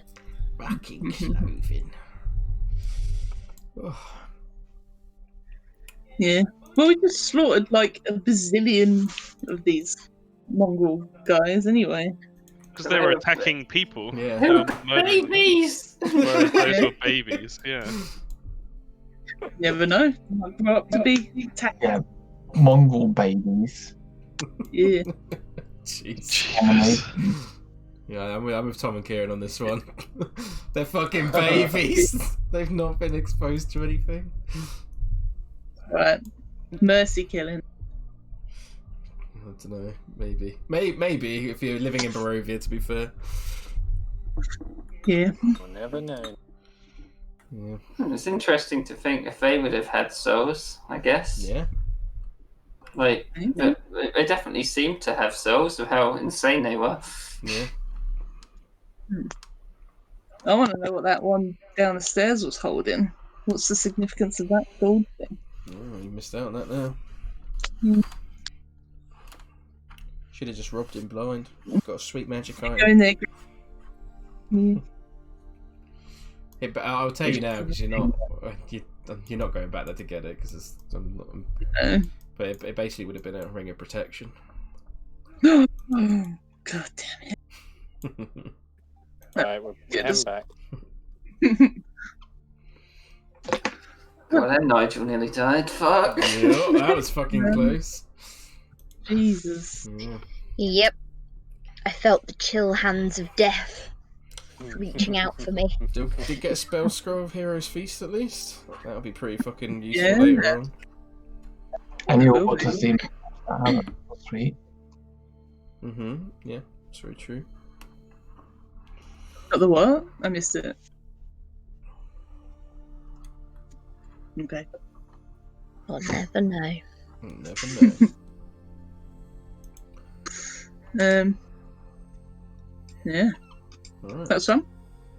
Right, so I will see you all later. Oh. Wait, it wasn't. Lewis, there was something that you told me to do for Waterdeep last time and I forgot. And then. God, I Was cannot. it kill the dragon before we got there? Oh, yeah, that was it. I Yeah. honestly cannot remember for the life of me. What was it? Oh, that's probably not that important.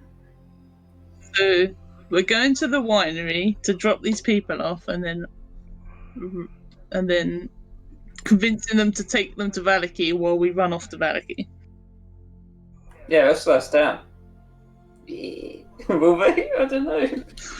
Oh, We'll just wait and see. Alright, I'm gonna go now. Thank you, everyone. Okay, thanks, Lewis. Thanks, Yeah. guys. Ladies, Bye. fingers. Bye, Judy. Bye. Have a good evening, all.